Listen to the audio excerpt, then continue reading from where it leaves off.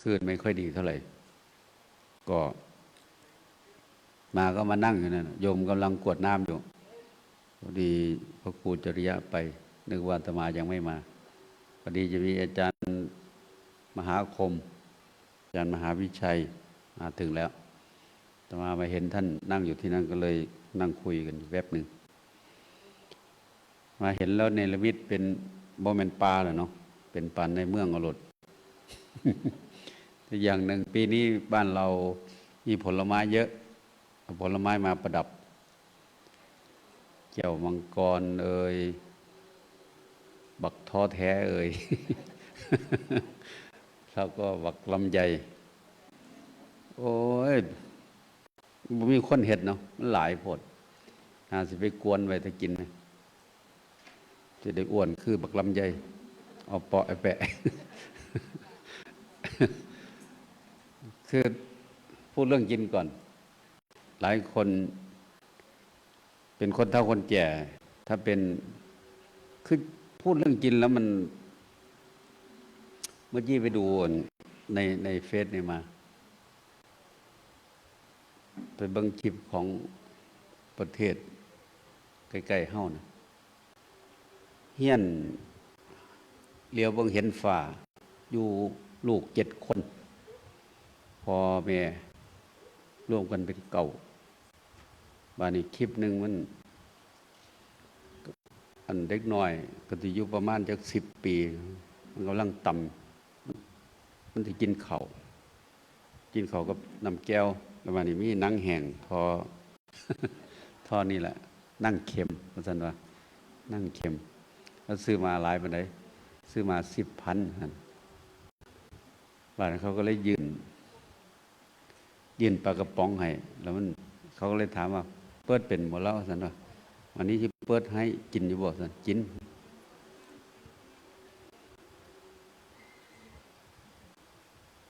แต่ว่ามันเป็นอย่างเรายังมาแรงเนาะเขาก็ว่าพาอีกละหลวงพ่อเว้าแต่เรื่องกินนั้นเราหิวข้าวมั้งเนี่ย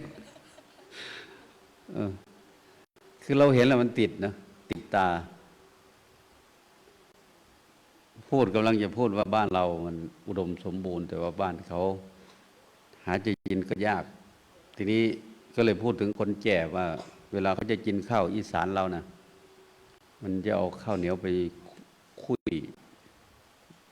บักลำไยนะเฮ็ดให้แม่ออกเฮ็ดให้หมู่ศีล8หิว เอาเข้าไปคุยบัดเวลาเขาถามว่าแม่จะกินข้าวหรือบ่นั่นกินแล้วกินกับหยังแต่มันคนโบราณก็กินกับใบบักขามก็แล้วแต่ก็กินกับกล้วยกินกับแตงโมโอ้มาน้ำลายแตกเลย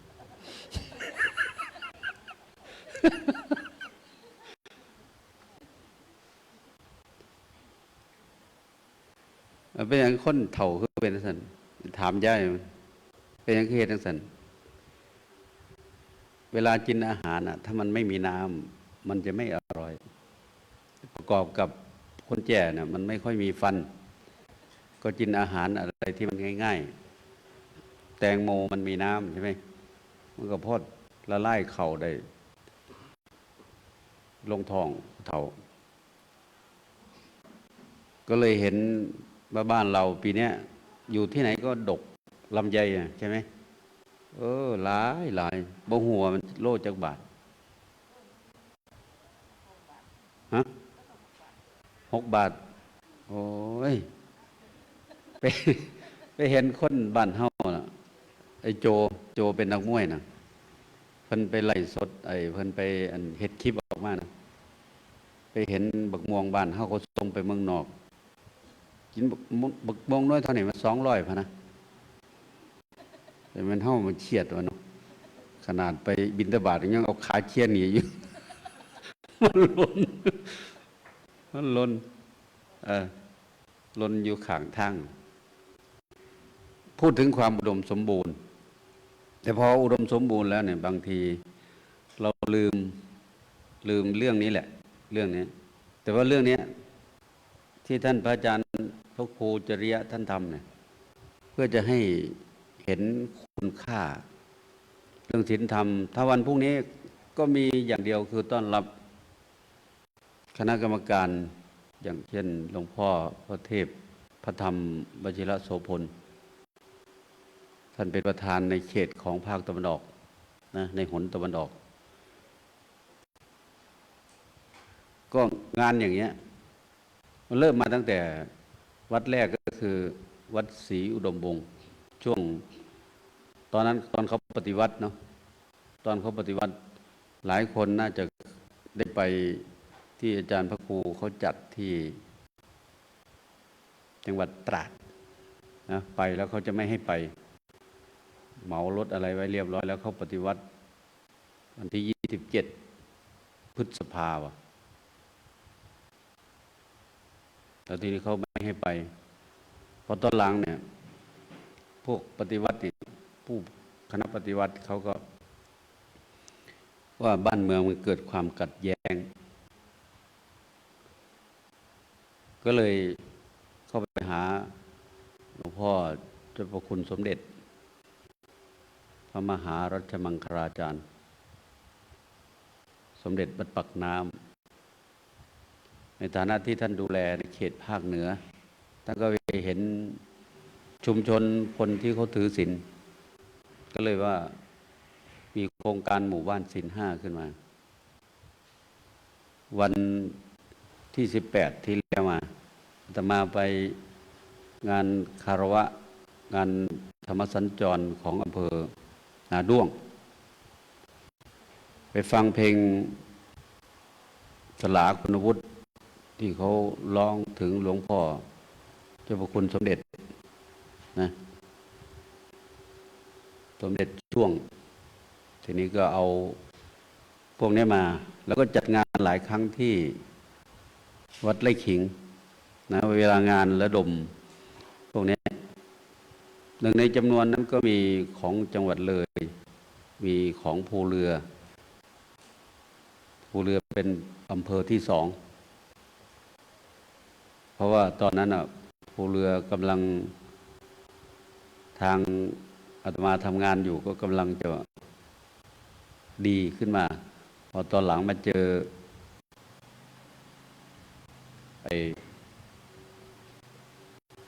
โควิด-19ก็เลยยุบลงไปทีนี้งานพวกนี้เราก็มี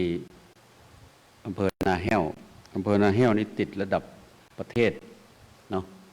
เพราะว่าถือว่าเป็นวัฒนธรรมของคนเมืองเลยเราเขารักษาศีลถ้าเป็นวัน7 ค่ำ8 ค่ำเนี่ยแม้แต่กระทั่งทอดไข่ก็ยังมีประวัติเล่าว่าไม่ทำแต่มันหิวกว่าที่ทอดเยอะเนาะ ว่าไม่ทอดไข่วัน14 ค่ำ15 ค่ำอย่างเงี้ยก็ถืออย่างนั้นแต่ว่าถือเนี่ยบางทีหลายคนอาจจะไม่รู้นะไปดูภูมิหลังนะดูภูมิหลังเมื่อถ้าเป็นประวัติที่เขาสำเร็จแล้วเนี่ยก็ประมาณ 2,000 กว่าปีถ้าเลยกว่านั้นไปถ้าที่เป็นสาวกสาวิกาก็ไม่ต่ำกว่าแสนไม่ต่ำกว่าถ้าเป็นเอตทัคคะไม่ต่ำกว่า1 อสงไขยกับอีกแสนกับที่ทำเรื่องนี้นะที่ทำเรื่องนี้เพราะฉะนั้นผู้ที่มีผิวพรรณงดงามได้รูปมาสวยหน้าตาดีโรคภัยไข้เจ็บไม่มีเนี่ยพวกนี้เขาจะเป็นคนสะอาดสะอ้านแต่คนที่เขาชวนไปไหนไปไม่ได้แต่ไม่รู้จักวิธีแก้เลยเขาชวนไปจะว่าไปงานน้ำเพิ่นบอกโอ้จะคล้องจะสะได้หน้ามืดข้าก็เจ็บนางหึ่งก็ยักลับพวกนี้พวกมีโรคหลายนั่งโดนกับว่าใดได้เนี่ยนั่งแบบเนี่ยซ้ำรุ่นซ้ำอัตมาถ้านั่งชั่วโมงนึงเนี่ยเทศแบบจังเสียบ่พลิกลองเบิ่งธนาบ่แม่นฝึกได้ง่ายๆเด้ระบาดคน บางเทื่อมันเฮ็ดบ่ได้เด้ภาคก็เฮ็ดบ่ได้แค่สินั่งเนี่ยหงายหลังเลยเด้สิให้นั่งสินั่งบ่ได้บ่แม่นนั่งจังซี่ดอกนั่งย่อๆลองเฮ็ดเบิ่งซั่นได้พอ30นาที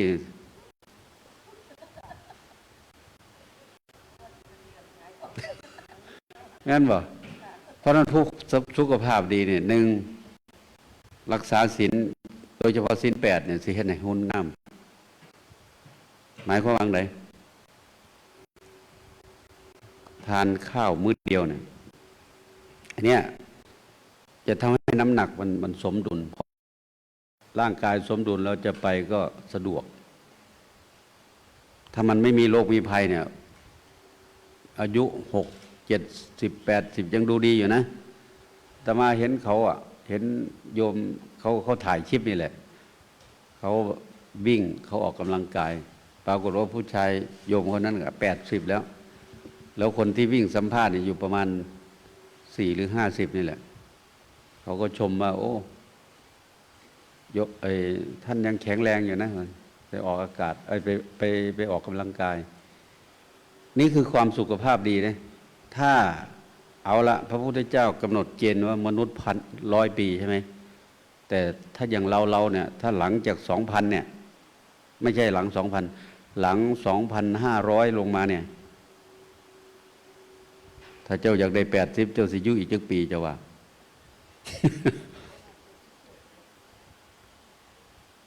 อันนั้นบ่ว่าเขาบอกว่าต่ำกว่า 2,000 ห่วย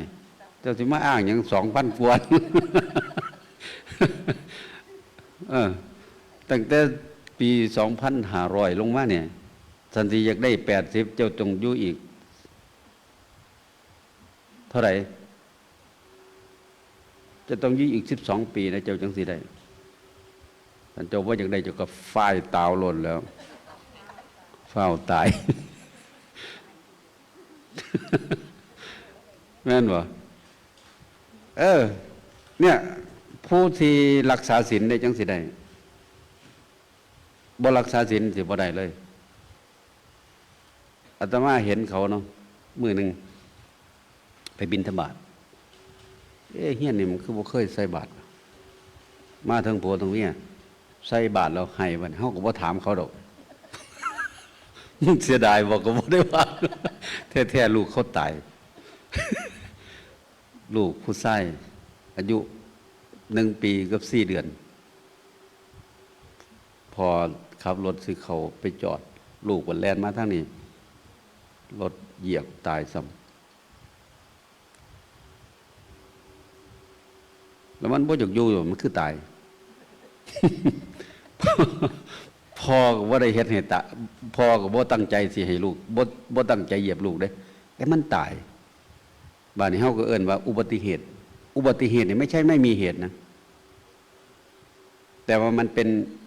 อดีตเหตุมันมาประจวบเหมาะในปัจจุบันอย่างคนซื้อรถมาใหม่ๆอย่างเงี้ยไปแล้วไปพลิกคว่ำอย่างเงี้ยแล้วว่ามันเกิดอุบัติเหตุ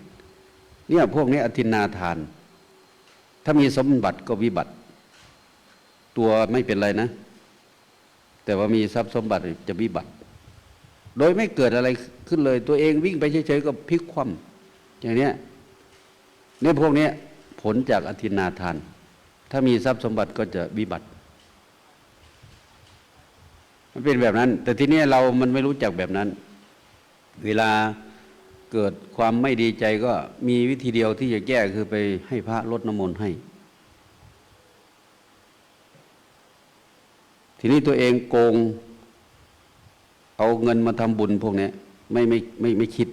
คิดว่าอย่างทำยังไงถึงจะมีเงินเยอะๆเรื่องศีลเรื่องธรรมเนี่ยเอาไว้ทีหลังเพราะนั้นทางคณะสงฆ์ท่านก็เลยบอกว่า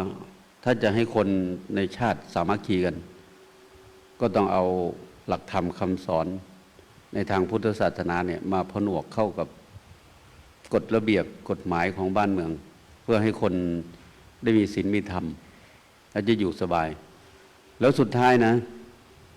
ถ้าคนไม่มีศีลมีธรรมอายุมันจะสั้นลงไปถึง10 ปีพอ10 ปี คนก็จะฆ่ากันตาย ถามว่าเป็นไปได้ไหมเป็นไปตอนนี้ประเทศจีนอายุ9 ปีตั้งครรภ์แล้วนะอาตมาเนี่ยได้รับการบอกเล่าจากคุณป้าเล่าให้ฟังตอนนั้นเขาเล่าให้ฟังว่ามาหาอันหลานสาวมีประจำเดือนหน่อยได้ป่ะท่านอายุ9 ปีถ้ามีประจำเดือนนั่นคือพร้อมที่จะตั้งครรภ์ได้ โดยที่พระพุทธเจ้าพูดถึงเรื่องเกิดก็คือ 1. ผู้หญิงผู้ชายอยู่รวมกัน 2. ผู้หญิงมีวัยเจริญพันธุ์ถ้าพูดภาษาไทยมันทันสมัยว่าเจริญพันธุ์คำว่าเจริญพันธุ์ในที่นี้ก็คือพร้อมที่จะตั้งครรภ์ถ้าเป็นเด็กก็มีประจำเดือนแล้วถ้าเป็นผู้ใหญ่ก็ยังไม่ขาดประจำเดือนถ้าผู้หญิงถ้าหมดประจำเดือนแล้วก็หมดโอกาสที่จะตั้งท้องเป็นแบบนั้นนั่นคือเขาเรียกว่าวัยเจริญพันธุ์แล้วอันที่ 3ก็จะมีสัตว์มาปฏิสนธิทีนี้เมื่อมีสัตว์มาปฏิสนธิก็จะทำให้ผู้เป็นแม่จิตใจก็จะเปลี่ยนในทางภาษาบาลีว่าท่านบอกว่ามีใจเป็นสองใจเป็นสองก็คือจะแบ่งไปหาลูกใจหนึ่งแบ่งไปหาผัวใจหนึ่งตอนแรกๆตอนยังไม่ตั้งท้องนี่ก็ให้สามีคนเดียวแต่พอตั้งครรภ์แล้วก็จะมาห่วงลูกก็เลยว่ามีใจเป็นสองทีนี้ก็เกิดการแพ้ท้องการแพ้ท้องก็ถ้าจะเล่าเรื่องแพ้ท้องก็จะอย่างเช่นท่านเล่าเรื่องพระเจ้าพิมพิสารเมียตั้งครรภ์ใช่ไหมเมียตั้งครรภ์ก็พร้อมไปหาหมอไปหาหมอที่ไหนก็ไม่หายสุดท้ายไปตรวจหมอก็ว่าไม่เป็นอะไรแต่มันป่วยมันพร้อมเหลืองจะตายวันหนึ่งพระเจ้าพิมพิสารก็เลยเข้าไปหาก็ไปคุยกันส่วนตัวว่าในโลกนี้มีอะไรที่ต้องปิดบังผู้เป็นพระมเหสีก็เลยสุดลงไปนั่งกราบว่าขอประทานพระราชวโรกาสอาญาไม่พ้นเกล้าหม่อมฉันเกิดการแพ้ท้องอยากอะไรอยากได้อะไรแพ้ท้องอยากเสวยพระโลหิตของพระองค์ผู้เป็นผัวนี่ก็รักเมียมากก็เอามีดกรีดให้เลือดไหลออกพระมเหสีก็เอาไปเสวยหายบ่ต้องไปรักษาหน้าใสอ่อนซ่อนบัดนี้ ป่านเพิ่นไปเห็นนู่นที่ว่า ก็บ่ไปเห็นดอกเพิ่นเล่า เนี่ยการแพ้ท้องเว้าเนี่ยพาบ่เป็นนี่มันไปเว้าเนาะต้องให้ไม่ออกผู้เป็นมาเว้าจังสิรู้เรื่องแม่นว่าไม่ออกผู้เคยตั้งท้องที่รู้จักมั้ยทีนี้ถ้าคนดีเข้ามาอย่างเรื่องอันหนึ่งก็เรื่องพระเตมีใบบ้านเฮาได้เอิ้นว่าเตมีใบเตมิยะชาดกนี่แปลว่าหยังเตมิยะแปลว่าชุ่มชื้นนะเป็นหยังคือตั้งชื่อของท่านอันใบนี่เพราะว่าบอกว่าพ่อแม่บอกว่าลูกผู้เนี่ยเกิดมาเพราะตอนผู้เนี่ยเกิดมาฝนตกชุ่มช่ำเฮ็ดให้บ้านเมืองสมบูรณ์แต่เนื่องจากว่าบ้านเฮามาเอิ้นว่าเตมีใบที่จริงบ่ได้เป็นใบนะบ้านเฮาในประเทศไทยได้มาว่าเตมีใบสาเหตุที่เป็นเพราะอะไรเพราะตัวเองระลึกชาติได้มาเกิดตอนที่มาเกิดเนี่ยเราเรื่องนี้พอท่านจบมันเราเรื่องนี้ คนเลยอารมณ์ข้างเลยเนาะอารมณ์ข้างเลยพอตอนพระมเหสีตั้งครรภ์ปรากฏว่าฝนตกบ้านเมืองอุดมสมบูรณ์ พอประสูติออกมาก็เลยตั้งเตมิยะกุมารแปลว่าชุ่มชื้นนะที่นี่บ้านเขาก็เลยว่าเตมิใบเตมิใบสาเหตุที่เอาใบมาต่อถ่ายก็เพราะว่าระลึกชาติได้ว่าตัวเองเนี่ยเคยเกิดเป็นพระราชาพอเกิดเป็นพระราชาแล้วพระราชาเนี่ยทรงพระราชวินิจฉัยเองถ้าเป็นภาษาที่เราใช้ปัจจุบันนี้ก็เรียกว่าสมบูรณาญาสิทธิราชพระราชาทรงปกครองเองนะตัดสินเองอะไรเองเนี่ยปรากฏว่าไปทำคนที่เขาไม่ผิดไปให้เป็นคนผิดตัวเองพอทำแบบนี้ก็เลยตกนรกพอทีนี้พอพ้นจากนั้นมาแล้วความดีที่ทำในการเป็นกษัตริย์ก็ได้มาเกิดเป็นกษัตริย์อีกพอพ้นจากบาปแล้วทีนี้ก็ระลึกชาติได้ก็มานั่งอยู่ตักพระเพาภาษานั้นว่าพระเพาก็นอนอยู่บนตักพ่อนี่แหละแล้วก็มองเห็นขึ้นเสวตฉัตรก็บอกว่าเอ้าเสวตฉัตรอันเนี้ยที่ทำให้เราไปตกนรกพ่อกำลังตัดสินอยู่ทีนี้ก็เลยทำเป็นบักใบ้เลยบัดนี้ กูสิได้มาเป็นคืออีพอนี่มานั่งตัดสินอยู่อีกกูสิไปนรกอีกเหรอจากมือนั้นมากก็เลย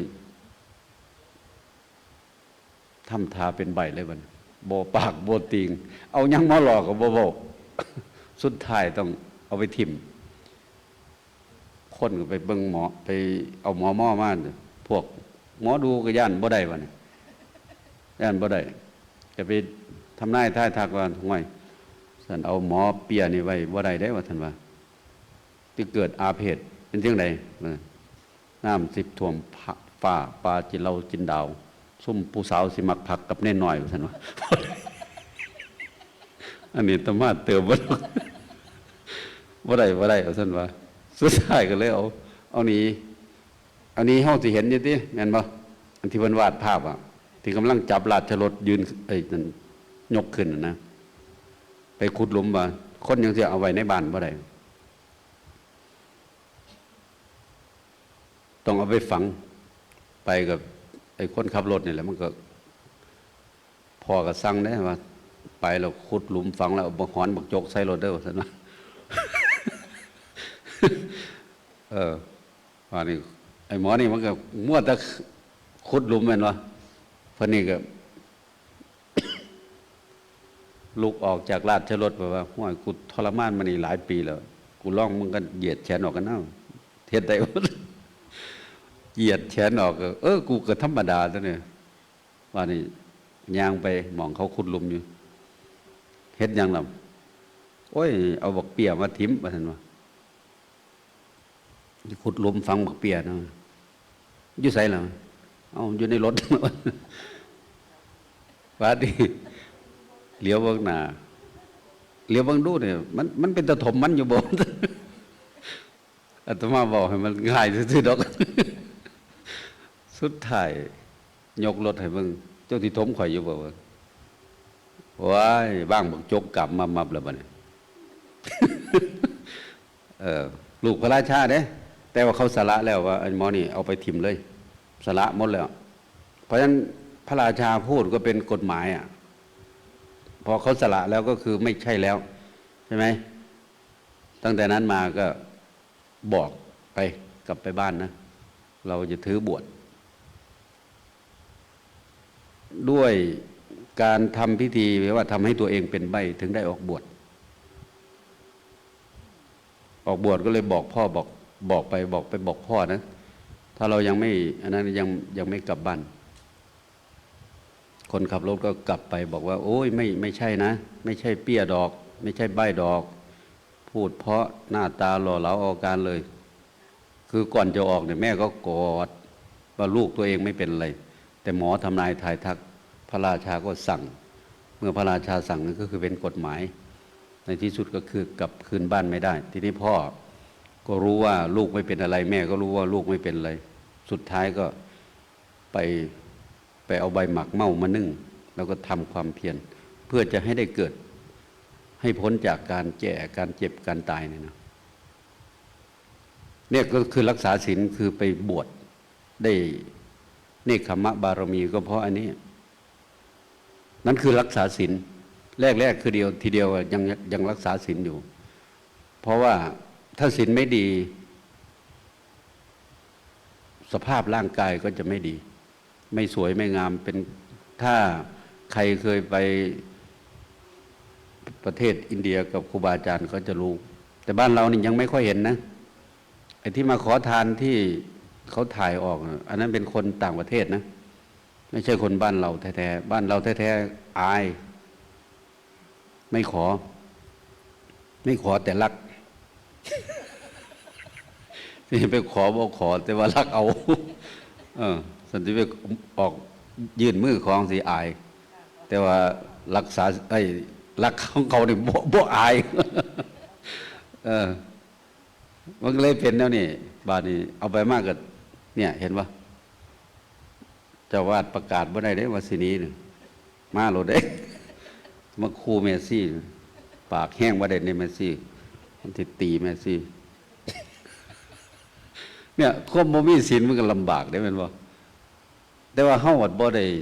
สนใจแนวนั้นอย่าลืมนะบ่แม่นในโลกเนี่ยสิเฮ็ดให้คนทุกคนมีศีลนะเป็นไปบ่ได้ชาตินี้เป็นไปบ่ได้จังได๋ก็เฮ็ดบ่ได้แต่ว่าคนที่มีปัญญาเท่านั้นจังสิรักษาศีลได้เมื่อกี้เพิ่นบอกแล้วเด้อาตมายกพระสิทธิ์ขึ้นน่ะวางได้ว่าศีละเมวะอิทังอักขังศีลเท่านั้นประเสริฐที่สุดในโลกนี้ปัญญวาปนะอุตตโมส่วนปัญญาเป็นเครื่องสูงสุดมนุษย์เสสุเทเวสุจักศีละปัญญาณโตชยังความชนะในหมู่มนุษย์และเทวดาทั้งหลายมีได้เพราะศีลและปัญญาเพราะฉะนั้นใครก็ตามเนี่ยอย่างโยมแม่ชีหรือโยมที่ออกไปถือศีล8ศีลอะไรอย่างอื่นไม่เป็นที่พึ่งนะไม่ได้เป็นที่พึ่งลูกเมียไร่นาสาโทนี่เป็นที่พึ่งให้ร่างกายนะถ้ามีดีถ้ามีมากได้ใส่เสื้อผ้าสวยงามได้ซื้ออาหารกินดีได้สร้างบ้านอยู่ดีมียานพาหนะที่ดีสะดวกอันนี้พึ่งร่างกายให้ร่างกายไปได้ไปมาสะดวกถ้าอยากจะไปเมืองนอกก็มีเงินก็ไปได้สะดวกเที่ยวถ้าจะบริจาคทานที่จะเป็นเสบียงไปข้างหน้าก็ต้องมีเงินแต่ทีเนี้ยส่วนศีลเนี่ยจะเป็นสมบัติอย่างเช่นเราเกิดเป็นคนจะได้สมบัติ2 ส่วนสมบัติที่เป็นภายนอกก็ปัจจัย4นั่นแหละส่วนสมบัติภายในหลายคนอาจจะมองไม่เห็นสมบัติภายในเช่นบริษัทที่เขาสร้างละครเขาก็หาคนสวยๆบริษัทที่เขาทำเพลงเขาก็เอาคนเสียงดีๆไปรวมกันแล้วก็เอาคนที่มีปัญญาดีไปแต่งเพลงให้คนนี้ร้องพอร้องแล้วขายให้คนทั่วประเทศสมัยที่มันมีแผ่นสมัยที่มันเป็นเทป100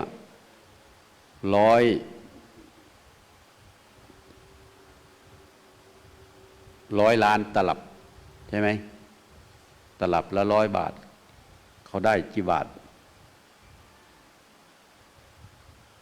นี่คืออะไรเนี่ยคือสมบัติมนุษย์สามารถขายได้คนที่มีรูปสวยละครเรื่องหนึ่งเขาเป็นนางเอกเขาได้กี่ล้านเรามีลูกถ้าลูกเราสวยลูกเราหล่อได้เป็นดาราเป็นพระเอกอย่างน้อยก็ไม่ต่ำกว่าล้านละครแต่ละเรื่องแล้วทีนี้ก็ต้องมีบทบาทด้วยอาตมาเมื่อตอนกลางวันเนี่ยตอนบ่ายก็เล่าให้พระฟังว่าเคยไปเข้าละครกับเขา ไปเข้าฉากเขาให้200มันจังพวกเขานี่เป็นยางพันกล่องเขาให้200ยางพันซื่อๆหน้ากล่องเขานะถ้ามีถ้าละครเรื่องใดที่มันมีงานวัดให้เขาก็จะหาคนเยอะๆไปบอกชาวบ้านบอกเอาคนมาหลายๆเด้อกระจายคนละ200ย่างพันกล่องให้เขาแป๊บเดียวเด้อาตมาก็ไปตั้งแต่1:00 นยัน3:00 นเพราะนางเอกมันกราบผิดเขาให้กราบ3 เที่ยนางเอกมันกราบ4 เที่ยวเขาก็เลยถ่ายใหม่ทีนี้มันก็บทบาทดีนะคนเนี่ยพอตอนไม่ทำอะไรเรานั่งอยู่อาจสงฆ์เราก็นั่งรอจะสวดใช่ไหมปรากฏว่ามันก็นั่งอันนั้นร้องเพลงเฉยแต่พอเขาบอกว่าพร้อมแล้วยังนับ1 2 3พอจุดธูปเป็นงานศพนะเป็นงานศพพอบอกว่า1 2 3พอให้ไปจุดธูปมันก็กราบพอกราบเสร็จทีนี้มันคิดถึงคนตายก็ทำตาเศร้าๆนั่งพักหนึ่งน้ำตาไหลพร่าออก มันทั้งสวยมีทั้งบทบาทสั่งได้เห็นไหมเขาก็ได้เงินถ้าลูกเราได้อย่างนั้นมั่งลูกเข้ามันให้ตอนมันบ่ได้ดังใจนี่ฝ่ามือใส่กกหูลมกิน อันนั้นของเขาแต่ของเขาบ่ได้ลูกดีๆเป็นนั่นย้อนเขาได้บุญมาดีของเขาเนี่ยพ่อแม่ได้ให้น้ำลูกกูบอกแล้วว่าบ่ให้เฮ็ดบ่ได้เฮ็ดเป็นซะนั่นแนว แม่นบ่โอ้ยบอกก็บ่ฟังแม่ได้ให้น้ำมันเว้าแล้วบ่เสียกูมันเป็นซะนั่นแนวทุกข์หลายทุกข์น้ำลูกบ่ดีย้อนเฮาได้แนวมาบ่ดีนะเมื่อกี้นั่งคุยกันกับอาจารย์มหาคมกับอาจารย์มหาวิชัยก็เลยคุยกันว่าเฮาบ่มีพระบ่มีเน้นต้องไปบอกไม่ออกเฮ็ดลูกเพื่อพระแน่ว่า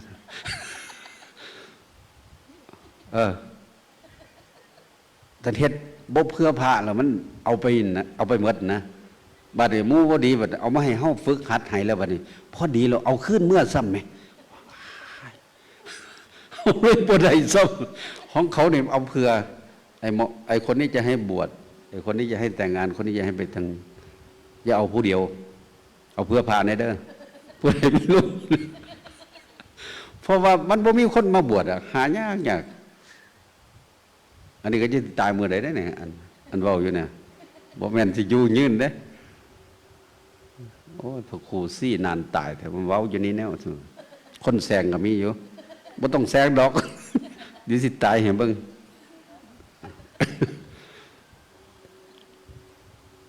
นะเป็นแบบนี้เพราะนั้นไอ้เรื่องศีลเนี่ยศีลนี่คือมารยาทในทางกายทางวาจานะถ้ามันล่วงออกมาเนี่ยเพราะนั้นเพิ่นจับ3 อันเนาะเพิ่นจับ3 อัน3 อันคืออะไรข้างในจะมีโลภะมีโทสะมีโมหะอันนี้ข้างในส่วนข้างนอกจะมีทานมีศีลมีภาวนาทานเนี่ยจะกำจัดความโลภอันหยาบๆส่วนศีลเนี่ยจะกำจัด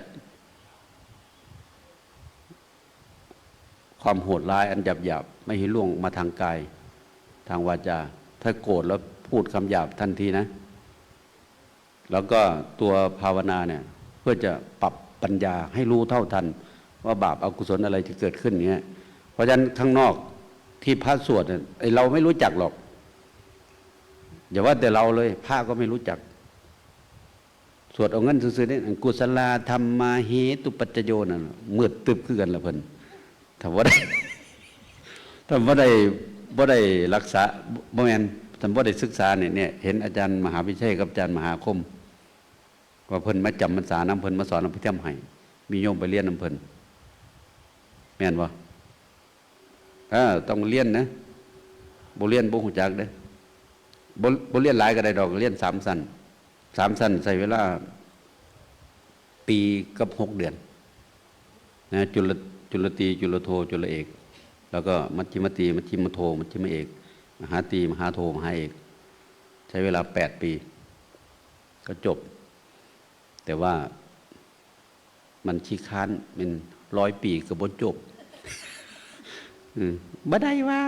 ปวดหัวทองบ่ได้พระก็คือกันโยมก็คือกันบ่อยากเรียนสมัยตอนมาไปเรียนกรุงเทพ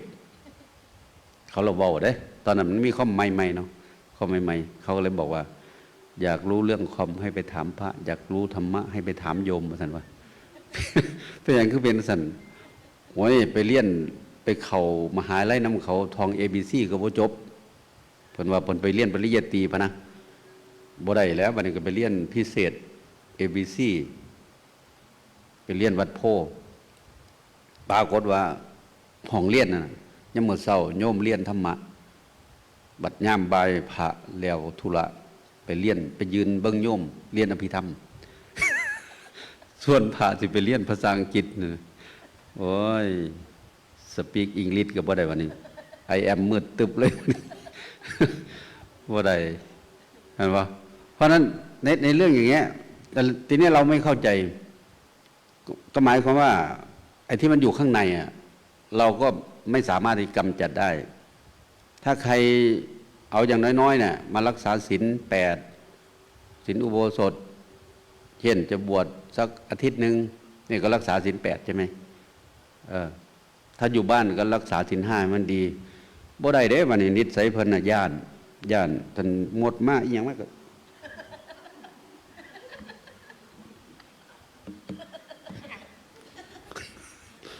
นั่งบ่ได้อยู่สัมพ่อมันป่วยดูขน้อยจะเป็นยังป่วยบ่สาวอยากให้หลวงพ่อเฮ็ดน้ำมนต์ให้ผูกแขนให้มันโอ้ยมันเศร้ากูที่ผูก8 เบื้อนเส้นพุ่นแล้วแต่ก็เฮ็ดให้ดอกบ่ใจดำปานใดดอกจะเฮ็ดน้ำมนต์ก็เฮ็ดให้จะผูกแขนก็ผูกให้แต่มันบ่เศร้าแต่บัดจักผูกได้บ่น่ะโดยเฉพาะไปเยี่ยมคนป่วยไปเยี่ยมคนป่วยกับตัวอีกแล้วนี่ก็ได้บ่เว้าความจริงไปเบิ่งแล้วบ่คือบ้านนี้ก็หลวงพ่อบ่มีฝ่ายผูกแขนบ่ว่านั่นน่ะเอ้าซ้ำฝ่ายกูสิบ่อึดปานใดตัวละขึ้นบ้านนี้ก็เอาแล้วบัดนี้หายทุกข์หายโศกหายโรคหายภัยโอ้ยเว้าดีหายหลวงพ่อไปผูกให้ไปผูกลูกไปผูกแขนให้ลูกเขาน้อยแน่วะโอ้ยฟังเสียงบอกก็เป็นตาใจขาดแล้วเป็นสะใดโอ้ยจะว่าที่เป็นสะใดเราไปถามยายหนึ่งเพิ่นมาเฝ้าผัวเพิ่น เป็นจังได้แล้วโอ้ยกระหล่อมือซื่อๆหะแนว นี่เว้าจริงอยู่นี่เนาะแล้วบัดนี้อันหมู่เว้าบ่จริงอ่ะเพิ่นเว้าคือเด้เว้าจังได๋เป็นสะใดละป่วยอ่ะโอ้ยนอนหลับบ่นั่นนอนก็บ่หลับกินข้าวน่ะแซ่บบ่กินข้าวก็บ่แซ่บเสียงนี่ไปแล้วบัดนี้บัดสิเมื่อได้บ่เนี่ยตัวอีกกินข้าวหลายๆให้หายเร็วๆได้เมียบ้านเฮาซั่นว่าเว้าแล้วก็เมื่อพูนไปเว้าพื้นอยู่บ้านพุ่นเป็นซะได้แล้วคนป่วยนะว่าซั่นว่าบาดที่เว้าความจริงโอ้ยบ่มาทางเฮาแนวไปเตรียมเฮียนเตรียมซ่านไว้อยู่วันนี้เขากินเขาบ่ได้ไปบอกเขากินข้าวหลายๆพะนะตึกแต่หน้าเฮาก็บ่อยากเบิ่งไปสั่งกินข้าวอยู่แม่นบ่เป็นตัวเขาไหมบัดเขาถามอยู่ทางพุ่นเพิ่นนี่บ่เห็นหน้าได้บ่เนี่ยบ่มาทางเฮาแนวโอ้ช้ำใจเนาะแต่ที่ไปบอกว่าบ่เหลือดอกมืออื่นตายดอกที่ออกโรงพยาบาลได้บ่บุเขาติดนำเอาเพราะฉะนั้นไปก็ต้องไปตัวหั่นแล้วทำได้ดีก็เว้าไปให้กำลังใจซื่อๆมั้ยเราถามบัดเนี่ยสุดท้ายเนี่ยมันไอ้คำว่าอนัตตาคืออะไร อนัตตาคือมันไม่อยู่ในบังคับบัญชาที่จะให้เป็นไปตามที่เราปรารถนา ต่อให้มีเงินเป็น100 ล้านก็ไม่ได้อาตมายกตัวอย่างไอ้ที่เขาเล่านะตัวเขาพูดเองนะไอ้ที่วินัยไกรบุตรที่เขาตายไปแล้วนะ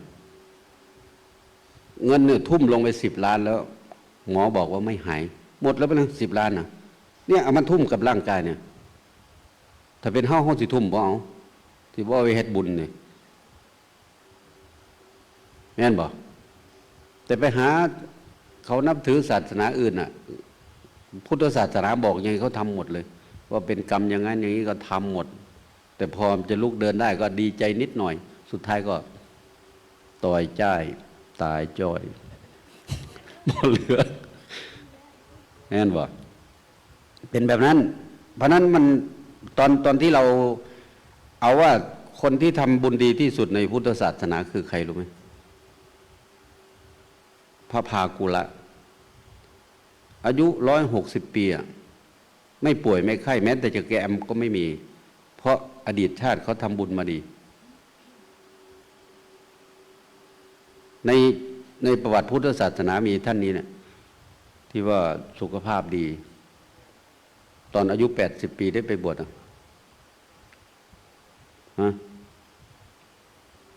เนี่ยคือศีลดีแล้วทีนี้ก็ผ่านมาอย่างเงี้ยยังเอาสำหรับโยมผู้หญิงก็แล้วกันโยมผู้หญิงอยากจะสวยเหมือนนางอุบลวรรณาเถรีมีผิวพรรณเหมือนดอกบัวปรากฏว่าเขารักษาศีลขนาดเป็นโสเภณีนะยังรักษาศีลได้รักษายังไงโสเภณีแล้วบุญเขาก็มากด้วยท้าวสักกะอยากจะทดลองว่าผู้หญิงคนนี้ภาษาบาลีเขาเรียกว่าหญิงคณิกาภาษาบ้านเราเรียกโสเภณีโสเภณีจะรักษาศีลได้ไหมโดยเฉพาะข้อกาเมเขารักษาได้เราอาจจะบอกว่าโอ้ยประเภทโสเภณีไปรักษาศีลได้อย่างไรท้าวสักกะเขาแปลงเป็นคนมาก็มาซื้อบริการเอาเงินมาให้1,000ก็บอกพอเอาเงินมาให้1,000ก็บอกว่าฉันขอซื้อบริการของเธอ 1,000 บาทแล้วก็หายไปทีนี้ปรากฏว่า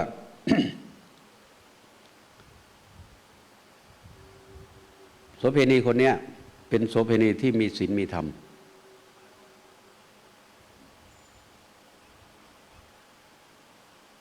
จะรักษาศีลได้ไงเขาก็เลย เงิน1,000เนี่ยท้าวสักกะแปลงเป็นคนมาว่าจะทดลองหญิงคณิกาคนนี้ก็เลยเอาเงินมาให้1,000แล้วก็หายไปทีนี้ปรากฏว่าพอเงินให้แล้วเนี่ยผู้หญิงที่ขายบริการเนี่ยก็รับว่าได้แต่ทีนี้ปรากฏว่าเงิน1,000มันใช้ไปแล้วมันก็หมดทีเนี้ยแล้วเขาบอกว่าเขาจะมาตัวเองก็รับปากแต่ทีนี้ไม่ได้กำหนดเวลาผ่านไป3 ปีเงินก็หมดขายบริการก็ไม่ได้จะเอาไปขายให้กับคนอื่นก็จะผิดทีนี้ชีวิตก็เดือดร้อนทีนี้จะทำยังไงจะไปขายให้คนอื่นก็ตัวเองสัญญากับเขาแล้วบอกว่าเขาบอกว่าฉันซื้อบริการเธอนะเดี๋ยวจะมาแต่ปรากฏว่าไอ้ผู้ชายที่มาน่ะหายไป3 ปีเงิน1,000เดียวมันจะเหลืออะไรก็เกิดความเดือดร้อนพอตัวเองเดือดร้อนนี่ก็หาช่องทางบ่แม่นคือเฮาเด้ห่วยมันบ่มาบ่แม่นพอกูได้มันสิว่าของสั่นบ่ได้ในที่สุดนางคณิกานี่ก็ยื่นเรื่องต่อผู้วินิจฉัยใช่ไหมนะเฮาก็ยื่นต่อศาลว่าข้าพเจ้าเนี่ยมีอาชีพขายบริการแต่มีผู้ชายคนหนึ่งเขาเอาเงินมาให้ดิฉัน1,000 บาทจาก1,000เนี่ยมันใช้ก็หมดแล้วทีนี้ ฉันก็สัญญาเขากับเขาเอาไว้ว่าเขาจะมาหาแต่ทีนี้เขาห่างไป3 ปีแล้ว เงินก็หมดการจะสืบต่อชีวิตมันก็ลำบากฉันจะเอาร่างกายของฉันเนี่ยไปขายให้คนอื่นไปขายบริการให้คนอื่นฉันจะไปมีความผิดไหมปรากฏว่าศาลก็วินิจฉัยว่าเธอไม่ผิดเพราะไอ้ผู้ชายที่สัญญาไว้ว่าจะมาเขาหายไป3 ปีแล้วแค่เงิน1,000ปกติเขาก็ได้วันละ1,000อยู่แล้วสุดท้ายศาลก็ตัดสินว่าหญิงคณิกาสามารถขายได้ทีนี้คนก็ไปรอทีเนี้ยคนก็ไปรอซื้อบริการพอนางลงมาจากศาลเขาตัดสินได้ก็ยิ้มล่าแล้วตอนนี้จะขายบริการได้ผู้ชายคนนี้ก็เอาเงิน1,000ไปให้ผู้หญิงคนที่ไปฟ้องศาลเนี่ยก็กำลังจะยื่นมือออกไปรับเอาเงินที่เขาจะซื้อบริการน่ะปรากฏว่าเห็นผู้ชายที่เขาหายไป3 ปีมาเลยละอายหดมือเข้ามาไม่เอาบอกเนี่ยผู้ชายที่เอาเงินมาให้ฉันเขาบอกจะมาหาเขามาแล้วท้าวสักกะก็เลยว่าผู้หญิงคนเนี้ยมันเป็นคนที่ซื่อสัตย์รักษาศีลรักษาสัจจะเอาไว้ได้สุดท้ายเทวดาก็ท้าวสักกะก็เหาะขึ้นไปบนอากาศก็เปล่งแสงแรงแผ่รัศมีออกมาให้เห็นแล้วก็เนรมิตบ้านของนางคณิกาให้มีรัตนะเต็มทั้งนี่คือประวัติของนางอุบลวรรณาที่ว่าทำไมเขาถึงสวยเราก็ได้เป็นพระอรหันต์สุดท้ายก็ต้องรักษาศีลอย่างเงี้ยถ้าศีลไม่ดีศีลไม่มีพวกเรานี่แหละจะเกิดมาเป็นคนขี้เหร่ถ้าเราศึกษาเรื่องนี้ก็จะเห็นแล้วก็กับเรื่องที่อาตมาดูเมื่อตอนเดินทางมาเนี่ยลูก9 คนบ้านหลังเล็กๆไม่ใช่ลูก9 คนบ้านหลังนั้นอ่ะลูก7 คนพ่อแม่เป็น9ไอ้คนที่ถ่ายมันก็บอกมันเป็นบ้านอยู่บอกมันไปนอนใส่ก็นอนนี่แหละสันว่าแล้ววันนี้อาหารก็กินเราก็กำลังหุงเข่ากำลังที่1เขาก็หายากอาหารการกินกับว่ามีเสื้อผ้าสิใส่กันนั่นรูปตรงเป๊ะกับที่พระพุทธเจ้าบอกทานก็น้อยศีลก็น้อยภาวนาไม่เจริญเลยเมื่อทานน้อยศีลน้อยเนี่ยจะเกิดมาเป็นคนจนหาข้าวหาน้ำอะไรก็ลำบากเกิดในตระกูลที่ลำบากแล้วส่วนอันนั้นเป็นวัตถุภายนอกใช่ไหมปัจจัย4เป็นวัตถุภายนอกส่วนมาตัวที่เนี่ยทุพพันโนผิวพันสามทุตทสิโกขี้ร้ายบ่เป็นตะเบิงเป็นตะสั่งเป็นนักสันวะตาเฮาเนี่ยเบิงแนวดีพร้อมแนวขี้ร้ายพร้อมก็ที่ไรของมันนี่แหละเพราะนั้นคนถึงไม่เหมือนกันเพราะเจตนาไม่เหมือนกันแล้วนี้ใครมีปัญญาเท่านั้นถึงจะไปรักษาศีลได้บ่แม่นคือเขาบอกได้เขาบอกเจ้าไปเสื้อเขาเนี่ยเจ้าไปน้ำเขาเลยเด้ย้ายเจ้าบ่ไปรักษาศีลบ่เอากูบ่เหงาปันกูสิไปนั่งรักษาศีลเตอะอยู่หั่นกูมีแหงกูไปหารับจ้างได้หลายกูสู้ไปรักษาศีลพุ่นนะวะนะคนบ่มีปัญญาสิเห็นเจเงินเด้สมัยภาษาพุทธเจ้าว่าคนตาเดียวหากินเป็นไปทางหน้าบ่ฮู้จักเลยโอ้ยพระบ่ได้เฮ็ดให้คือเฮาก็เราก็ไว้ไปฉะนั้นแล้วหลวงพ่อนะพระนะ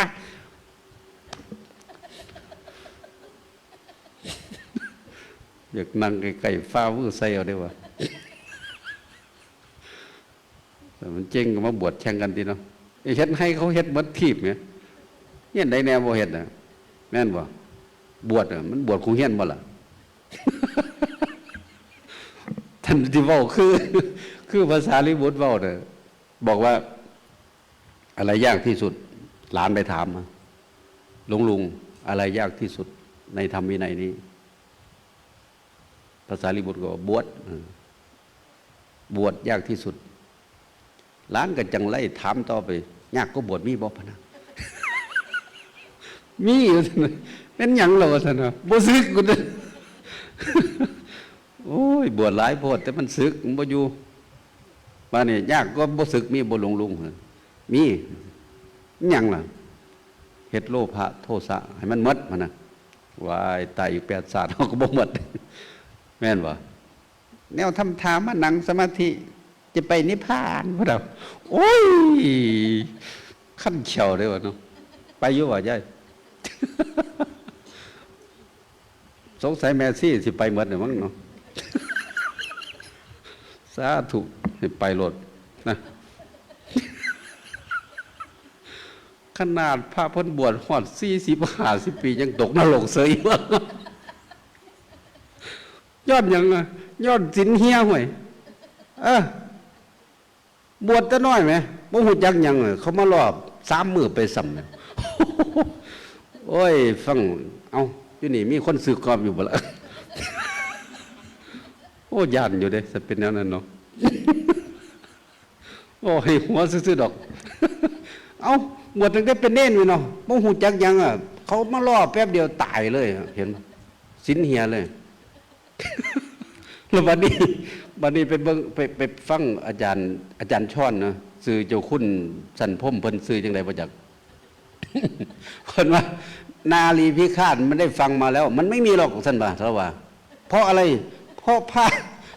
ผ้านี่มีกำแพงตั้ง7 ชั้นมาไม่ได้ท่านบ่าโอ้ยไปเฮ็ดกำแพงพังทีละบัดตั้งแต่ทุกกฎทุกภาษิตปาจิตตีนิสกีปาจิตตีมาถึงสังฆาทิเศษจนไปถึงปาราชิกอ่ะมันพังกำแพงอันนั้นมาหมดเลยสันตินังกับโยมยงเสียน่ะถ้าหัวมันเป็นอาบัติก็บ่ต้องอันนั้นคือกำแพงอันนี้ก็หู้อยู่ว่ามันผิดยังไปต่อกับเขาอยู่โอ้อาตมาก็เลยว่าโอ้ขึ้นบางอย่างก็เป็นแต่เลียดโตนผ่าอยู่เด้อาตมาว่าเลียดโตนผ่า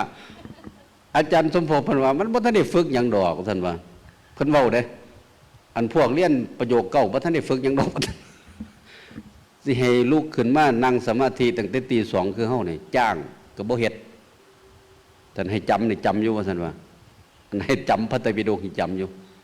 แต่ว่าบ่ทันได้ฝึกหยังเด้สิให้มาทรมานคือเฮานี่บ่เฮ็ดว่าซั่นว่าสิให้พอใจมานั่งสมาธิบ่เฮ็ดแต่ว่าพอใจสิท่องพอใจสิเรียนได้อยู่บาดนี้พอตะกิเลสเข้ามามันก็เลยบึ้มเลยอ่ะโอ้ต้อง13 องค์ได้เนาะนับเบิ่งแล้ว13 องค์พะนะอย่าให้มาหอดพระครูศรีเด้อวะตายแล้วกูรุ่นเดียวกัน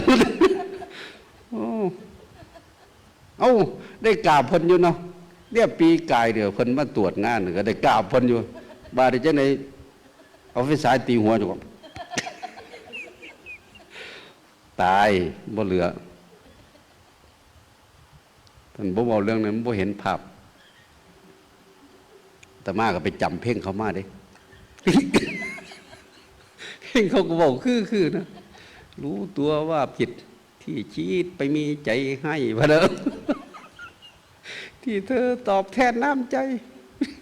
ด้วยกามทั้งหลายช่างสมใจแท้พะเด้อโอ้โหตายเลยกลัวอันนี้โอ้เห็นปัจจุบันเด้มันเป็นนั่นเจ้าที่บวชมาโดนกับซ้ำเจ้าบ่ฮู้จักหยังนะหรือหมายก็ว่าทนต่ออารมณ์บ่ได้รูปเสียงกลิ่นรสสัมผัสอาตมาพูดบ่อยมากเลยสิ่งเหล่านี้เป็นของน่าปรารถนาอิทธากันตามนาปาปิยรูปากามุปสนิตาละชนียาอิทธาน่าปรารถนากันตาน่าใคร่มนาปาน่าชอบใจปิยรูปาน่ารักกามุปสนิตาเป็นที่ตั้งแห่งความกำหนัดละชนียาเกิดความกำหนัดเพราะฉะนั้นเวลาจะกั้นพวกนี้ก็ต้องทนต่อรูปต่อเสียงต่อกลิ่นต่อรสต่อสัมผัสได้ถ้าทนไม่ได้ศีลก็จะด่างพร้อยขาดไปเรื่อยๆสุดท้ายศรัทธาชาวบ้านก็จะเสื่อมคลอนลงอาตมาก็เลยพูดให้พระที่เขามาเรียน ต่อไปโยมก็จะถวายจักรยานพระเป็นอย่างคือมาถวายจักรยานพระอาจารย์ถีบบอกจากวัดว่าสนุก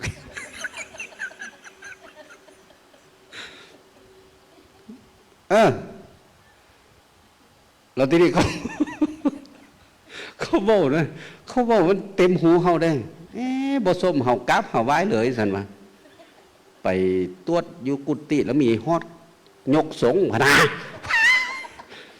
โอ้ยก็เสียใจว่าเป็นแนวนั้นนะ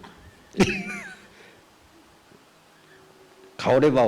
เขาเป็นคนนั่งฟังบ่ส้มเห่ากราบเห่าไว้เลยสันเขาก็ติไปเห็นน่ะว่าเขาจังเบาเขาบ่เห็นเขาก็บ่เบาเนี่ยระบาดนี้มันก็ไปทุกสังคมได้ไหมสังคมพระก็เป็นสังคมชาวบ้านก็เป็นสังคมข้าราชการก็เป็นเราจะทำไงถ้าพวกเราเอาศีลพวกนี้ทิ้งต่อไปกลับมาเป็นคนไม่ได้นะในชานุสโสนิสูตรพราหมณ์ชื่อโสนีพระพุทธเจ้าเล่าเขาว่าเขาถาม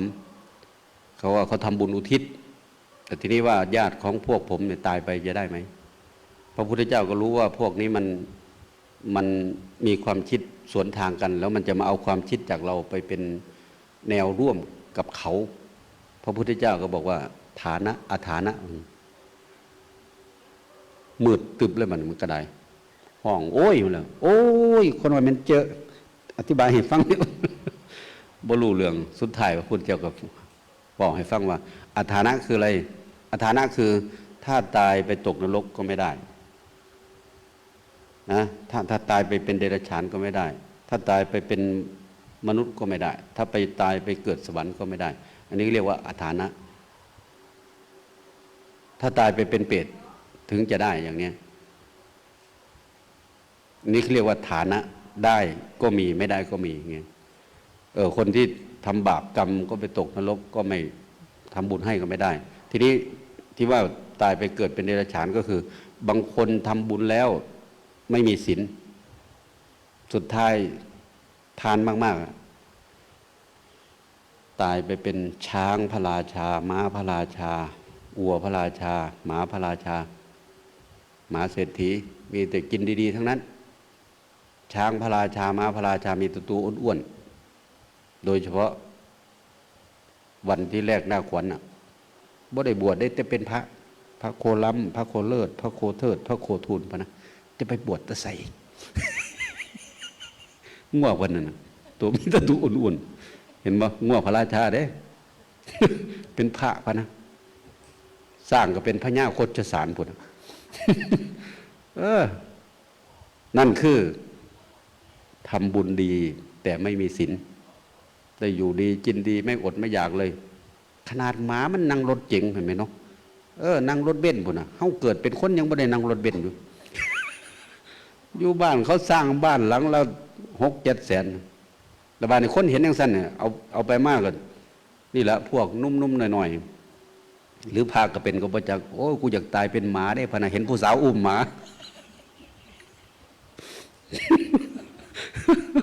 โอ้ยมันสิได้เป็นหมาให้เขาอุ้มบ่เนาะมันสิบ่เป็นหมาขี่เหี้ยนย่างอยู่ข้างทางเขาสิเตะดุกสวงเอาบ่แม่นบ่เป็นนั่นน่ะเด้อมันเพิ่นเว้าจังซี่นะเพิ่นเว้าว่าชีวิตเฮาเนี่ยมันคือกันกับโยนไม้ขึ้นไปทางเทิงฟ้านะแล้วมันสิตกลงมาทางใดบ่นี่เจ้าคิดว่ามันสิตกลงมาทางใดบ่กำหนดบ่ได้เด้อว่าต้องตกลงมาไล่ตรงหรือไล่ข้างไล่ขวางจิตที่มันไปรับอารมณ์ก็เหมือนกันที่เราทำทั้งบุญทั้งบาปแล้ววันสุดท้ายจะไม่รับนะเฮี้ยนก็บ่เอาผัวก็บ่เอาลูกก็บ่เอาเมียก็บ่เอาแต่สิไปรับสิเสียหายก็คืออาตมาก็บอกอยู่ประจำก็คือว่า1เสียใจเพราะได้ทำ2เสียใจเพราะไม่ได้ทำนี่สำหรับคนบ่ดีเสียใจเพราะทำก็คือได้ทำแต่กรรมชั่วเกิดมาเป็นคนแท้ๆศีลพระคุณเจ้าบอกอยู่ก็ไม่ได้รักษาสุดท้ายก็เสียใจแต่คนที่ดีก็จะเสียใจเพราะอาจจะดีใจเพราะได้ท ดีใจเพราะไม่ได้ทำโยมที่มารักษาศีลแม่นกูสิตายกูก็บ่ยานดอกกูได้รักษาศีลแล้วก็สิดีใจ ดีใจอีกหนึ่งก็ดีใจบ่พอได้เฮ็ดกูเกิดมาเป็นคนกูบ่ได้เฮ็ดบาปเฮ็ดหยังดอกดีใจตายก็ตายโลดส่วนหมู่บ่ได้เฮ็ดหยังโอ้ขน้อยอธิษฐานไว้อยู่หลวงพ่อ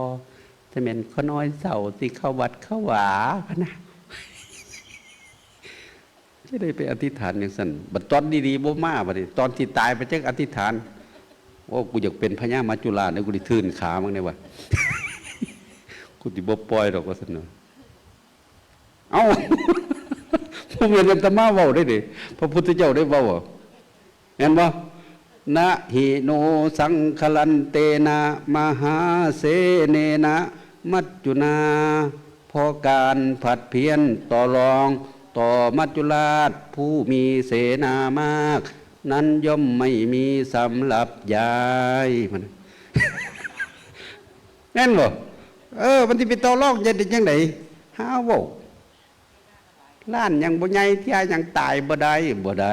ตายโลดแล้วพ่อหรือยังพ่อแล้วเนาะเดี๋ยวองค์อื่นเพิ่นสิมาเทศอีกเว้าเรื่องหยังพูดเรื่องศีลว่าถ้าเราไม่มีศีลไม่มีโอกาสได้เกิดเป็นคนดอกนะแต่ว่าศีล5นี่เป็นพื้นฐานของโลกเลยไม่ใช่ศีลพุทธศาสนานะเกิดก่อนตั้งแต่พระพุทธเจ้ามานะถ้าใครสนใจในเรื่องการอ่านการศึกษาให้ไปอ่านในอักขัญญสูตรว่าศีลไม่เกิดมายังไงมีพราหมณ์แพทย์สูตรกษัตริย์เกิดมาจากนั้นแหละในพุทธศาสนานี่เขาเล่าท่านเล่าเอาไว้ในพระสูตรพระพุทธเจ้าพูดเรื่องนี้นะศีลเกิดขึ้นที่นี่เพราะฉะนั้นเราเองก็เป็นคนแต่ว่าคนมันขาดความรู้ความเข้าใจก็ไม่ค่อยสนใจเท่าไหร่แต่คนที่รู้เท่านั้นถึงจะทำได้ถ้าคนที่ไม่รู้ก็โอ๊ยพอเพิ่นบ่มีเวียกเพิ่นก็เว้าไปซะนั้นเนาะพอหมดมือหมดเวรไปเพิ่นบ่ได้เฮ็ดให้คือเฮา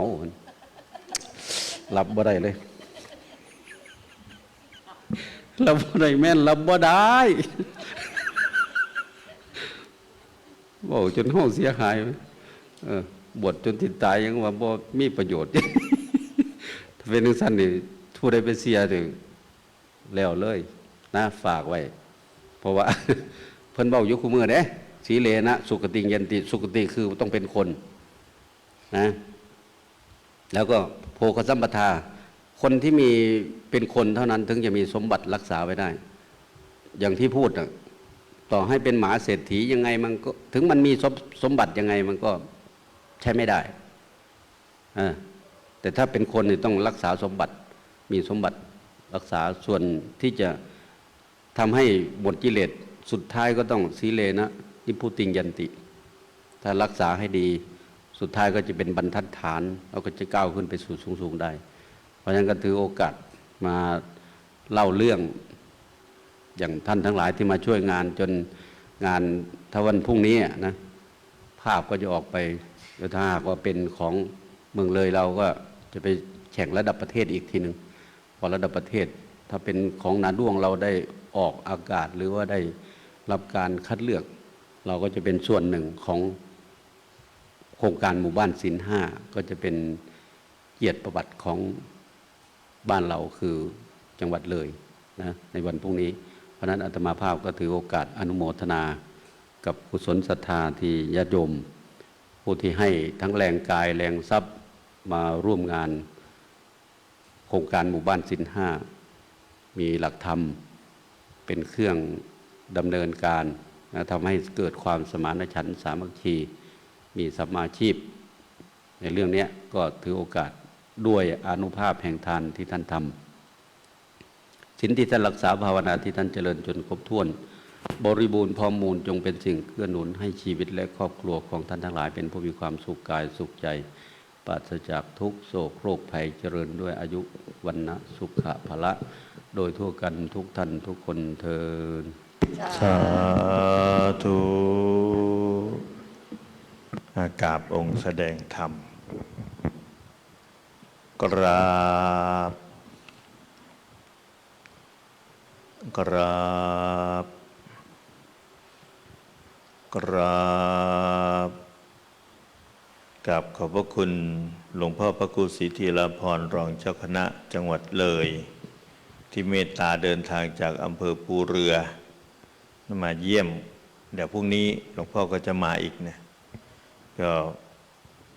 วันนี้เราฟังธรรมะจากครูบาอาจารย์เป็นการซ้อมเครื่องเสียงโยมเพราะงั้นเดี๋ยวจะเสียว่าสำนักปฏิบัติธรรมไม่เห็นมีเทศมีฟังธรรมเลยครูบาอาจารย์มาแล้วก็นิมนต์แล้วก็ขอเชิญถวายทายธรรมมีน้ำผึ้งป่าครับหลวงพ่อครับถวายหลวงพ่อสาธุ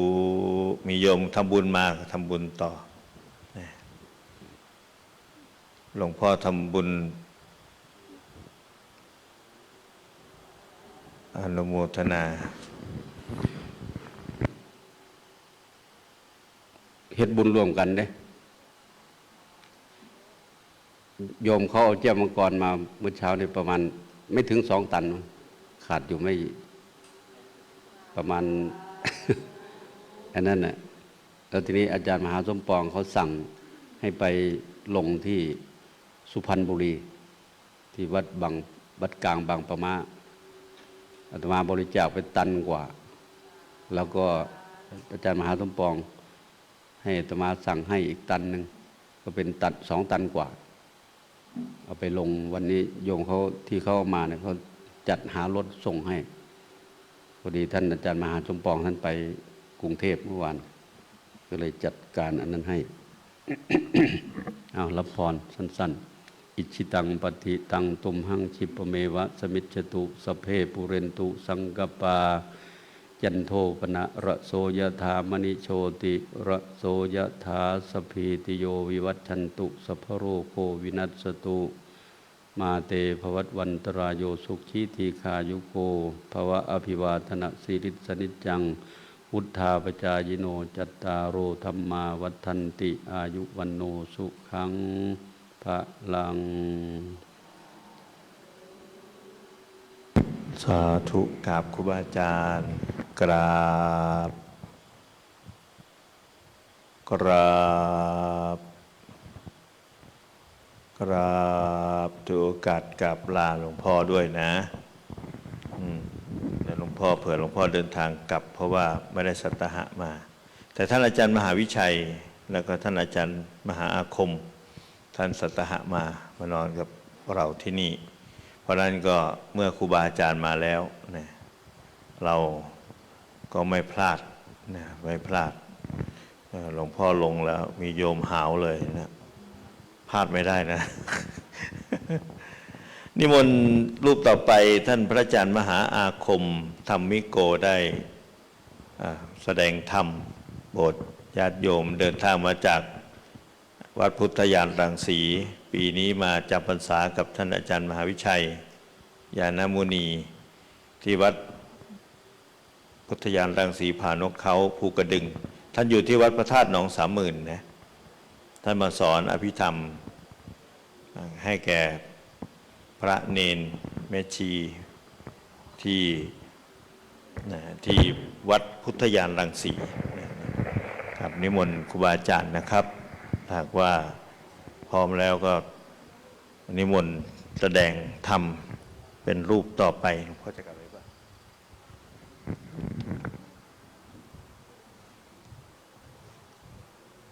ทีแรกว่าโยมเขาจะมาด้วยทีนี้พอตอน4 โมงส่งข้อความไปบอกว่า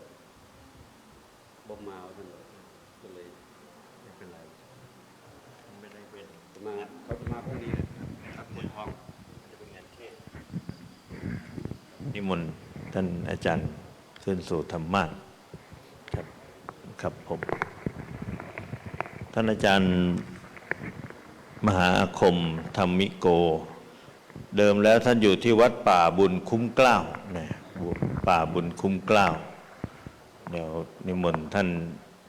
ขึ้นสู่ธรรมาสน์แล้วก็จะได้มีภาพบันทึกภาพถ่ายทอดสดด้วยนะออกไปทางช่องวัดป่าจริยธรรมนะ Official Fan Page แล้วก็ YouTube ครูบาอาจารย์เกิดแล้วกราบคารวะองค์แสดงธรรมกราบกราบกราบรูปนี้ไม่ต้องอาราธนาธรรมนิมนต์แสดงเลยมาแล้วต้องแสดงอยู่แล้วถวายแต่น้ำนิมนต์ครับหลวงพ่อครับ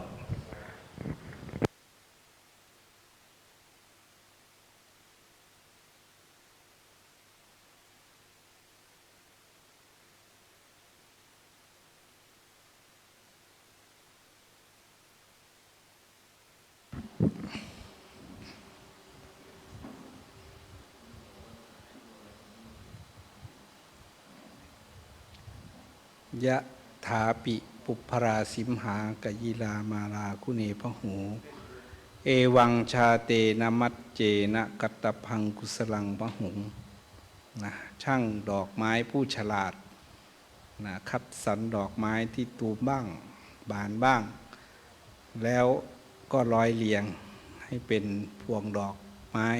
ที่มีคุณค่ามีราคานะสวยสดงดงามได้ฉันใดนะบุคคลผู้เกิดมาแล้วนะก็ปรุงแต่งบุญกุศลที่เป็นไปในทานในศีลในภาวนานะให้ชีวิตนั้นเป็นชีวิตที่มีคุณค่าสวยสดงดงามฉันนั้นนะโครงการศีลห้าหมู่บ้านศีลห้าเป็นโครงการที่ดีมากนะโยมผู้ใดรักษาศีลห้าได้อาตมาในฐานะพระเจ้าประสงค์ก็ขออนุโมทนาเพราะศีลห้าเป็นการบอกถึงความเป็นมนุษย์โยมใครไม่ได้มีศีลห้าเนี่ยยังไม่ชื่อว่าเป็นมนุษย์เพราะศีลห้ามีชื่อหนึ่งว่าเป็นมนุษยธรรมเป็นธรรมที่ทำให้เป็นมนุษย์คนเฮานี่แม่นบ่ยายกับสัตว์เดรัจฉานเนี่ยต่างกันบนใดหมาแมวหมดเนี่ยง้อควายหมดเนี่ยขึ้นชื่อว่ากินมันก็กินเป็นคือกันกับมนุษย์แต่ว่ามันกินคนละอย่างซื่อๆนะนอนมันก็นอนเป็นเสพกามขยายเผ่าพันธุ์มันก็ทำเป็นนะแต่มันอาจจะทำคล้ายกันหรือคนละอย่างกันก็ว่ากันไปแต่สิ่งที่ทำให้มนุษย์และสัตว์เดรัจฉานต่างกันนั้นก็คือมนุษยธรรมคือธรรมประจำมนุษย์ได้แต่ศีลห้าเป็นต้นไปนะเพราะฉะนั้นใครที่รักษาศีลห้าได้แล้วอาตมาก็อนุโมทนาด้วยนะเพราะว่าได้รักษาความเป็นมนุษย์ตัวเองนะที่ตัวเองได้เกิดมาเป็นมนุษย์นะซึ่งพระพุทธเจ้านะพระองค์ก็กล่าวว่ามนุษย์นี้เป็นภพภูมิที่ได้โดยยากได้มาด้วยบุญด้วยกุศลใครที่โลเลที่ยังไม่รักษาเราก็อยากเชิญชวนนะว่ารักษาเถอะเพราะเครื่องป้องกันภัยเครื่องที่ทำให้เราเกิดความสุขสบายไม่ว่าชาตินี้หรือชาติหน้าในปัจจุบันหรืออนาคตนี่นะไม่มีเครื่องรางอะไรจะดีเท่ากับศีลห้าถ้าเราหวังความปลอดภัยในชีวิตของเราก็จงละเว้นจากปาณาติบาตถ้าเราหวังความปลอดภัยจากทรัพย์สินก็เว้นอธินาทานไม่มีใครโกงเราได้นะถ้าเราไม่ไปทำอธินาทานนะที่เราโดนอธินาทานหรือว่าขาดตกบกพร่องเรื่องทรัพย์สินสมบัติเนี่ยส่วนมากก็จะมาจากผลการอธินาทานนั่นเองนะเพราะนั้นเรื่องศีลข้อ2นี่สำคัญส่วนข้อ3นะผู้ใดครอบครัวไม่ดีนะถ้ารักษาศีล5ได้เนี่ยนะเราชื่อว่าให้ความปลอดภัยแก่ครอบครัวผู้ใดไม่อยากใครโกหกก็ต้องรักษามุสาวาทผู้ใดไม่ทำลายสติสัมปชัญญะ แห่งตนเองก็จงรักษาศีลข้อ 5คือสุราเมรยะเพราะนั้นศีลนะเป็นเครื่องรักษาเรานะเราไม่ใช่ว่าเรารักษาศีลนะศีลรักษาเรานะเหมือนพระเหมือนเจ้านี่แหละสมบัติพระเนี่ยคืออะไรโยมรู้ไหมอาตมาเคยบอกอบรมพระเรื่อยนะสมบัติของเราคืออะไรรู้ไหมสมบัติของเราคือศีลและปัญญาเท่านั้นนะเป็นพระเนี่ยอยู่วัดอยู่วาเนี่ยศีลไม่ดีเขาก็ไล่หนีไล่ศึกใช่ไหมหมดทุกอย่างเลยยากจนเลยที่ได้อยู่ดีกินดีเพราะมีศีลมีปัญญาเพราะฉะนั้นศีลและปัญญาเนี่ยเป็นสิ่งที่สำคัญมากสำหรับคนสำหรับพระไม่ใช่สำหรับพระอย่างเดียวนะสำหรับญาติโยมด้วยศีลจะเป็นตัวต่อในการสร้างคุณงามความดีอย่างอื่นขึ้นไปเนี่ยแม่ใหญ่แม่ขาวเนี่ยเคยว่าปลูกผักปลูกผักเนี่ยเจ้าบ่เอาหญ้าออกได้บ่เจ้าบ่พ่วนดินได้บ่เป็นยังคือบ่ได้ปลูกสะซ้ายไปเลยหกแกก็ปลูกไปเลยบ่ได้บ่งามนะชั้นใดชีวิตของเรานะเราอาจจะร่ำรวยมียศหรือมีอะไรก็ตามนะโยมแต่ถ้าพื้นฐานไม่ดีไม่งอกงามไม่เติบโตเหมือนเจ้าปลูกผักนี่นะเจ้ายังหูจักถอนหญ้าย่งมันปรับปรุงมันการเตรียมดินการถอนหญ้าการปรับพื้นที่คือศีลเลยโยมศีลในวิสุทธิมรรคท่านกล่าวไว้ว่าอย่างนี้นะสีลังปฏิฐะลักษณังมีลักษณะในการเป็นที่ตั้งเป็นที่รองรับแห่งคุณงามความดีทั้งหลายหลังจากที่เรามีศีลดีแล้วเอายังไปปลูกใส่ก็ได้มันบอกเอาสมาธิไปปลูกใส่ก็ได้เอาคุณงามความดีผู้ใดทำทานมีศีลด้วยแล้วก็ทำทานด้วยคนนั้นมีผลมากมีอานิสงส์มากผู้ใดทำทานซื่อๆศีลบ่รักษาซ้ำเจ้าปลูกผักเปาะเบ้าหญ้าออกแต่เนี่ยว่าทั้งหกทั้งยังจักสิได้กินบ่ได้กินย่ายมันบ่จำอุปมานี้ให้ได้เพราะนั้นทุกคนจึงควรเช็คศีลแห่งตนเองเรามีไหมเนาะศีล 5นะเชื่อไหมว่ามีเทวดาทั้งหลายเนี่ยเขาอ่อนซ่อนผู้ใดถ้าเป็นผู้ชายเขาอ่อนซ่อนที่เจ้ารักษาศีลนี่แหละหาได้ครบเลี้ยงบุตรเลี้ยงภรรยาโดยธรรมพระอินทร์ยังย่อมือไหวบ่ต้องไปแต่งขันบกเบนยากไม่ไงขันเก่าสั้น15สั้นยังเห็นเขาเฮ็ดดีเฮ็ดอยู่หมดขึ้น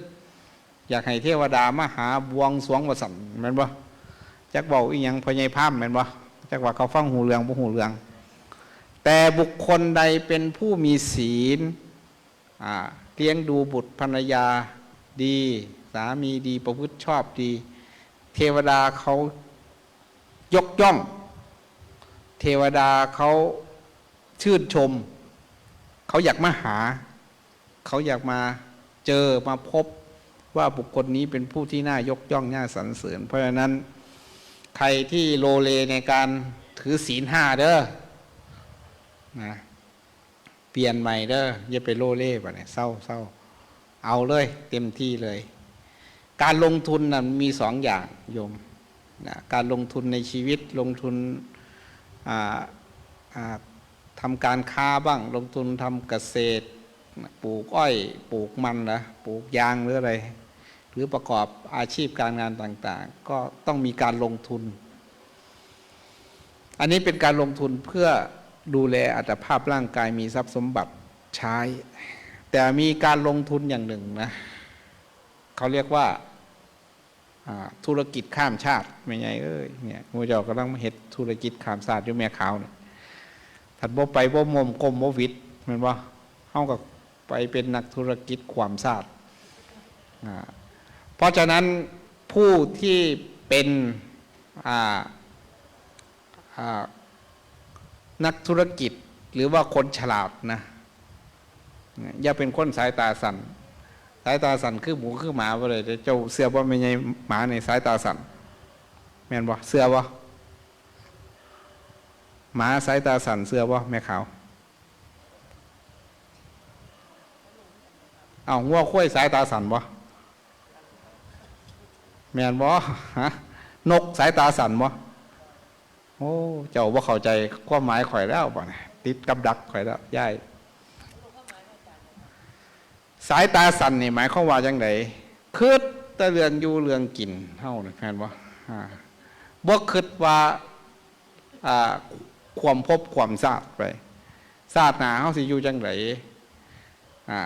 เฮาสิเฮ็ดจังไดจังสิไปถึงมรรคผลนิพพานการที่คิดเช่นนี้ได้เนี่ยไม่ใช่เขาเรียกว่าคนสายตาเงาคนสายตาสั่นก็คือแต่ว่ามื้อนี้สิกินหยังแม่นว่าไม่ใช่คือแต่อยู่แนวกินนี่แหละไม่ใช่แม่ขาวก็สิไปโอ้สิมื้อนี้สิไปซับหน่อไม้ไสอย่านั่งอยู่ไสหนอแม่นว่าอยู่แก่หัวใดสิมาเฮ็ดคิดซ้ำนี้บ่ได้เด้แม่ขาว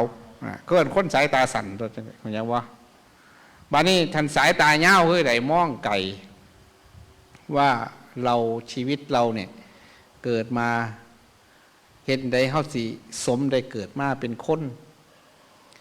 เฮาเนี่ยวัดกันสูงสุดแล้ววัดกันที่มีคุณค่าและมีความสุขเด้โยมผู้ใดเกิดมาเนี่ยหาความสุขบ่พอเนี่ยอาจจะสูญเสียอีหยังล่ะเสียศาสตร์เกิดขึ้นกันในหาความสุขบ่พอแม่นบ่เป็นไงแต่ที่เหนือกว่านั้นคือชีวิตบ่มีคุณค่าชีวิตบ่มีค่าหยังเด้แม่นบ่ครับถ้าชีวิตนั้นไม่เป็นในบุญในกุศลในทานน่าเบื่อไม่ไงเพราะนั้นการทำคุณค่าให้สูงได้อย่างต่ำนะถือศีลเป็นอย่างการถือศีล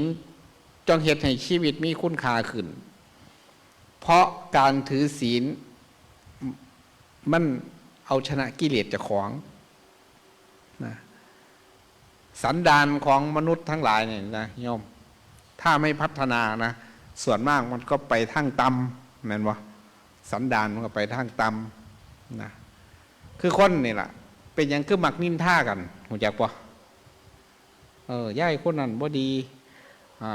ได้ผัวเรา3 คนเท่าบักนั่นสูบยาบ้าแม่นบ่รู้จักปึ๊ดแม่นบ่แม่นไงรู้จักบ่แนวของสัตว์รู้จักดีโพดแม่นบ่แต่มาเว้าสู้กันเรามีความสุขได้ป่ะเนี่ยมันเป็นอย่างก็เป็นสั้นเพราะทำให้รู้สึกว่ากูสิซัวไปไหนกับว่าซัวคือบักนั่นดอกมันเลยภูมิใจซื่อๆเลยเพราะเราไปเปรียบเทียบแต่คนที่มันต่ำไงเฮาก็เลยรู้สึกว่าเฮาดีแต่ถ้าเราไปวัดคุณงามความดีแบบพระอริยเจ้าที่ท่านวัดเช่นเรามีศีล5ครบบ่เนาะเนี่ยโอ้บ่ตรงเกณฑ์เลยมันไม่ใหญ่ปะเนี่ยเพราะฉะนั้นเด้อเนี่ยเราต้องพัฒนาวันเกิดไปซื้อได้เนี่ยนะอยากจะให้ทุกคนเด้อใครที่รักษาศีล5ได้ก็ขออนุโมทนาเด้อให้รักษาศีลต่อเนื่องนะ1 อาทิตย์ไม่ขาดอย่างเงี้ย1 เดือนไม่ขาดนะ1 ปีไม่ขาด10 ปีไม่ขาดเนี่ยโอ้ยได้พลังแห่งศีลมีบารมีท่านเฮ็ดจังสีมีบารมีเพราะแม่นรับมื้อเช้าย่ำแรงขาดจังแต่มันบ่มีบารมีจะเกิดได้ไงเข้าใจบ่รักษาศีลต้องให้มันต่อเนื่องนะมีหาอย่างเนี่ย1ศีลไม่ขาดไม่ทะลุไม่ด่างไม่พ้อยเป็นไทยเป็นไปเพื่อสมาธิอันวินยูชนยกย่องสรรเสริญลักษณะของศีลต้องรักษาให้ได้แม้เจ้าของยั่งสิไหวเจ้าของได้นะไม่ไงตัวไผกับตัวได้แต่ตัวเจ้าของตัวบ่ได้เด้ทำทาคือหรอกมันว่าแต่จริงๆทำทายังไงมันก็รู้ตัวนะเพราะฉะนั้นการรักษาศีลเนี่ยทำให้เกิดความภาคภูมิใจในชีวิตมีความสุขเป็นอานิสงส์มีคนหนึ่งนะเขาเป็นคนพิษโลกอาตมาเคยเจอพ่อใหญ่หนึ่งทุกเย็นก่อนนอนแกจะเช็คศีลเจ้าของซุมื้อโอ้ศีล5ของข้อน้อยเนี่ยครบบ่เนาะนี่แหละก็คือข้อ1ข้อ2ข้อ3ข้อ4นะโอ้เราก็สมาทานแก เพียรรักษาศีลของแกมีอานุภาพแกบอกว่ามาเว้าสู่อาตมาฟังโอ้มีอานุภาพมีอานิสงส์มหาศาลไม่เว้าว่าเราสู่ฟังส่วนผู้ที่โลเลขอให้จงเปลี่ยนใจรักษาศีลให้เต็มที่นะส่วนผู้ที่ไม่เคยคิดอยากจะรักษาจักเถื่อศีลคิดว่าการรักษาศีลเป็นคนอ่อนแอเป็นคนซัวแต่มหานังใส่สูทขาวบ่มีความคิดหยังแม่นบ่ใช่โอ้ยย่านตาบาปสิกินหยังคิดไปต่างๆนานามันสิมวนจังได๋มาหาอยู่ซื่อๆคิดไปเด้เปลี่ยนความคิดใหม่ต้องทำของใหม่ๆบ้างนะก็คือการเปลี่ยนมาเป็นในฐานะที่เราเกิดมาเจอพุทธศาสนาซึ่งได้โดยยากนะลองมามาฝึกปฏิหัดประพฤติปฏิบัติเบิ่งชีวิตเราก็เปลี่ยนไม่ว่าปัญหาด้านเศรษฐกิจ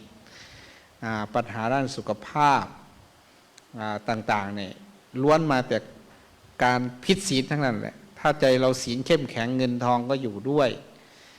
จินตนาการใหม่ๆความคิดใหม่ๆโลกและสังคมก็สุขสงบด้วยนะเช่นอยู่ในบ้านในเมืองถ้าบ้านใดเมืองใดมีผู้รักษาศีลสุขสงบนะโยมบางทีเนี่ยคนเขาชอบไปคิดว่ามนุษย์เราเนี่ยต้องฉลาดจบด็อกเตอร์หลายๆเอาซุ้มด็อกเตอร์มาอยู่วัดน้ำกันหลายๆพิษกันมาเนื่องมาเนิดได้ไหมไงเจ้าเสือบ่ผมมีความสุขดอกแห่งอยู่กับคนฉลาดเนี่ยกันแท่งแล้วกันได้บ่ไหนเอาจังสันจังสีบ่ไรเด้แต่อยู่แล้วอย่างเย็นเป็นสุขคืออะไรอยู่กับคนมีศีลผู้ใดมีพ่อแม่มีศีลเนี่ยโอ้ยบุญหลายผู้ใดมีลูกมีศีลเจ้าบุญหลายผู้ใดมีสามีภรรยามีศีลมีธรรมในบุญหลายเด้อผู้ใดมีหมู่ก็หาคบหมู่ที่มีศีลนั่นแหละคือสิริมงคลของเจ้าเป็นหนึ่งในมงคลชีวิตข้อแรกที่พระพุทธเจ้าในกล่าวคาถาแรกเห็นว่าอาเสวนาจะพาลานังบัณฑิตานันจะเสวนาเนี่ยเห็นไหมข้อแรกเลยมาพูดถึงเรื่องที่อยากจะนำมากล่าวแสดงในวันนี้นะพูดถึงเรื่องพระธรรมคำสอนของพระพุทธเจ้าอาตมาว่าสิ่งที่ไพเราะที่สุดคือมันมีคำถามอยู่ในที่นี้แหละเอียงแซบก็สุสิสุกยางเอาแปลเป็นเล่าเนี่ยเป็นไงมึงอยากบอกกิงสุสาธุตรังรักษานังภาษาบาลีกิงสุแปลว่าแม่นหยังสาธุตรังแซบก็สุสิสุกยางใครตอบได้เอียงแซบก็สุยางเป็นไงมีแม่ขาวทำทารับตาเดี๋ยวถามคือตอบว่าไรบอกโอ้ธรรมะจบคือที่เบาร่วมแท้มันต้องมีอย่างแน่ตัวมันว่าอะไรแปลแบบเล่าได้เนี่ยแซ่บกว่าทุกสิ่งทุกอย่างนะคำตอบก็คือสัจจังสาธุตรังละสานังความจริงเป็นสิ่งที่อร่อยกว่าทุกสิ่งทุกอย่างแซ่บกว่าทุกสิ่งทุกอย่างอีหยังกับบ่ลึกซึ้งบ่แซ่บซ้ำความจริงหรอกไม่ไงเช่นพระพุทธเจ้าบอกว่าทุกเนี่ยสังขารเนี่ยเป็นทุกข์เฮาบ่อยากฟังเนี่ยมันสิทุกข์จังได๋ก็สุขก็มีอยู่แม่นบ่ไม่ไงเถียงเด้อบ่แต่ความจริงแล้วน่ะมันเป็นทุกข์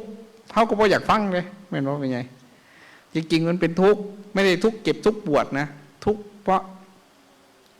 มันต้องเปลี่ยนแปลงมันต้องอะไรอยู่เสมอเนี่ยนะเดี๋ยวเราค่อยเล่ากันเนี่ยเพราะฉะนั้นความจริงเนี่ยเป็นสิ่งที่อร่อยกว่าทุกสิ่งทุกอย่างผู้ใดอยากกินของแซ่บก็ต้องหัดฟังความจริงนะของบ่จริงนั้นบ่แซ่บหรอกโยมของจริงคือแซ่บคือความจริงโดยเฉพาะธรรมคำสอนของพระพุทธเจ้าเรื่องนิทานของเรื่องนี้มีอยู่ว่านะก่อนที่พระพุทธเจ้าจะแสดงธรรมข้อนี้มีอยู่ว่ามียักษ์ตนหนึ่งนะชื่อว่าอารวกยักษ์นะที่เรานำมาสวดในพหุงข้อที่2ใช่ไหมมาราติเลกัมพิยุตชิตสัพพรติงโครัมปนาระวักธรรมทัตทยักขัง ขันตีสุทันตวิธีนาชิตวามุนินโทตันเตชะสาภวตุเตชยมังคลานิอาละวะกยักษ์เนี่ยเป็นยักษ์ตนหนึ่งหยาบคายหยาบกระด้างมากนะพอดีพระพุทธเจ้าต้องการไปโปรดอาละวะกยักษ์เห็นอุปนิสัยบุญบารมีในอดีตว่าบุคคลใดหนอที่จะโปรดได้นะผู้ที่จะพอโปรดได้พระพุทธเจ้าพระองค์ตรัสว่าเวนยสัตว์โยมเวนยสัตว์นี่แปลว่าคนที่โปรดได้ในโลกนี้มันมีคนหลายประเภทนะคนปะทะปรมะซุ่มโปรดว่าไรซุ่มฝึกว่าไรเนี่ยบึ้ดเข้าใจปะเป็นอาหารของป่าของเตาเนี่ยบึ้ดแต่ผู้ที่พอโปรดได้คือเวนยสัตว์พระพุทธเจ้าพระก็เล็งมือนิสิพิเทศสู้ไฟฟังดีเนาะไปเจออาระวกยักษ์นะบุญบารมีของอาระวกยักษ์ก็ถึงพร้อมแต่จริงๆเขาอาจจะเป็นคนหยาบคายก็ได้ในรูปลักษณ์ภายนอกที่ยังไม่ได้ฝึกอาระวกยักษ์ก็ยักษ์เนี่ยเขาจะมีการประชุมกันอาจจะ15 วันครั้งประชุมกันคือผู้ใหญ่บ้านกำนันเนี่ยทั่วไปเขามาประชุมกันเข้ากายสามัคคีประชุมกันเคารพผู้หลักผู้ใหญ่ยักษ์ที่เป็นประธานของเขาพอดีมียักษ์ตนหนึ่งเหาะผ่านมาเห็นพระพุทธเจ้าเข้าไปสู่วิมานของอาระวกยักษ์บัดนี้วิมานของอาระวกยักษ์นะอาระวกยักษ์เราก็บ่ได้อยู่ผู้เดียวเด้เราก็มีเมียออกคือกันไม่ไงเมียออกเราหลายคนเห็นพระพุทธเจ้าเข้าไปในวิมานก็เข้าไปนั่งฟังธรรมไปกราบไปไหว้ไปทักทายถามศีลถามธรรมกับพระพุทธเจ้านั่งหุ่มไปแล้วมียักษ์เพื่อนของอาระวกยักษ์มาเห็นปุ๊บแต่อาระวกยักษ์ไม่อยู่อาระวกยักษ์ไปประชุมแล้วพอไปประชุมกันเนี่ยก็เลยไปกล่าวยกย่องอาระวกยักษ์ว่าเจ้าคือบุญหลายแท้โชคดีแท้โชคดีจังไงเดี๋ยวนี้โชคดีเพราะมีพระสัมมาสัมพุทธเจ้าไปเยี่ยมบ้านไปแสดงธรรมเจ้าในบุญหลายด้วยเนี่ยแต่อาระวกยักษ์ไม่มีศรัทธาอาจจะคิดประมาณเรื่องหึงนี่เนาะไม่ใหญ่เนาะผู้ชายมันหนาเหมือนน้ำหึงเด้มันบอกคือว่าพระพุทธเจ้าเนี่ยไปจีบไม่ออกคนบ่เกิดจังซี่นะบ่ปะหนีเลยเป็นไงหนีประชุมมาเขียบบักไงเลยฟ้าวมาบักไงเลยว่าพระพุทธเจ้านี่ไปพูดอะไรกับไอ้ไม่ออกเพิ่นไม่ไงเป็นว่ามนุษย์ก็เป็นนี่เนาะว่าตะยักนี่เนาะไม่ไงยักษ์ก็ยังมีหึงเป็นเนาะฮะไม่ไงทั้งที่มีบักหลายกับเป็นนี่เนาะอันนี้ก็เป็นนะแกก็รีบมาเห็นพระพุทธเจ้านั่งอยู่ด้วยความโกรธนะชี้หน้าด่าพระพุทธเจ้าลุกมาเดี๋ยวนี้พระพุทธเจ้าก็เห็นกำลังแห่งความโกรธของอาระวกยักษ์ขึ้นสูงสุดก็ออกเลยไม่ไงก็ลุกตามละว่าดิยักษ์ก็แปลกใจพระพุทธเจ้าทำไมบอกง่ายขนาดนี้นะก็เลยบอกถอยกลับพระเจ้าก็ถอยกลับมานั่งบอกให้ลุกไปอีกพระเจ้าก็ลุกไปได้ไหมไงถอยกลับแต่พระเจ้ารู้ใจของอาระวกยักษ์แล้วว่าความโกรธของอาระวกยักษ์อ่อนกำลังลงพอครั้งที่ 3สั่งให้ลุกพระเจ้าก็บ่ลุกนั่งอยู่ป่ะเนี่ยอาระวกยักษ์ก็มีหลักการอยู่อย่างหนึ่งว่าถ้าจะทำร้ายใครนี่นะจะให้ถามปัญหาแล้วก็ถ้าใครตอบไม่ได้จึงจะฆ่าจึงจะทำร้ายอาระวกยักษ์ก็เลยถามปัญหาให้กับพระพุทธเจ้า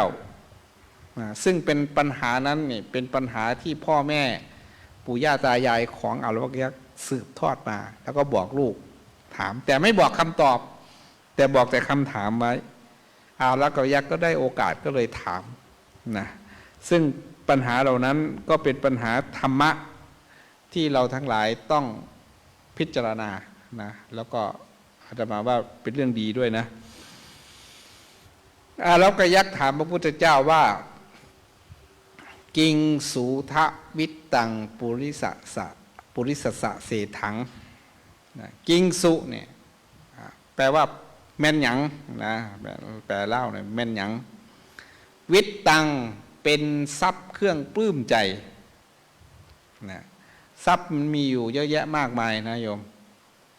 นะเช่นบุตรภรรยาเนี่ยก็จัดเป็นทรัพย์ได้ไหมไงอะไรที่ทำให้เราปลื้มใจมากที่สุดอันนั้นแหละเขาเรียกว่าทรัพย์ทรัพย์แปลว่าเครื่องปลื้มใจนะสมมติว่าเราให้คุณค่ากับสิ่งนี้มากสิ่งนี้ก็จะเป็นเครื่องปลื้มใจก็เลยเกิดราคาไงคุณจะว่าเข้ามาราคาแปลว่าความต้องการหรือความชอบถ้าชอบมากสิ่งนี้แพงมนุษย์ทั้งหลายมาชอบของเดียวกันของนี้เลยมีราคานะถ้าเขาไม่ชอบนี่ไม่มีราคานะเพราะฉะนั้นเงินทองเนี่ยมันมีราคาเพราะมีคนมาชอบมันเพราะฉะนั้นภาษาบาลีพูดถูกนะทรัพย์คืออะไรทรัพย์คือสิ่งที่ปลื้มใจนะเช่นลูกได้ลูกชายก็ได้เงินทองบางคนได้ลูกเนี่ยปลื้มใจกว่าลูกนั้นเป็นทรัพย์ที่ให้คุณค่าต่อจิตใจสูงกว่าเงินทองหรือบางคนเห็นเงินทองปลื้มใจกว่าเงินทองก็เป็นวิตตังเป็นทรัพย์เครื่องปลื้มใจนะคำถามก็คือว่ากิงสุแม่นหยังวิตตังเป็นทรัพย์เครื่องปลื้มใจปุริสสะของคนในโลกนี้เนี่ยถามได้เป็นไงอะไรที่เรียกว่าเป็นทรัพย์นำมาซึ่งความปลื้มใจของคนในโลกนี้เห็นว่าก็ลองมาพิจารณาดูในโลกนี้ทรัพย์อะไรทรัพย์สินเงินทองบางทีทรัพย์สมบัติที่เราว่ามีค่ามีราคามันก็มากับความกังวลเช่นเรามีรถสวยๆมาจอดไว้อย่างงี้ก็ถ้าแถมไปเบิ้งได้ป่ะเนี่ยเป็นบ่ย่านมันเสียย่านมาค้นลักวัตถุสลายอันนี้คือแถมมากับความกังวลนะโยมหรือใครจะมีอะไรล่ะมีภรรยาสวยอย่างนี้นะภรรยาก็ถือว่าทรัพย์นะย่านตะไปท้ายนะกับซ้อมเบิ้งเอกคือกันเป็นว่าไม่ใหญ่หรือสามีวันนี้ก็เป็นทรัพย์นะเพราะฉะนั้นสิ่งเหล่านี้มาพร้อมกับความกังวลนะทรัพย์คือพระพุทธพระธรรมพระสงฆ์ก็จัดเป็นทรัพย์นะเขาเรียกรัตนะเหมือนกันนะแต่ในที่นี้ท่านตอบว่าอะไรรู้ไหมพระพุทธเจ้าตอบว่าอะไรนะเนี่ยอะไรเป็นทรัพย์เครื่องปลื้มใจอันประเสริฐที่สุดของคนในโลกนี้ตอบไม่ไงปะเนี่ยสัตทีทะวิตตังปุริสสะเศถังอันนี้คือคำตอบนะศรัทธาเป็นต้นนะศีลสุตะศรัทธาศีลหิริโอตัปปะพหุสุตะจาคะปัญญาไม่ใช่ศรัทธาอย่างเดียวนะศีลด้วยหิริด้วยโอตัปปะด้วยพหุสุตะด้วยจาคะด้วยปัญญาด้วยเป็นทรัพย์เครื่องปลื้มใจของคนในโลกนี้เข้าใจแล้วเนาะถ้าใครมีอริยทรัพย์ทั้ง7ประการเนี่ยผู้นั้นแหละชื่อว่าคนรวยเห็นว่าพระเจ้าทำบัตรว่าจังไหนไม่ใหญ่นำทำบัตรไม่ขาวทุกขตาปานาการะภูเตปฏิคันหาตุขอพระผู้มีพระภาคเจ้าจงรับเครื่องสักการะอันเป็นบรรณาการของคนทุกยากเป็นว่าวางสัตว์บ่โอ้เฮาเนี่ยมันคนถูกตัวนี่เป็นว่าถูกอยู่บ่ใช่ทุกหยังทุกเพราะไม่มีศรัทธาไม่มีศีลไม่มีหิริไม่มีโอตตัปปะไม่มีจาคะไม่มีปัญญาเขาเอิ้นคนถูกเมิดพระโสดาบันขึ้นไปผมนี่ยังรวยเอ้ยนอกนั้นมีแต่ถูกเป็นว่าทุกยากจน นะเพราะฉะนั้นผู้ใดมีศรัทธาในกรรมและผลแห่งกรรมศรัทธาในความจริงเนี่ยนะโยมศรัทธาในพระพุทธพระธรรมพระสงฆ์ศรัทธาในกรรมผลแห่งกรรมมีศรัทธาเนี่ยเขารวยนะเคยจำเรื่องอันนั้นได้บ่นายสุปพุทธกุฏิเราเป็นคนขี่เฮือนไปนอนอยู่ไสเขากะไรไม่ใหญ่ไปนอนอยู่พี่น้องกับว่ากล้าเอิ้นว่าเป็นพี่เป็นน้องนี่ทุกเพิ่นบ่ว่าดีมันบ่มีเพิ่นยังว่าพี่น้องมันบ่ย่ามตกทุกข์ได้ยากเขากะไรขานี้แล้วมันบ่เป็นบ้านั่นบ่แกก็ตกทุกข์ได้ยากแกเป็นโรคเรื้อนไปนอนหน้าบ้านใครย่ำนอนก็เป็นคือหมาขี่เหือนนะมันก็ข้างพร้อมอย่างไปสินอนทั้งละเมอทั้งข้างแล้วเพิ่นเป็นโรคเลื่อนบ่มีความสุขนั่นบ่รู้ไหมเพราะผลกรรมอะไรนี่ฟังไว้ก็ดีแต่ซุ่มมักดาพระเข้าใจป่ะดาพาบ่ได้วายยังดอกบ่มีไผแจ้งความดอกดาโลดพระแต่ว่ามันมีกรรมเด้ท่านเจ้าไปเจอของจริงเจ้าสมมุติว่าเพิ่นมีศีลมีธรรมคุณงามความดีถ้าเจ้าไปสดใส่กรรมนี่บ่หลายภพชาติเฉพาะยากบ่คือมักดาแต่ยังคิดอยู่เลยเขาเห็นคนเขามักดาผ่าในคนไทยแม่นว่าย่ายดาพระดาชี้เถียนเนียนชี้นั่นโอ้ยบ่ได้เลยนะเพราะพระเจ้าสุปพุทธะนี่อดีตเคยเป็นพระราชาดิไม่ใช่เพิ่นขี่สร้างประพาสนครในขณะที่ประพาสนครมีพระปัจเจกพุทธเจ้าพระองค์หนึ่งเป็นพระอรหันต์มาบิณฑบาตความงามของสมณะน่ะบ่ได้อยู่ที่จอยที่สูงนี่ไม่ใช่บ่ได้อยู่ที่นั่นเด้ความงามของสมณะอยู่ไสอยู่ที่ความสำรวมอินทรีย์ความสำรวมอินทรีย์นี่งามนี่อยากเบิ่งผู้ใดก็เลี้ยวเบิ่งคนน่ะบ่หัว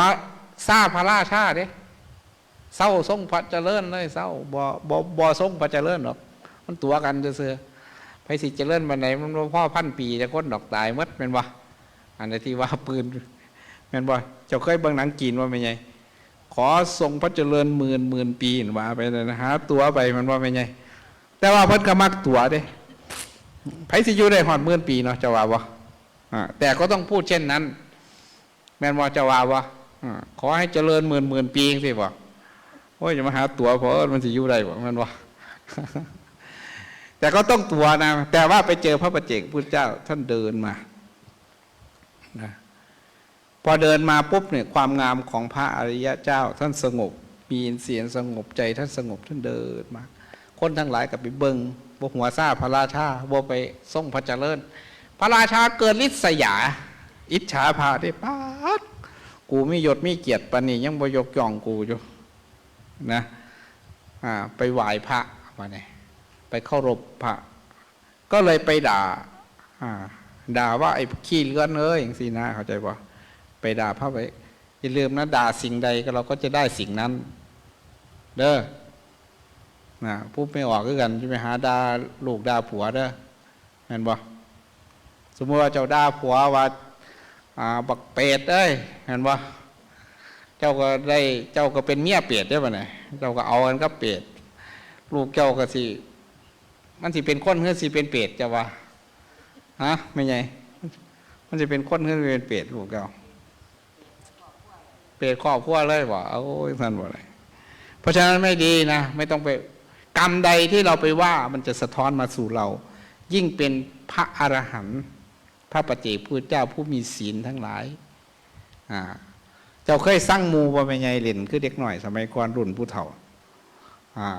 กำดินวานใส่เขามานี่ว่านผิดทางมาเนี่ยล้มมันทางมาทางเฮาดึกไปใส่เขาคักเต็มที่ว่ากำดินใส่กะว่าจะไปสาดให้เขาเปื้อนด้วยดินที่เราอันนั้นไปปรากฏว่าเป็นไงปะเนี่ยยายดินมันไงซะอย่าขวางขึ้นกรรมก็เช่นนั้นเราไปทำสิ่งใดถ้าเขามีกุศลคุณงามความดีเหนือตนนะเช่นมีศีลมากกว่าตนบ้างมีคุณงามมากกว่าตนสิ่งเหล่านั้นก็จะสะท้อนมาหาเราโอ้ยากไม่ใช่ปะเนี่ยคือกรรมดินวานใส่เขาล่ะกลายเป็นไส้เจ้าของทันทีนี่คือกรรมข ของนายสุปพุทธะที่ไปด่าว่าพระปัจเจกพุทธเจ้าซึ่งเป็นพระอรหันต์แล้วสุดท้ายกรรมนั้นก็ทำให้ตัวเองตกนรกแล้วก็ขึ้นมาเป็นคนขี้เลื่อนว่าแต่เขาเป็นขี้เลื่อนแต่ของก็ได้เป็นขี้เลื่อนนะแต่คุณงามความดีบางอย่างแกก็เคยได้ทำนะแต่ว่าด้วยจิตที่โกรธก็เลยได้เป็นเช่นนั้นนายสุปพุทธะพี่น้องปะถิ่มไปนอนบ้านไหนก็ทำให้เขาตื่นเขานอนรับแสบๆอยู่กับตื่นย้อนมันข้างเนี่ยแหละเขาจะว่านอนบนไหนมันกับข้างละเมอเขาก็ตื่นเขาก็มาไล่มันหนีดิใช่ไหมไล่หนีจากบ้านนี่มันก็ไปนอนหน้าบ้านไหมคือพี่บ้านี่ไหมไม่ใหญ่ก็เห็นบ่พี่บ้ามันเก่งอย่างหนึ่งเด้มันบ่คอยเป็นไข่เป็นหนาวน้ำเขาเป็นเด้มันเป็นอย่างบ่มีบารมีว่าเงินจังไรนั่นว่ามันกินน้ำไม่ยังกับว่าเป็นอย่างครั้งหนึ่งนะเหลือตนส้มพี่บ้าไม่ไงมันไปกินอย่างอยู่ในถังขยะเฮาก็หวังดีนะเฮาก็เอาอาหารไปให้มันก็เปิดเบิ่งเด้แต่มันบ่กินมันยันว่าเฮาใส่ยาผิดมันก็ก็ไปเอาอันนั้นเก่ามากินขึ้นกันแปลกไว้ทำไมมันต้องเป็นอย่างนี้ด้วยผลกรรมนะกรรมเนี่ยเป็นเรื่องที่วิจิตรมากชาวพุทธทั้งหลายควรเรียนรู้เด้อกฎแห่งกรรมวิถีแห่งกรรมเนี่ยเป็นเรื่องที่วิจิตรพิสดารมากเพราะนั้นเรียนรู้ให้ดีพระเจ้าสุปพุทธกุฏฐิเนี่ยนะไปนอนบ้านไหนเขาก็ปะทิ้งอาตมาเสือวาอยู่นี่ไม่มีใครถูกยากซ้ำสุปพุทธกุฏฐิหรอกมีผู้ใดเป็นจีเฮือนอยู่บ่อยู่แถวไหนมีบ่แม่ขาวมีบ่อยู่นี่เจ้าแม่ขาวน้ำกันมีใครเป็นจีเฮือนบ่เนี่ยบ่มีหรอยายเนาะโอ้ยบุญหลายก็ไอ้สุปพุทธะอาตมาว่าอยู่นี่มีแต่คนบุญหลายด้วยนี่มีอยู่บ่ทางนั้นมีอยู่บ่พ่อเป็นอยู่บ่ขี้เฮือนเจ้าเป็นบ่โอ้ยบุญหลายเจ้าเนี่ยบุญหลายบ่เป็นขี้เฮือนมีบุญหน่อยได้เนี่ยจนต้องคิดว่าเฮาเนี่ยมีบุญแล้วอาตมายังบอกว่าไม่มีใครจะพี่น้องปะถิ่มว่าเจ้าคือเขาเอาอยู่คือเขานับถืออยู่นับถือบ่แสดงบุญเจ้ากระหลายอยู่เนี่ยพี่น้องยังบ่ปะถิ่มลูกเมียกับว่าอะไรขานี้ตัวมีแต่เขาสิจองให้อยู่น้ำล่ะเขาบ่อยากให้มาบวชหรอกมันบ่แสดงว่ามีคุณค่ามีบุญให้เจ้าเนี่ยเจ้าไปเด้อนายสุปพุทธกุฏฐิในบรรดาที่จะมาอ่านดูนะไม่มีใครยากร้ายเท่าแกหรอกแต่ครั้งหนึ่งด้วยอำนาจแห่งบุญกุศลไม่ใช่เขามีงานปฏิบัติธรรมจังสี่ล่ะฟังธรรมเราบริคิดว่าสิมาฟังธรรมเราสิมาหากินข้าวต้มขนมเข้าใจว่าห้าเทียแม่ขาวปั่นให้ไม่ออกปั่นให้เพราะได้ห่อเมื่อไปกินเป็นว่าหิวเข่าแต่ว่าเห็นเขานั่งฟังธรรมก็เลยมานั่งฟังน้ำเขาไม่ใหญ่บัดได้ดีก็ซุ่มนั่งข้างหน้าได้บัดซุ่มนั่งข้างหน้าพวกหูที่ผู้แดนยังฟังไปซื่อๆเหมือนว่าเขาใจศีลธรรมยังแต่ว่านายสุปพุทธะพอฟังธรรมพุทธเจ้าบรรลุเป็นโสดาบันพระโสดาบันถึงพร้อมด้วยหนึ่งศรัทธาศีลหิริโอตปะพหุสุตะจาคะปัญญาบุญได้ไหมไงอาตมาชอบคำหนึ่งที่บ้านเราเรียกกันเนี่ยคำว่าหูจักคว่ำหูจักปะไม่ใช่คำว่าหูจักคว่ำมันแปลหมายความว่าจังไหนหูจักคว่ำมันหมายความว่าจังไหนหูจักคว่ำหมายถึงว่าคุยกันรู้เรื่องแม่นปะเว้ากันหูเรื่องคำนี้ลึกซึ้งได้ไหมไงมีในภาษาบาลีนะภาษาบาลีนี่พาไปเฮ็ดบุญกฐินบ่เพิ่นสิบอกประจำเลยวัฒนยูแปลว่าผู้รู้จักความนะคอยแปลจังได๋คอยก็คิดออกคิดคำนี้บ่ออกเลยจนเข้าใจนะว่าบุคคลใดที่เข้าใจภาษาพระอริยเจ้าเพิ่นบอกว่าบุญคือเป็นจังไดบาปเป็นจังไดบางทีฟังซื่อๆได้ไหมไงบ่เข้าใจเด้บุญบาปฟังซื่อๆฟังแบบบ่เชื่อก็มีเด้ไม่ไง ฟังพันหูไปซื่อๆก็มีเลยแต่ผู้ที่รู้จักความฟังแล้วโอ้บุญเป็นสิ่งที่น่าทำบาปเป็นสิ่งที่ไม่ควรทำน่ากลัวเนี่ยมันจะแยกแยะออกได้เพราะฉะนั้นพระเจ้าสุตตะพุทธะคนเนี้ยได้สุตตะจาคะปัญญาบอธิบายเรื่องพวกนี้หลายเอาหูจักว่าศรัทธาศีลนี่โอตตัปปะพหุสุตตะจาคะปัญญาเป็นทรัพย์เครื่องปลื้มใจของคนในโลกนี้ผู้ใดมีผู้นั้นไม่ชื่อว่าเป็นคนยากจนค้นแค้นอันใดเลยนี่ตอบปัญหาข้อแรกเลยเด้อเอาแบบคร่าวๆไม่อธิบายเยอะข้อที่สองอารวกยักษ์ถามพระพุทธเจ้าว่ากิงสุจินโนสุขามาวหาติแปลเป็นเล่าอะไรอยู่นี่บ่มีไผไทยจะค้นหรอกมันว่าแม่นหยังแม่นว่าเป็นไงกิงสุเนี่ยแปลว่าแม่นหยังสุจินโนเฮ็ดดูแปลว่าเฮ็ดดูเป็นไงข่อยมักคิดเลยในภาษาเนี่ยต้องว่าเฮ็ดบ่อยๆเฮ็ดดูสุจินโนสุขมาวหาตินำความสุขมาให้เฮ็ดอีหยังดูมันสิมีความสุขอ้าวพอออกตอบมาบ้างด้วยเฮ็ดหยังดูทำบาปดูบ่ไม่เฮ็ดหยังใช่อะไร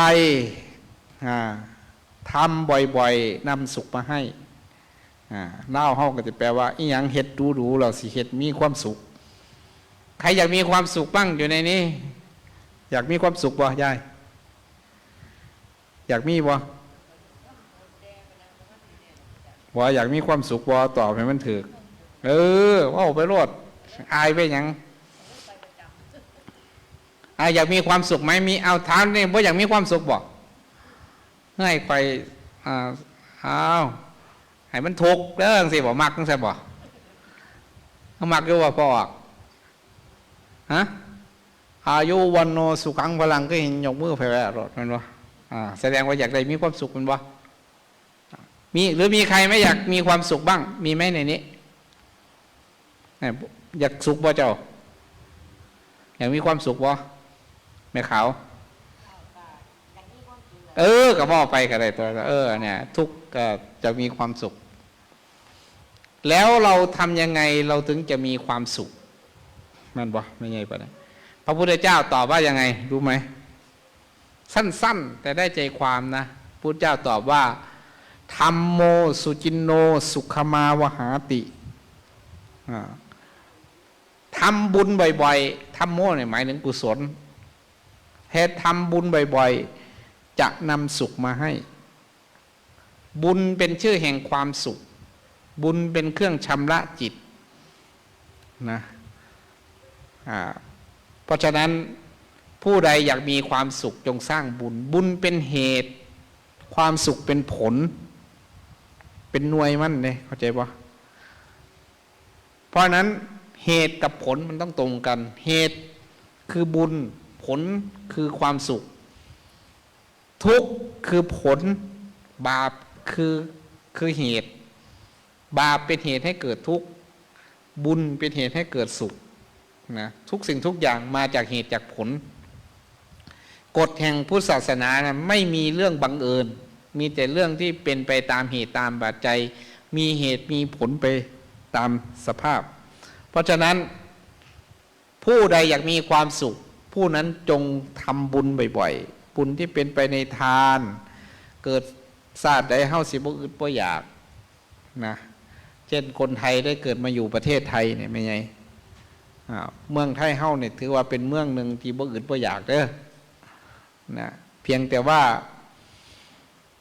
ทรัพย์สมบัติมันอยู่ในรูปที่แบบว่าเราต้องทำกินนะเข้าใจปะบ่แม่นซื้อกินเฮาต้องเฮ็ดกินเนี่ยคือเศรษฐกิจยุคปัจจุบันน่ะมันไม่มีอะไรมากหรอกโยมสมัยก่อนมันอยู่ในระบบทำกินอยากกินหยังเจ้าก็เฮ็ดเอาสมมติมันเปลี่ยนเป็นระบบซื้อกินมันเลยต้องลำบากเพราะเราต้องไปหาเงินมาเพื่อซื้อ บางทีการทำกินมันก็เป็นทางลัดนะเช่น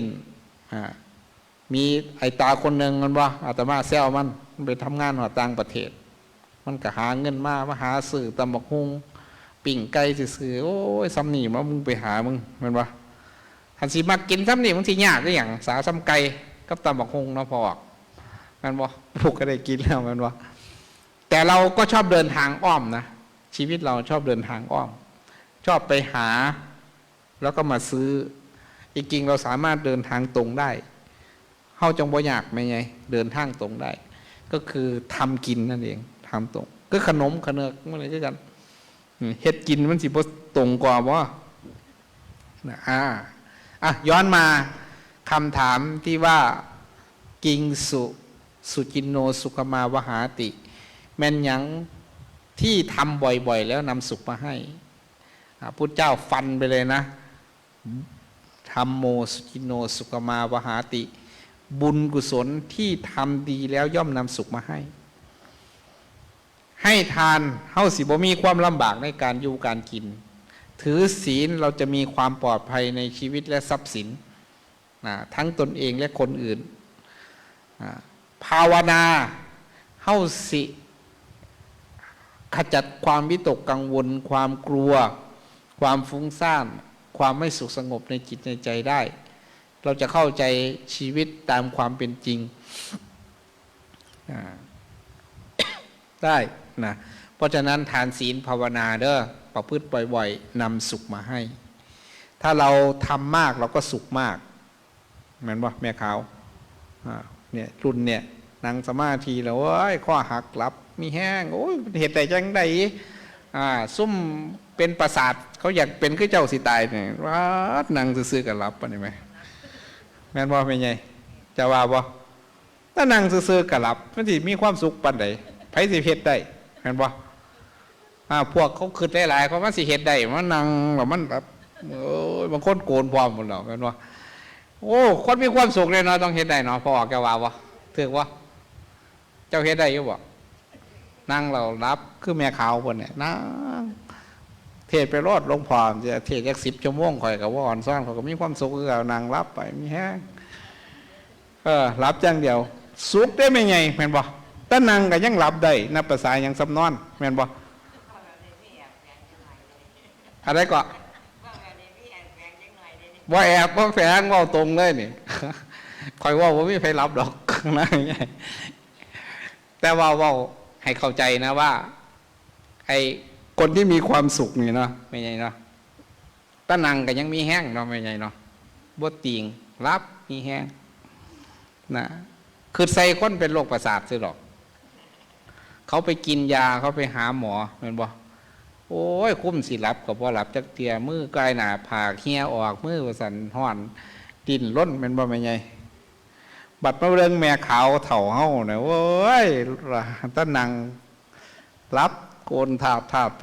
มีแห้งปานนั้นโอ้ยสุกแล้วเป็นไงสุดยอดแล้วคอยว่าเพราะมีไฟสุกซ้ำนี่แล้วแม่นว่าแม่ขาวเพราะมีไฟสุกซ้ำนี่แล้วเจ้าสิยุ่งมากปานใดนางได้รับมัดแม่นบ่ถือบ่ฮะยุ่งสิให้ไปได้ก็รับมันวะพัดลมเป่าใส่ยักหน่อยเนี่ยใส่เรียบร้อยเลยมันวะเอามีความสุขกันแล้วกันแล้วเนาะข้อที่3มันสิบุไปใส่มาใส่ตัวนี้กิงสุสาธุตรังรสานังต่อถามเราได้เนี่ยอะไรแซ่บกว่าทุกสิ่งทุกอย่างเพราะว่ายังแซ่บกว่าสุยางเจ้าเคยกินมาในโลกเนี่ยมานั่งยิ้มอยู่นี่จะคืดหัดคืดได้ไหมเข้าใจป่ะอะไรแซ่บกว่าทุกสิ่งทุกอย่างที่เจ้าเคยกินมาเนี่ยยังแซ่บกว่าหมูลาบง่วงกับหลอกขาวบ่เรื่องไหนบางคนคิดไปอย่างนั้นนะเขาทำมาก็ว่านะมันกับพ่อปะนั่นแหละมันพานลิ้นไปมันกับพ่อปะนั่นแหละมันบ่ยังก็รถพระธรรมเพราะฉะนั้นผู้ใดนะได้สัมผัสความจริงตั้งแต่ฟังตั้งแต่ไปปฏิบัติ ตั้งแต่ไปเห็นเองเป็นไง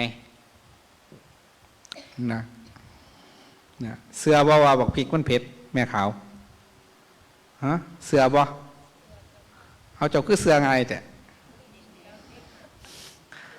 สร้างว่าแต่เสื้อว่าบ่ออกว่าพริกเผ็ดหาเขามาตัวเสื้อบ่ก็ตอบยากแต่ฮะเสื้อเอาเสื้อว่าเกลือเสื้อว่าเกลือมันเข้มแม่ขาวเป็นเจ้าคือเสือไงจ้ะเจ้ายังคือเสือโอ้พอได้ซิมในสัมผัสเจ้าเลยเสือว่าเกลือเข้มนะจริงๆไม่ใช่เจ้าตอบผิดเข้าใจว่าสิ่งใดที่เราได้ยินแค่คำโฆษณาซื่อๆเนี่ยเขาบอกแต่ท่านเห็นเองเนี่ยเขาเอ่นว่าเสือเข้าถึงด้วยความเสือแต่สิ่งใดก็ตามที่เราได้ไปสัมผัสแล้วเนี่ยเข้าสิเศร้าเสือทันทีเลยเช่นมีคนโฆษณาว่าบุญเนี่ยเป็นของดีเจ้ากระเสือคอยนั่งสมาธิดีๆเด้เจ้ากระเสือคอยอย่างสินะนี่เอิ้นว่าเสือเด้แต่ตราบใดที่เจ้ายังบ่ได้เห็นเองนี่เจ้าสิบ่เศร้าเสือเด้เจ้าต้องให้เห็นเองมันจังสิเศร้าเสือเจ้านี่บ่เสือหรอกว่าเกลือเข้มพอเจ้าเข้าใจแล้วเจ้าเห็นเองเราจะมาเสือเห็นอย่างเจ้าก็ได้เห็นว่าแมนบอกแมนบอกย่ายเจ้าก็ได้กินเองว่าแมนบอกเกลือเจ้าคือสิเสือบ่มันเลยเสือแล้วมันเลยเสือแล้วธรรมะก็เหมือนกันเด้อความจริงนั้นก็เหมือนกันความจริงในระดับความเชื่ออันหนึ่งกับแทรกเพื่อนไม่ไงเช่นฟังธรรมแล้วเข้าใจความจริงในระดับที่ไปสัมผัสเองเนี่ยแห้งแซ่บกว่านั้นอีกได้สัมผัสรสชาติของมันอีกรสแห่งพระธรรมที่เกิดที่ตัวเองได้พูดปฏิบัติได้สัมผัสเองรสชาติแห่งบุญกุศลรสชาติแห่งทานแห่งศีลแห่งภาวนาที่ได้ทำมันมีรสชาติเพราะฉะนั้นความจริงเป็นสิ่งที่อร่อยกว่ารสทั้งหลายสัจจะเป็นสิ่งที่แซ่บกว่ารสทุกอย่างจำไว้ได้พอออกมีไผถามเจ้ายังแซ่บกว่าสุดสิ่งทุกอย่างได้ต่อไปคำถามต่อไปนั้นบอกว่านักปราชญ์ทั้งหลายกล่าวชีวิตของบุคคลผู้เป็นอยู่อย่างไรว่าประเสริฐที่สุดผู้รู้ทั้งหลายนักปราชญ์ทั้งหลายว่าอยู่จังไหนจังเอิญว่าอยู่ยังประเสริฐนะแม่ขาวอยู่จังไหนจังเอิญว่าอยู่ประเสริฐที่สุดเนี่ยอยู่จังไหนจังเอิญว่าอยู่ประเสริฐที่สุดตกยังมาแรงมานั่งสวดมนต์แล้วก็นั่งสมาธิรับแม่นว่าได้โอ้มีแห้งประเสริฐสุดแล้วพันวางสิวะของท่านวะคำตอบคือนักปราชญ์ทั้งหลายกล่าวชีวิตของบุคคลผู้เป็นอยู่ด้วยปัญญาประเสริฐที่สุดไม่ใช่ปัญญาอย่างเดียวนะปัญญาแต่แปลงเป็นภาษาธรรมะเขาเรียกว่าสัมมาทิฏฐิสัมมาสังกัปปะคือธรรมะถ้าเห็นหัวแล้วอื่นๆตามมาคือนอไม่นี่แหละย่ายโผล่ขึ้นมาเราอาจจะเห็นแค่น้อยเดียวไม่ไงแต่ว่าอยู่ขังไงเอาเสียมไปกลมากมันบอกไงเด้ธรรมะคือกันโผล่แค่แหลบมาน้อยหนึ่งก็อ่านออกแล้วว่ามันอย่างอยู่ขังหลังเข้าใจปะ เพราะฉะนั้นคำตอบที่พระพุทธเจ้าพระองค์แสดงนิดหนึ่งคือว่าชีวิตของบุคคลผู้อยู่ด้วยปัญญาประเสริฐที่สุดไม่ใช่ปัญญาอันเดียวไม่ไงมันโพแคนในก็คือสัมมาทิฏฐิสัมมาสังกัปปะสัมมาวาจาสัมมากัมมันตะสัมมาชีวะสัมมาวายามะสัมมาสติสัมมาสมาธิเพราะฉะนั้นชีวิตของบุคคลใดผู้เดินมรรคปฏิบัติมรรคแปดโยมหนึ่งมีความเห็นถูกต้องความเห็นเฮาเนี่ยต้องถูกต้องนะหนึ่งความเห็นซึ่งตรงกันข้ามกับอวิชชานะก็คือการ ถ้าวิชามันก็มืด8 ด้านมันวะไม่ไงคุณจักว่ามืด8 ด้าน ภาษาไทยนี่มีความหมายได้ไหมไงนะคือจังเข้ามาเข้าทางเนี่ยอันนี้ก็ดีนะภาษาไทยเข้าทางเนี่ยดีเด้จะค่อยขับเรือบ่เรือเนี่ยเวลาสิเขาทางเนี่ยเขายากได้ถ้าน้ำไหลแห้งเขายากมันต้องกะได้เป็นไงกะไปจืดตั้งบุญมันก็จังสิควายนี่ก็ไหนเรือมันไม่มีเบรกเลยหนอมันตำไปสถีตัวเดียนเนี่ยตำปลาเนี่ยตำหินเนี่ยเพราะนั้นถ้าเข้าท่าได้เนี่ยเขาเรียกว่าเก่งชีวิตเราก็คอนโทรลให้มันเข้าท่าปัญญาในที่นี้ก็คือการเห็นชีวิตนี่แหละโยมเห็นรูปเห็นนามเห็นสังขารชีวิตของเราอัตภาพของเราประกอบด้วย2 ส่วนหนึ่งเขาเรียกว่ารูปส่วนหนึ่งเขาเรียกว่านามหรือเป็น5ก็ได้เรียกว่าขันธ์5คือรูปเวทนาสัญญาสังขารวิญญาณก็ได้5อย่างปรุงแต่งเข้ารวมกันเรียกว่าอัตภาพอุปมาเหมือนรถเนี่ยนะรถยนต์มันก็มีเครื่องประกอบหลายสิ่งหลายอย่างมาประกอบกันแล้วเรียกว่ารถชั้นใดชีวิตของเราก็ประกอบด้วยขันธ์5คือรูปเวทนาสัญญาสังขารวิญญาณเข้ามาประกอบประชุมกันฉันนั้นนั่นเองนะเพราะฉะนั้นการที่เราเข้าใจชีวิตสรุปให้ฟังนะเข้าใจชีวิตอย่างถ่องแท้จนเห็นถึงความเป็นอนิจจังทุกขังอนัตตาของรูปของนามพระอนิจจนเบื่อหน่ายคลายกำหนัดหลุดพ้นกิเลสได้นั่นแหละเขาเรียกว่าสัมมาทิฏฐิไม่ใช่หรือสัมมาทิฏฐิพื้นฐานก็เชื่อเวรเชื่อกรรมนะเห็นกฎแห่งกรรมบุคคลยากดีมีจนก็เพราะผลแห่งกรรมนี้บุคคลร่ำรวยก็เพราะผลแห่งกรรมนี้บุคคลอายุยืนผลกรรมนี้คือมันจะแยกแยะได้2สัมมาสังกัปปะนะก็คือคิดถูกไม่ใช่1ความคิดที่ไม่เป็นไปในการในกามความคิดไม่เป็นไปในพยาบาทแล้วก็ความคิดที่ไม่เป็นไปในการเบียดเบียนเขาเรียกว่าสังกัปปะนะความคิดของเขาเนี่ย3สัมมาวาจากาวาจาชอบสัมมากัมมันตะการงานชอบสัมมาชีวะอาชีพชอบนะก็คือเรื่องศีลทั้งหลายแล้วก็สัมมาวายามะสัมมาสติสัมมาสมาธินะชีวิตของบุคคลใดที่เดินมรรค8เดินไปในมรรคนี่เด้อศีลสมาธิปัญญาได้เนี่ยเป็นชีวิตที่ประเสริฐที่สุดเป็นชีวิตที่มีคุณค่าที่สุดนะ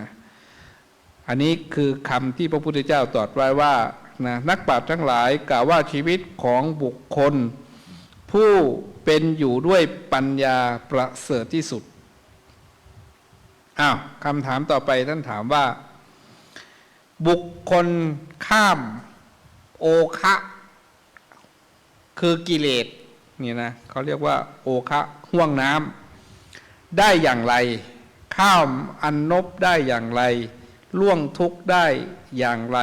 บริสุทธิ์ได้อย่างไรนะ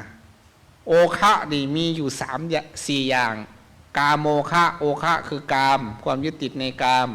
โอคะในภพเขาเรียกพระโวคะโอคะในทิฏฐิเรียกทิฏโถคะโอคะคือความไม่รู้เรียกว่าอวิชโชคะ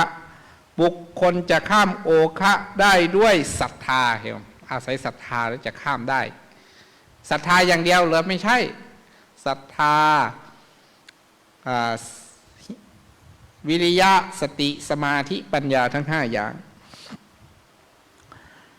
บุคคลจะข้ามอันนบหรือห่วงน้ำด้วยความไม่ประมาท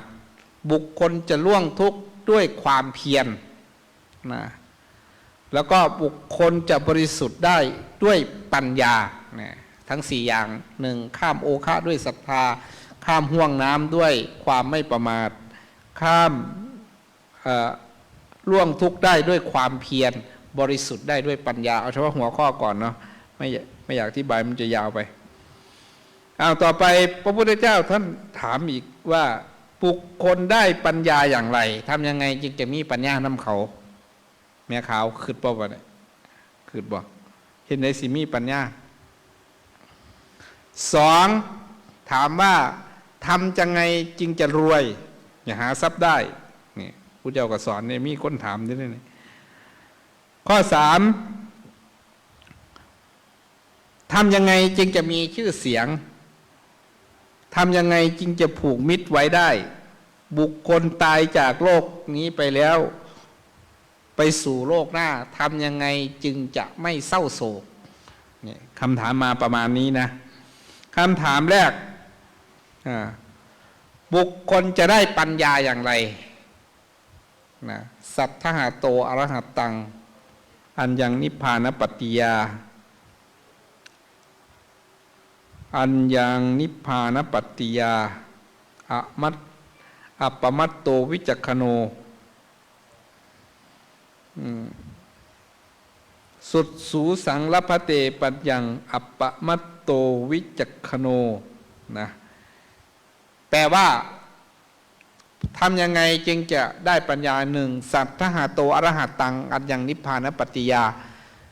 เชื่อการตรัสรู้ธรรมของพระอรหันต์ทั้งหลายที่บรรลุมรรคผลนิพพานหนึ่งศรัทธาก่อนสอง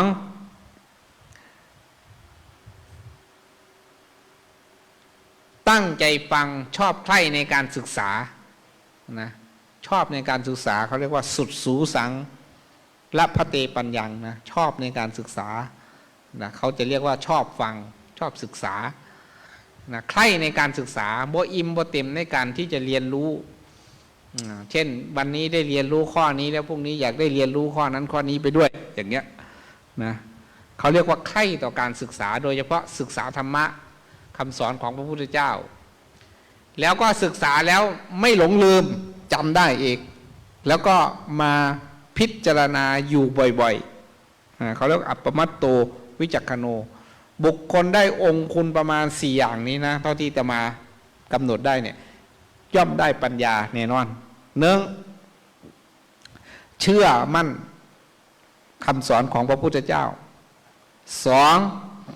ใคร่ในการฟังไม่อิ่มไม่เบื่อในการฟังการจดการจำการท่องสามไม่หลงลืมสี่ใคร่ควรพิจารณาอยู่เนืองๆครบ4อย่างย่อมได้ปัญญาเด้อเราอยากได้ปัญญาเราก็ได้4อย่างนี้อันนี้พระพุทธเจ้าแสดงเองนะข้อต่อไปท่านถามว่าทำอย่างไรจึงจะหาทรัพย์ได้ใช่ไหมท่านบอกว่าบุคคลปฏิรูปการีทุรวาอุทธาตาวินทเตทนังเนี่ยคำพูดของพระพุทธเจ้าเนี่ยจบวิชาธุรกิจเลยนะโยมเนี่ยทำยังไงจึงจะหาทรัพย์ได้ท่านบอกว่าปฏิรูปการีแปลว่าทำได้ถูกการถูกเวลาถูกสถานที่ถ้าใครอยากรวยก็ดูว่าสถานที่นี้ทรัพย์สมบัติเกิดจากอะไรคนมีความต้องการอะไรต้องไปคิดพิจารณาเรื่องพวกนี้แล้วก็ทำธุรวาทำสิ่งที่ถูกที่เขาต้องการนะแล้วก็ฉลาดในการจัดการธุรกิจเหล่านี้แล้วก็มีความต่อสู้ไม่ท้อแท้ท้อถอยนะคุณลักษณะอยู่4อย่างเนี่ยย่อมได้ทรัพย์นะก็คือปฏิรูปการีทำให้มันถูกการถูกสถานที่จะขายของให้เด็กต้องขายของยังไงขายของให้คนแก่ก็อะไรล่ะยาแก้ปวดขาบอกไม่ไงมากฮะหรือหากินกับคนจนกับหากินกับคนรวยหากินคนรวยมันจะได้ตังค์เยอะใช่ไหมหากินกับคนจนก็ได้เทละหาเทละ10นี่นะซื้อพักซื้อยากะต่อกันอยู่หันเรามันบ่ย่ายมันก็อาจจะไม่รวยก็ได้ใช่ไหมอันนี้ก็เป็นเรื่องของคำว่าปฏิรูปการีกว้างขวางมากนะก็คือทำให้เหมาะเจาะทำให้ถูกที่ถูกการถูกเวลาสถานที่นะแล้วก็ฉลาดในการจัดการนะแล้วก็ที่สำคัญก็คืออุทธาตาต้องสู้ชีวิตนะโยมใครอยากรวยต้องกล้าเสี่ยงกล้าสู้ชีวิตต้องใจนักเลง นะจึงจะรวยได้เฮ็ดอีหยังก็มีแต่ย่านมันก็บ่รวยเถื่อแล้วมันเราไม่ใหญ่เนาะมันต้องกล้าเขาว่ามีน้ำเพิงอยู่เทิงผู้ราคาดีมันต้องกล้าขึ้นมันว่าขึ้นกกไม่ถ้าว่ากล้ามันสิได้มันว่าไม่ใหญ่ตึกว่าเขาบอกว่ากล้าทำสิ่งนั้นสิ่งนี้นะอันนี้เป็นเรื่องเกี่ยวกับเรื่องการหาทรัพย์นะไม่อธิบายมากเพราะมูเจ้าเก่งอยู่แล้วนะคอยบ่เคยหาดอกทรัพย์นะข้อต่อไปท่านบอกว่าบุคคลจะได้ชื่อเสียงเพราะอะไรชื่อเสียงอยากมีชื่อเสียงเพราะอะไรพระพุทธเจ้าตอบว่าบุคคลย่อมได้ชื่อเสียงด้วยสัจจะความจริงเท่านั้นที่จะทำให้เรามีชื่อเสียงได้พูดจริงทำจริงแล้วเป็นคนที่รักษาสัจจะให้ได้คำไหนคำนั้นนะเพราะฉะนั้นจะทำให้มีชื่อเสียงนะเขาบอกว่าชั่วอย่างอื่นไม่เป็นไรนะโยมแต่ชั่วโดยการโกหกเขาบอกว่าบุคคลผู้ทำการโกหกได้บาปอะไรที่จะทำไม่ได้ไม่มีพระโพธิสัตว์เนี่ยที่เป็นพระบำเพ็ญบุญบารมีพระสัมมาสัมพุทธเจ้าเนี่ยผิดศีลผิดธรรมข้ออื่นเนี่ยผิดเยอะแยะมากมายนะแต่สิ่งที่ท่านไม่ผิดคือสัจจะสัจจะนี่ยิ่งกว่าชีวิตนะยังไงเหมือนไอ้ที่เขาพูดถึงเรื่องพระกับพระฤาษีเนี่ยไม่ไงมีนายพรานคนหนึ่งแกกะเขาป่าเสมอไปหาล่าสัตว์แล้วก็ไปพ่อพระฤาษีอยู่ในป่าพระฤาษีก็ไปหาศีลหาธรรมอยู่ในป่าเรามือหนึ่งเราก็เลยไปแวะกินน้ำพระฤาษีเราก็เลยถามว่าบวชเป็นพระฤาษีโดนไปนี่เฮ็ดฤทธิ์เฮ็ดยังได้อยู่บ่พระฤาษีก็เลยว่าโอ้บักนี่คือเว้าคักแต่ไว้บักนายพรานเนี่ยมันบ่โอ้ยก็บ่ได้แล้วมันบ่ข่อยเนี่ยบ่เคยรักษาศีลจักเทื่อเลยแต่ข่อยเฮ็ดได้เด้เฮ็ดอีหยังได้ข่อยสิย่างบนน้ำให้เบิ่งนายพรานคนนี้แกก็ไปย่างบนทั้งดอกบัวได้ไหมไงถามว่าพระฤาษีก็เลยป้าเจ้าคือขักขึ้นเนี่ยถ้าอุตส่าห์บำเพ็ญยังขักมาเนี่ยก็ยังบ่สู่เจ้าไปหาขาสัตว์สมือเจ้าคือได้ไม่ไงเป็นเรื่องที่มีเขาเล่าจริงนะเนี่ยเจ้ารักษาเองเจ้าคือหอบนน้ำได้คอยไปบวชเป็นฤาษีก็ยังเห็ดบ่ได้ซ้ำเจ้านี่นะนายพรานแกก็เลยบอกว่าทีเฮ้าเฮ็ดฤทธิ์ได้ย้อนอย่างย้อนรักษาสัจจะวันนี้ว่าจะเอาตัวเดียวก็ต้องตัวเดียววันนี้ถึงมันสิมากออมขางออมแอลอยู่กับว่าเอาตกตัวเดียวคือเขาไม่ไงเนี่ยแกรักษาสัจจะแกรักษาสัจจะเป็นระยะเวลายาวนานเพราะฉะนั้นผู้ใดก็ตามที่รักษาสัจจะจะมีอานุภาพมากนะเขาเรียกว่าสัจจะเพราะฉะนั้นเกียรติยศย่อมได้ด้วยสัจจะบ่แม่นได้แต่เกียรติอย่างเดียวได้ฮอดฤทธิ์พร้อมเนี่ยที่เขาสวดมนต์สวดพรเนี่ยนะแม่ขาวผู้ใดสวดมนต์ถ้าผู้ใดมักตัวมันกับบ่ขังเข้าใจว่าอย่าไปหาเว้าปีนหน้าเป็นหลังเว้าคำไหนคำนั้นมานี่เวลาเฮาสวดมนต์สวดพรว่าอายุวันโนสุขังพลังจังซี่ไปเขาก็ไปน้ำเฮาได้ปะเนี่ยคำบอกเข้าใจว่าพูดสิ่งใดมันจะเป็นสิ่งนั้นโอ้อยากได้ศาลาได้ปุ๊บมันก็ได้เป็นศาลาแม่นว่าอยากได้ยังล่ะอยากได้เจดีย์ได้มันก็จะเป็นเจดีย์จังซี่นะบางภาพบางรูปคนบางคนบอกอย่างคือใดเป็นเครื่องสัตว์เพราะอะไรเพราะการรักษาสัจจะไว้สัจจะนั้นเป็นฤทธิ์อย่างหนึ่งนะเป็นฤทธิ์ที่มีอานุภาพมากนะอันนี้เพราะฉะนั้นข้อต่อไปทำยังไงจึงจะผูกมิตรไว้ได้นะการมีมิตรภาพเนี่ยอาจจะไปเจอกันวันหนึ่ง2 วันอาจจะรักกันชอบกันทักทายกันแต่ทำยังไงจึงจะผูกมิตรไว้ได้นะเขาบอกว่ามิตรแตกกันเพราะเหตุ2 อย่าง 1อยู่น้ำกันคักเกินไปมันสั่งเข้าใจป่ะอย่าไปเรื่องกันหลายถ้าไปเรื่องกันหลายเดี๋ยวก็ทะเลาะกันเดี๋ยวก็แตกกันพิษกันพวกเจ้าเนี่ยอย่าไปหาเรื่องกันหลาย2อย่าไปห่างเหินกันมากเข้าใจป่ะไปแบบว่าถามว่าไทยอย่างเลยนี่ก็บ่ดีแมนว่าแมนก็มาแต่มาบ่าวะ อย่าไปหาลึงกันหลายเด้อมันสิพิษกันยืมเงินไปเงินกันมากอะเพชรกันบันเนื่องบันเนิดผมมาถามกันแจ๊กเดียวแต่เผาศพกับบ่มามันบ่ย่ายฮะย้อนยังย้อนลึงกันเกินไป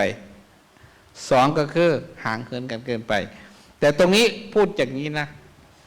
ทะทังมิตรตังนคันเถติ ผู้ให้ย่อมผูกมิตรไว้ได้ การให้เนี่ยเฮ็ดให้เขาก้มหัวก็ได้เขาเงยหน้าก็ได้เฮ็ดให้จังซี่เนี่ยยิ้มแองแป้งก็ได้เฮ็ดให้เด็กน้อยที่มันให้นะแม่ใหญ่เห็นบ่เด็กน้อยมันให้ประสานเอาข่าวเอาของให้ปุ๊บมันเศร้าให้ได้อานุภาพแห่งการให้ลึกซึ้งบ่พ่อแม่นบ่เมียเจ้าจมเจ้าจะเอาของให้ปั๊บเศร้าเลยแม่นบ่เห็นบ่อานุภาพแห่งการให้มันบ่เพราะนั้นการให้ผูกมิตรไว้ได้บ่นั่นเราสามารถที่จะมีความรักความผูกพันกันเพราะฉะนั้นพระพุทธเจ้าจึงสอนนะทะทังมิตตังนคันเทติ การให้เราจะไปเชื่อว่าให้ของอย่างเดียวเด้อใช่การให้ธรรมะให้คำแนะน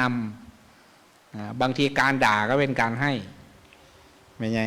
ได้มันเห็นเศร้าเหตุสัวหรือการสั่งการสอนเขาเรียกว่าธรรมะปฏิสันฐาน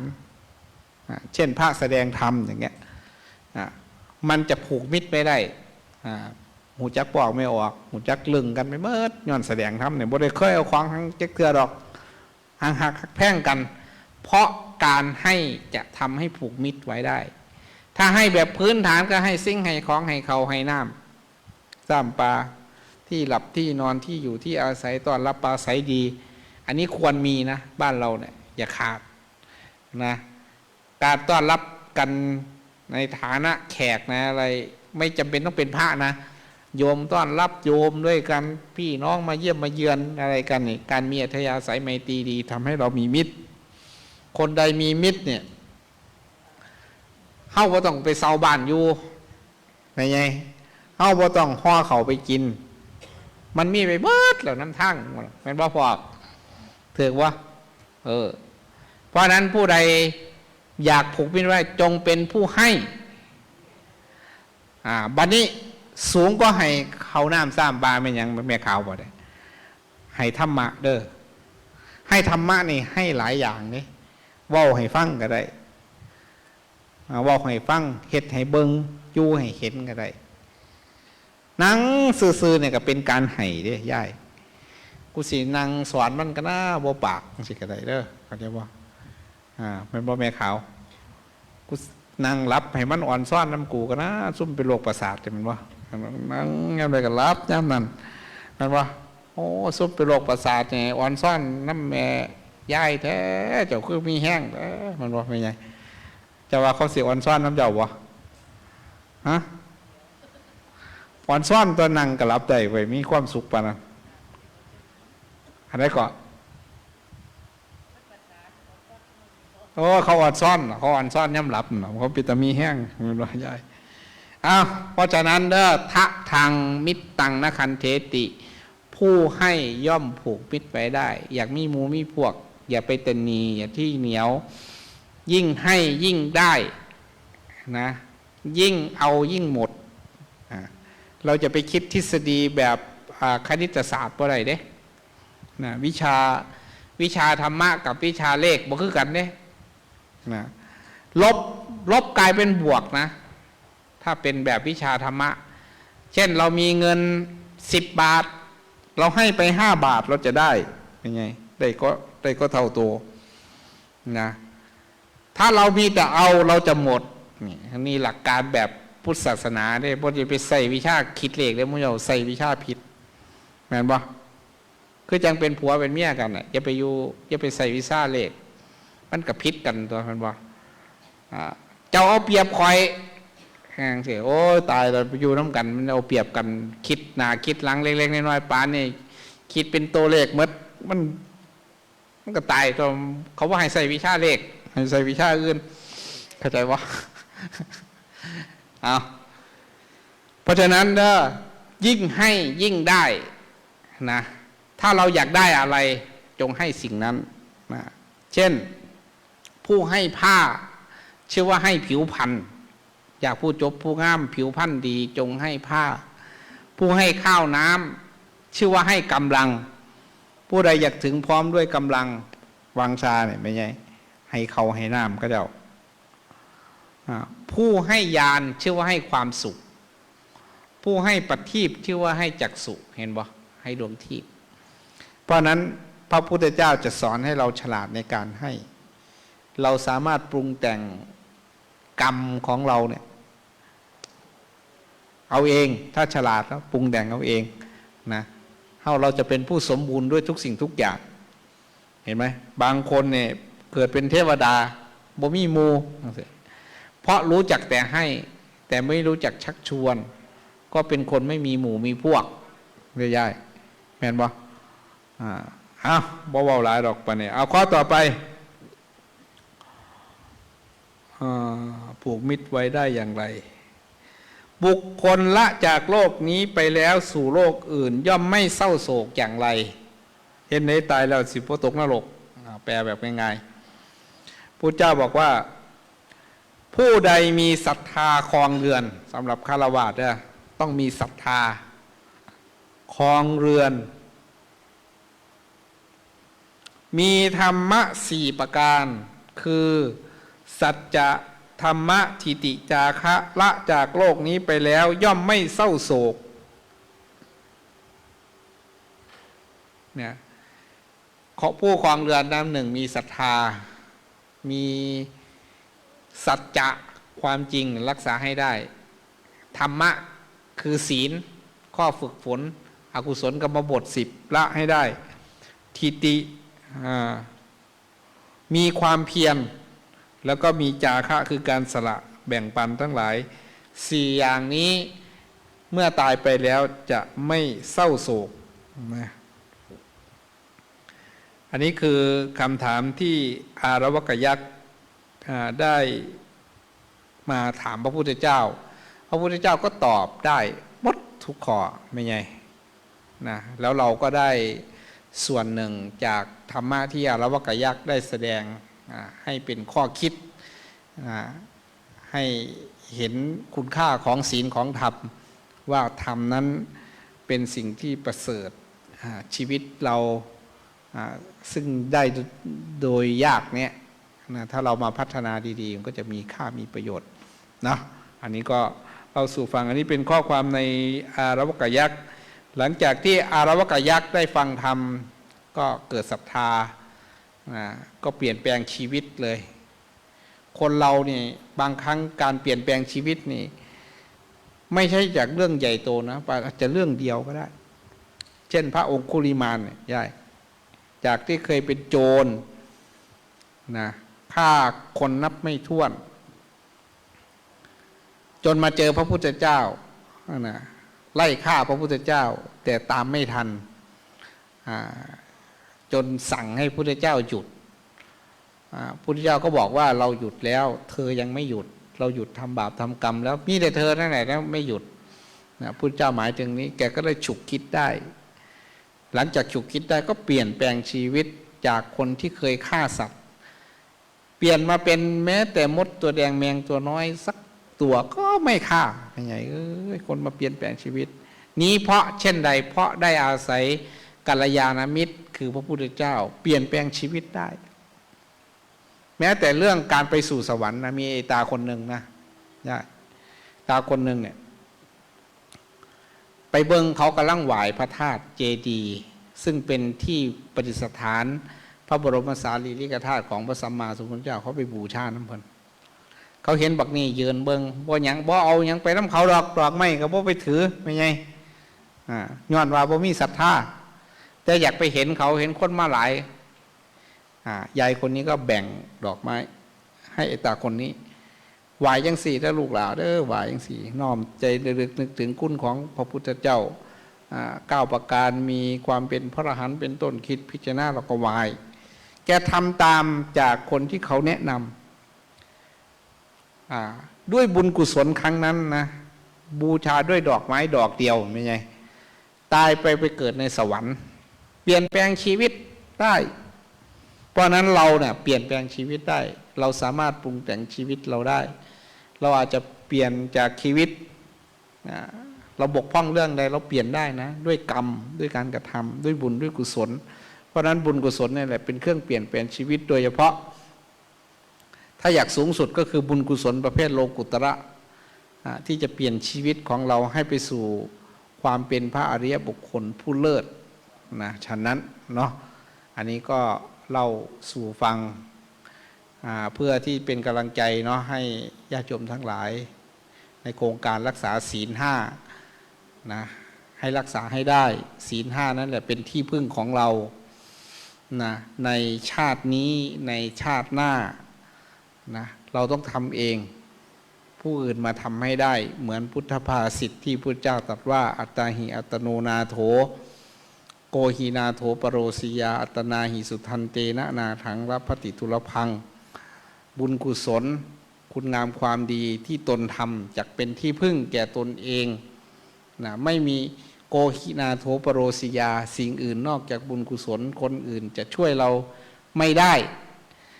นะบุคคลผู้มีตนฝึกฝนดีแล้วด้วยทานด้วยศีลด้วยภาวนาบุคคลนั้นย่อมได้ที่พึ่งซึ่งได้โดยยากนะเพราะฉะนั้นบุญกุศลนั่นแหละเป็นที่พึ่งของเราทั้งหลายขอให้เราทั้งหลายยึดมั่นในบุญกุศลยึดมั่นในพระรัตนตรัยนะเอาพระรัตนตรัยเป็นที่พึ่งเป็นที่ระลึกเป็นเพื่อกำจัดภัยทั้งหลายของเรานะวันนี้ก็พอสมควรเก็บเวลามาเยี่ยมมาเยือนก็ขอทั้งอนุโมทนาแล้วขออำนวยพรทั้งหลายให้เราคิดสิ่งใดที่เป็นไปในชอบโดยเฉพาะบุญกุศลนี้ขอให้เป็นไปที่เกิดจากการฟังธรรมนี้ขอให้เป็นไปเพื่อการบรรลุมรรคผลนิพพานเพื่อความสิ้นทุกข์เพื่อถึงเป้าหมายสูงสุดในพุทธศาสนาคือบรรลุมรรคผลนิพพานด้วยกันทุกท่านทุกคนเทอญ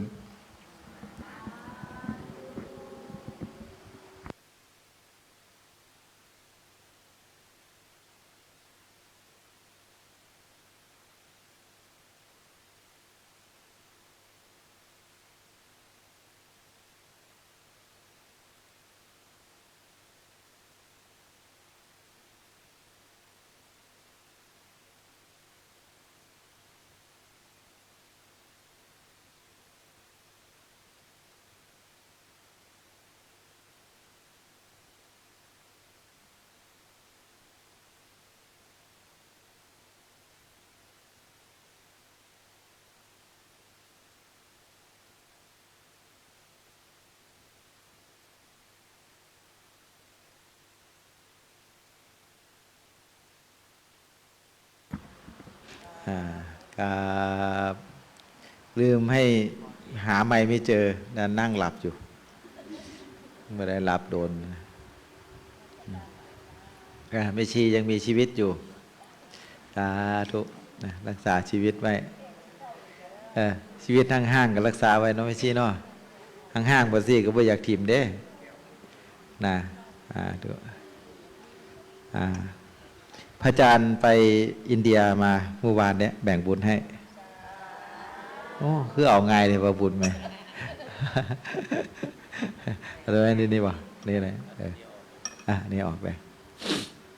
มันกลับมาเลยไม่ได้นอนก็เลยนั่งฟังอาจารย์เทศบ้านอยู่อินเดียนะอาจารย์ไปรัฐมหาราชรัฐนี้มีชาวพุทธประมาณรัฐนี้มีประมาณชาวพุทธเราประมาณ10 ล้านคนเขาเห็นพระเด็กหน่อยก็คือบ้านเฮาเด้บ้านเฮาเห็นพระนี่บ่เบิ่งพระนั่นเนาะเขาวิ่งเด็กๆเขาวิ่งมาหาแล้วเขาก็พนมมือบอกนะโมพุทธายะพันเตนะโมพุทธายะนะเขากราบไหว้นะโมพุทธายะนะโมพุทธายะแปลว่าหยังฮู้บ่เด็กอินเดียเขาเห็นพระเขาดีใจเขามาขอถ่ายรูปแต่ละคนยิ้มหวานเลยนะหลวงพ่ออาจารย์เห็นเด็กมันน่ารักดีนะโมพุทธายะก็คือเขากล่าวคำนอบน้อม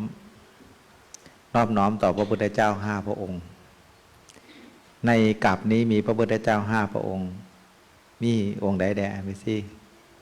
กุกุสันโธโกนาคมโน แล้วก็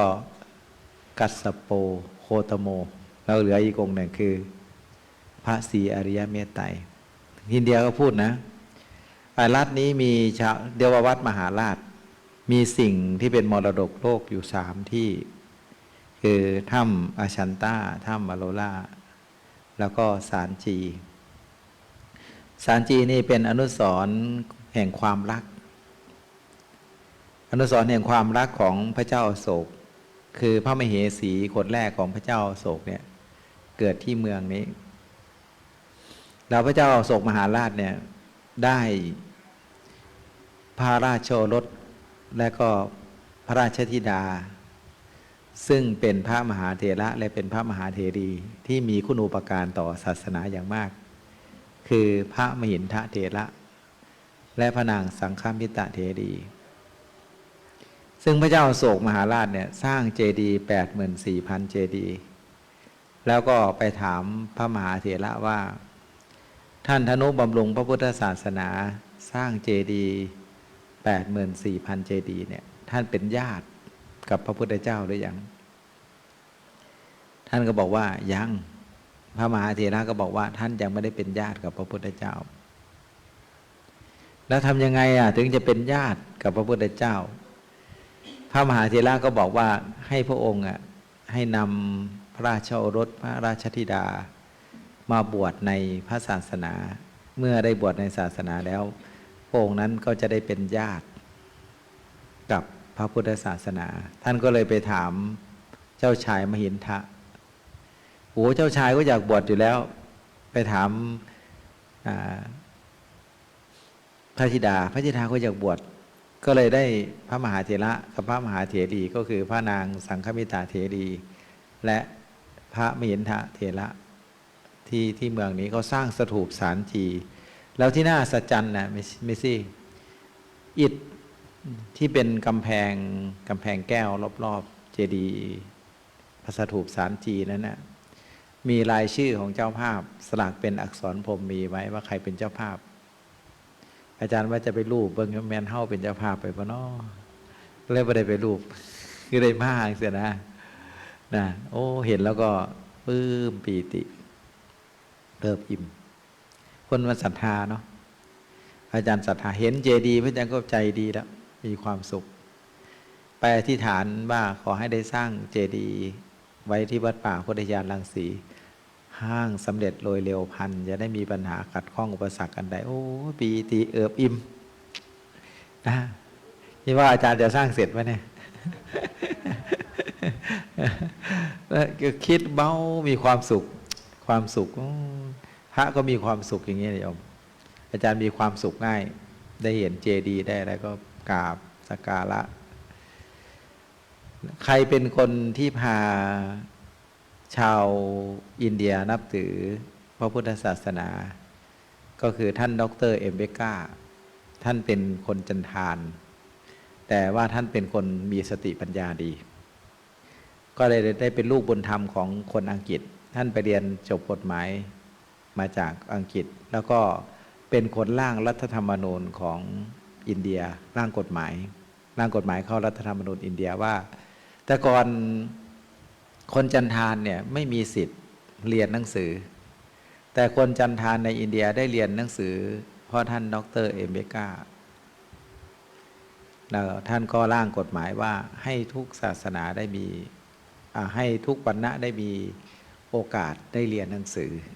เขาก็เลยยกย่องท่านดร.เอมเบก้าแล้วก็ท่านก็พาคนอินเดียเนี่ยสมาทานตนเป็นพุทธมามกะนับถือพระพุทธศาสนาตอนนี้อินเดียมีชาวพุทธที่รัฐเนี่ยนะรัฐมหาราชเนี่ยประมาณ10 ล้านคนแต่ประชากรอินเดียเยอะนะประชากรอินเดียประมาณ 1,400 ล้านบ้านเท่าไหร่ฮอด80แล้วบ่ฮะบ้านเรา70 ล้านเนาะแต่ว่าอินเดีย 1,400 ล้านหลายบ่คนอินเดียห่างกันมากเลยกับพุทธคยานะแล้วรัฐมหาราชเนี่ยเจริญก กว่ากว่าที่ขยาสะอาดสะอ้านกล้วยถึกหวีหนึ่งหวีละ18 บาท50 รูปีกล้วยหอมทองเด้บ้านเราลูกละเท่าไหร่20 บาทลูกละ15 บาทไหมในบ้านเขาหวีหนึ่งหวีบักไงอาจารย์ชั้น4 หน่วยเนี่ยอิ่มเลยนะชั้นกล้วยอินเดียไปมาแล้วก็ไปดูความศรัทธาของคนที่ภูเขาทั้งลูกเขาเจาะที่หลวงพ่อได้รุดไปถ่ายทำมาไปดูนะ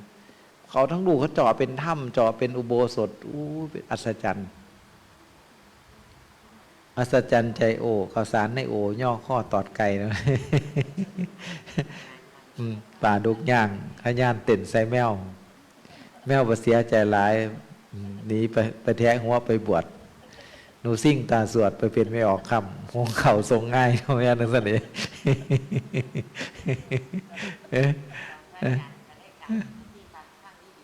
อะไรก็ขยาติ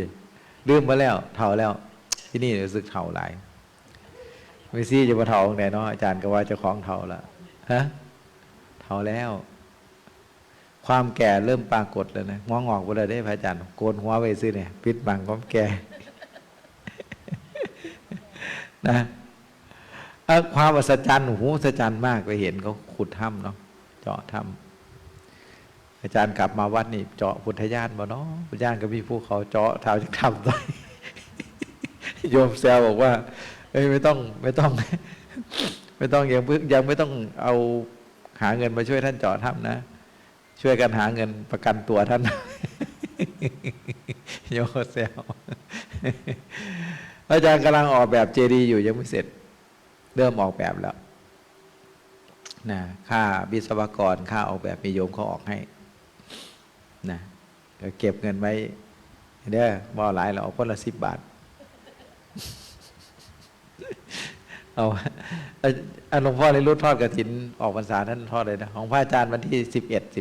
12จะเฝ้าตายได้ไหมสิเด้อไปทอดกฐินก่อนปฐมเจดีย์แล้วปีนี้จะสาธยายพระไตรปิฎกวันที่19 กุมภาถึง28 กุมภานะ9 วัน 9 คืนสาธยายพระไตรปิฎกนะสาธยายพระไตรปิฎกน้ำกันไม่ตายต้องหายใจลึกๆวางศิลาฤกษ์สร้างเจดีย์เอาสร้างวางศิลาฤกษ์ช่วงนี้มันข่าวดังๆเลยนะข่าวพระดังๆช่วงข่าวพระดังพระอาจารย์กลับมาจากอินเดียพอดีโยมก็บอกพระอาจารย์ไม่ต้องแปลกใจนะถ้ามีโยมมองพระอาจารย์แปลกๆอย่างนั้นนะข่าวพระดังหน้าดูเลย เพื่อนพระอาจารย์มีโยมเขาภาวนาไว้1,000,000พอถึงเวลาท่านบอกว่าเขาโทรไปบอกแล้วอาจารย์ว่างั้นว่าโยมไม่สะดวกโอนนะพระอาจารย์ว่างั้นโยมไม่สะดวกทำบุญว่างั้นนะได้ยินข่าวพระศรัทธาเลยถอยพวกเราชาวพุทธเนี่ยเราต้องมั่นคงนะเราอย่าให้ข่าวไม่ดีหรือเรื่องที่ไม่ดีมาทำลายศรัทธาในหัวใจเราพระอาจารย์ไม่เคยหวั่นไหวเลยนะเขาไม่ดีก็เป็นเรื่องของเขาไม่ใช่เรื่องของเราฉะนั้นว่าเราจะไม่เอาเรื่องเหล่านี้มาบั่นทอนกำลังใจมาบั่นทอนศรัทธาเราที่จะให้เราทำความดีฉะนั้นทำความดีเหมือนเดิมไม่มีอะไรเปลี่ยนแปลงมั่นใจในคุณของพระพุทธเจ้าพระธรรมพระสงฆ์เหมือนเดิมไม่มีอะไรเปลี่ยนแปลงมีความสุขในการสร้างกุศลเหมือนเดิมสวดมนต์ก็เพราะเหมือนเดิมไม่ใช่เนาะมีความสุขเหมือนเดิมไม่ได้มีอะไรเรื่องของใครของท่านไม่ใช่เรื่องของเราความบริสุทธิ์ความเศร้าหมองเป็นของเฉพาะเราไม่มีใครมาทำให้เราเศร้าหมองหรือบริสุทธิ์ได้ที่เล่ามาเนี่ยก็คือแบ่งบุญให้ทุกๆบุญให้มีความสุขเท่าพระอาจารย์แต่เยอะกว่าพระอาจารย์ดีให้มีความสุขยิ้มได้ทุกมื้อยิ้มได้ทุกมื้อเจ้าไปสิยิ้มเพราะว่าอาจารย์เป็นพระอาจารย์ทำไมยิ้มได้ง่ายจังอาจารย์มีความสุขง่ายอาจารย์บอกได้สวดมนต์ได้ไหว้เจดีย์ได้อะไรอาจารย์ก็ยิ้มได้มันไม่มีอะไรชีวิตไม่มีอะไรจริงๆเนาะไม่มีอะไรได้ไม่ชีจะประมาทเด้อมีอะไรเดี๋ยวก็ตายแล้วนี่นะโลกไอ้นี้มันไม่มีอะไรอาจารย์ใช้คำว่าวัฏฏะสงสารมันโหดร้ายทารุณวัฏฏะสงสารน่ากลัวเนาะ การเวียนว่ายตายเกิดนี่น่ากลัวเหลือเกินมันต้องเจอเรื่องอะไรเยอะแยะมากมายนั่งอยู่ตรงนี้ใครสมหวังทุกอย่างมีไหมโชคดีทุกอย่างไม่มีหรอกพอสมหวังกับผิดหวังอันไหนมากกว่ากันไม่ใช่โยมสมหวังกับผิดหวังอันไหนร้ายกว่ากันสุขหรือทุกข์มากกว่ากันเนี่ยตั้งแต่เกิดมาเนี่ยนะรวยกับจนอันไหนมันมากกว่ากันเมื่อมีเงินกับเมื่อบ่มีเงินนั่นเมื่อใดร้ายกว่ากันเมื่อบ่มีเงินไปเราก็นึกถึงพ่อถึงแม่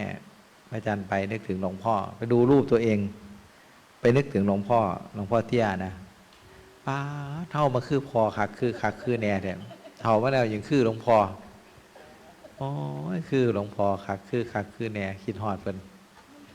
ลูกหลวงพ่อเตี้ยตัวเนี่ยเนาะลูกหลวงพ่อเตี้ยลูกยี่หลอนึกถึงพ่อถึงแม่อาจารย์จำได้ก่อนที่แม่พระอาจารย์จะตายอาจารย์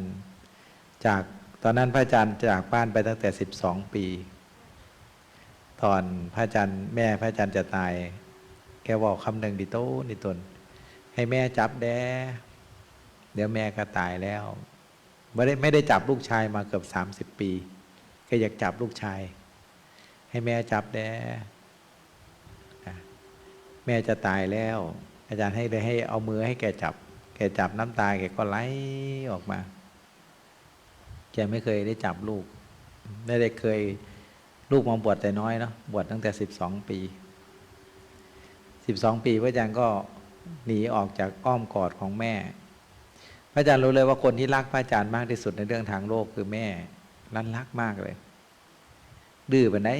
เกินกระหักพ่อแม่เนี่ยมึนบันไดเป็นกระหักนะนั่งจำความรู้สึกทำไมเด็กๆเราดื้อนะแต่ว่าแม่เนี่ยก็บอกยากที่สุดในบรรดาคนอื่น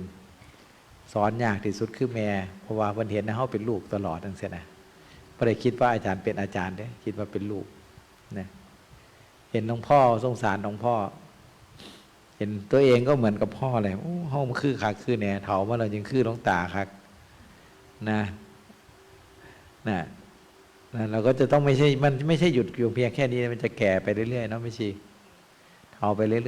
ยๆเรื่อยๆเลี้ยวแรงก็หมดลงไปพระอาจารย์เรียนพระพิธรรมกับพระอาจารย์มหาอาคมเนี่ยพระอาจารย์มหาอาคมท่านเป็นคนสอนท่านบอกว่าที่มาแสดงธรรมเมื่อกี้ท่านบอกว่าพวกเราเนี่ยรุ่นใบกลางคนเนี่ยมีตายหลายกว่าเกิดเนี่ยตายหลายกว่าเกิดนี่นั่งอยู่ตรงนี้แต่พวกเด็กน้อยเนี่ยเขาเกิดหลายกว่าตายพวกเราความแก่มันเปิดเผยแล้วแต่พวกเด็กๆความแก่เขาถูกปกปิดเอาไว้นะท่านว่าตอนพ่อแม่อยู่เนี่ยกับพากันเฮ็ดยังไงเพิ่นอยากเฮ็ดยังเฮ็ดแต่พระอาจารย์นี่ปลื้มใจที่สุดนะความปลื้มใจของพระอาจารย์คือได้เอาแม่มาอยู่วัดเหมือนหลวงพ่อพระครูจริยสารธรรมท่านก็โยมแม่ชีเข้ามาบวชหลวงตาท่านก็มาบวชทั้งพ่อทั้งแม่อาจารย์ก็เหมือนกันพ่อก็อาจารย์ได้เป็นเจ้าภาพบวชพ่อนะเนี่ยอาจารย์เนี่ยเป็นเจ้าภาพบวชให้หลวงตาตอนนั้นพระอาจารย์เป็นเนนหลวงพ่อท่านบอกพ่ออยากบวชตอนนั้นอาจารย์ไม่มีเงินเนี่ยไม่มีใครถวายปัจจัยเงินบวชพ่อก็บ่มีแต่ว่าพ่ออยากบวชอาจารย์ยังจำบุญคุณครูบาอาจารย์ได้ก็เลยโทรไปขอครูบาอาจารย์อาจารย์พ่อผมจะบวชผมบ่มีเงินบวชพ่อพระอาจารย์ส่งมาให้1,000นะตอนนั้น1,000บวชพระได้เด้ใส่ซ่องบวชซ่าจักส่วนใดจำบ่ได้แต่ว่า1,000บวชได้ขี่ว่อนกับฟรีเนาะใส่แต่ซ่องบวชซ่าครูสวดได้บวชหลวงพ่อปลื้มปีติเราได้เหมือนเราได้ตอบแทนบุญคุณท่านแล้วตอบแทนบุญคุณหลวงพ่อแล้วท่านบวชได้10 กว่าปีท่านก็มรณภาพเหมือนหลวงตาได้กี่ปีนะโยมแม่5 ปีหลวงพ่อของพระอาจารย์ได้19 พรรษาเนี่ยแหละได้เป็นพระครูนะพระครูสมควรอภินันโทเป็นเจ้าอาวาสด้วยเป็นเจ้าอาวาสหลวงพ่อเนี่ยเวลาเรามีความสุขเนี่ยในทางธรรมอยากให้พ่อให้แม่มาปฏิบัติธรรมพระอาจารย์นะเวลาเรามีความสุขไปเข้ากรรมฐานไปปฏิบัติธรรมเวลาเรามีความสุขนึกถึงพ่อถึงแม่ไปอินเดียทีไรก็นึกถึงพ่อถึงแม่อยากให้บุญเพิ่นนะเอาบุญในเพิ่นดิโตนชาติเพิ่น ตอนนั้นพระอาจารย์ก็เป็นพระไม่มีปัจจัยอะไร ไม่มีใครศรัทธานะยายหลอก็มาพูดเห็นบอพูดมาคนไทยเลยเนาะเนี่ยอาจารย์เป็นไทยเลยเด้เขารู้เขาเจ้าบวชน่ะก็ซื้อให้ซื้อหนาให้แม่สร้างบ้านให้แม่หลังบักไงเจ้าของบวชหยังบ่มีอย่างจักจังเงินน่ะเก็บไว้แด้เงินน่ะเก็บไว้แด้ อาจารย์ไม่เคยเก็บเงินเลยไงแล้วก็ไม่เคยไม่มีปัจจัยไม่อยู่ในป่าแล้วใครจะเอามาถวาย1,000ก็หายากสมัยก่อนพออาจารย์มาเทศเนี่ยพออาจารย์มีปัจจัยเนี่ยเอาให้แก่ทีละ1,000อาจารย์ก็เลยแซวว่า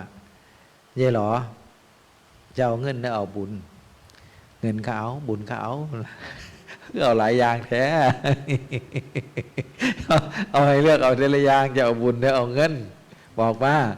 บุญก็เอาเงินก็เอา เอาหลายเลยย่ายเนี่ยเอาให้เอาทีละอย่างจำได้เนาะให้แก่ทีละ1,000นะครั้งหนึ่งแล้วร้านแกซื้อทองให้เนาะทางแอบอาจารย์นะใส่ทองเลยอาจารย์เฮ้ยเหรอเอาทองไปถวายหลวงตามหาบัวเสเปียงเอาไว้ยังใส่เถาบันไดเผานี่ใส่จังใดก็บ่งามเราก็ไปถวายหลวงตาบ่ให้แล้วเราให้แล้ว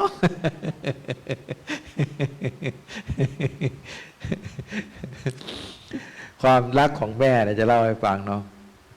แกชวนอาจารย์ศึกศึกษาศึกไม่อยู่น้ำแม่สามันว่าย้ายเราย้ายให้อาจารย์ศึกเพศยังบ่นมาแต่น้อยศึกมาเฮ็ดงานก่อสร้างมันว่ากับพี่อ้ายมันว่าโอ้ย ใจ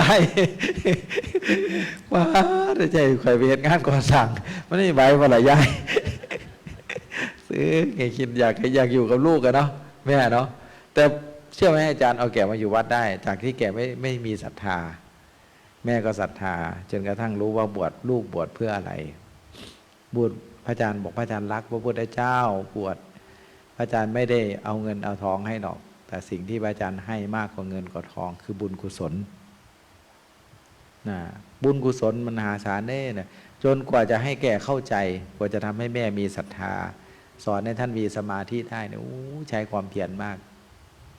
ไหนก็มาอยู่วัดกับพระอาจารย์นะอยู่วัดก็บ่ถือกันกับเมซี่เทาอีกปะเนี่ยเฮียไทย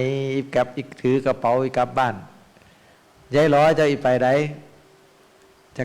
กลับบ้านแล้วลูกชายบ่ฮักวันไหนก็ฮักแต่เมซี่เท่านะแม่เจ้าของบ่ฮักไอ้วื้อหยุดเดี๋ยวนี้ หยุดกึกเลยกลับ หิวกระตาหน่อยกับกุฏิเกี่ยวคนซื่อแม่อาจารย์ในบ้านไม่มีใครอ่านหนังสือออกมีแต่อาจารย์อ่านออกคนเดียวแม่ก็อ่านหนังสือไม่ออกพี่สาวก็ไม่ได้หนังสือหลวงพ่อก็อ่านไม่ออกในบ้านน่ะอาจารย์อ่านออกคนเดียวครอบครัวยากจนหลายดูครอบครัวนะหลวงพ่อในรุ่นยังครอบครัวยากจนในครอบครัวอาจารย์เขาบ้านเขามีไฟฟ้าเบิดจำได้ชีวิตเจ้าของเป็นเด็กน้อยเจ้าของบ่มีไฟฟ้าใต้ตะเกียงอ่านหนังสือหูดังเด็ดดำเบิดบ้านเขามีอยากเบิ่งโทรทัศน์ที่จังไดย่ายไปย่างบนหน้าบ้านเขาน่ะพอเขาเปิดโทรทัศน์แล้วก็ค่อยตึบตูดเข้าไปเบิ่งโทรทัศน์น้ำเขานะเบาโทรทัศน์บ่มีไฟฟ้าเนี่ยจำได้เลยความรักของแม่เราให้ฟังได้เรายังวันในเทศที่ได้นะเนาะว่าประกาศไปว่าให้ฟังมันพาไอตอนนั้นนะเนาะอาจารย์อยากกินก๋วยเตี๋ยวเนาะโอ้อยากกินก๋วยเตี๋ยวนี่อาจารย์เป็นคนหัวหมออยู่เด้พอถึงเป็นคนฉลาดแกมโกงนะเฮ็ดจังได๋น้อยได้กินก๋วยเตี๋ยวยายหันไปบอกว่าอยากกินก๋วยเตี๋ยวนี่แกบ่ซื้อให้กินแน่นอนเพราะว่าแกบ่มีเงินยายหลอแกบ่มีเงินแกเลี้ยงลูกผู้เดียวนะหลวงพ่อไปอยู่หลวงตาเนี่ยไม่ได้อยู่ด้วยนะหลวงตากลับมาจนอาจารย์โตแล้วไม่ค่อยได้เลี้ยงลูกยายเป็นคนเลี้ยงนะแต่ยายโหดนะยายหลอแม่อาจารย์โหดนะเทียนึงแกได้เห็ดไข่มาเนาะแกมากีเห็ดแกให้อาจารย์กีเห็ดไข่นะไว้แก้วอาจารย์ไปกินเบิดเนาะกินผู้เดียวอ่ะแกจับเกือบได้ฟาดปากอาจารย์ไปโหจำได้ตั้งแต่เท่านั้นแต่แกก็เสียใจนะแก บอกว่าเสียใจหลายเอาเกือบพาดปากลูกไส้มาเสียใจหลายฮะโอ้เจ็บเราเกือบฟาดปากเกือบดาวเทียมเนาะเกือบมันดาวเทียมนั้นย่างนะฟาดปากอะแกฟาดปากฟาดเราแกก็เสียใจแกว่าจำได้แกเสียใจหลายยายหลอเนี่ยว่าเอาเกือบฟาดปากลูกไส้ชีวิตพระอาจารย์ลำบากขนาดนั้นเด้ทีนี้อาจารย์จะกินก๋วยเตี๋ยวเฮ็ดจังได๋เนาะได้กินก๋วยเตี๋ยวย่ายไปบอกว่าอยากกินก๋วยเตี๋ยวเนี่ยย่ายบ่ซื้อให้กินแน่นอนทำทาไข่ทำทาไข่ต้องหานอนห่มผ้ากินฮ้อนไปแห้งหมดอะห่มผ้าเป็นยังไงมันว่าโอ้ยผมไข้บ่สบายอยากกินก๋วยเตี๋ยว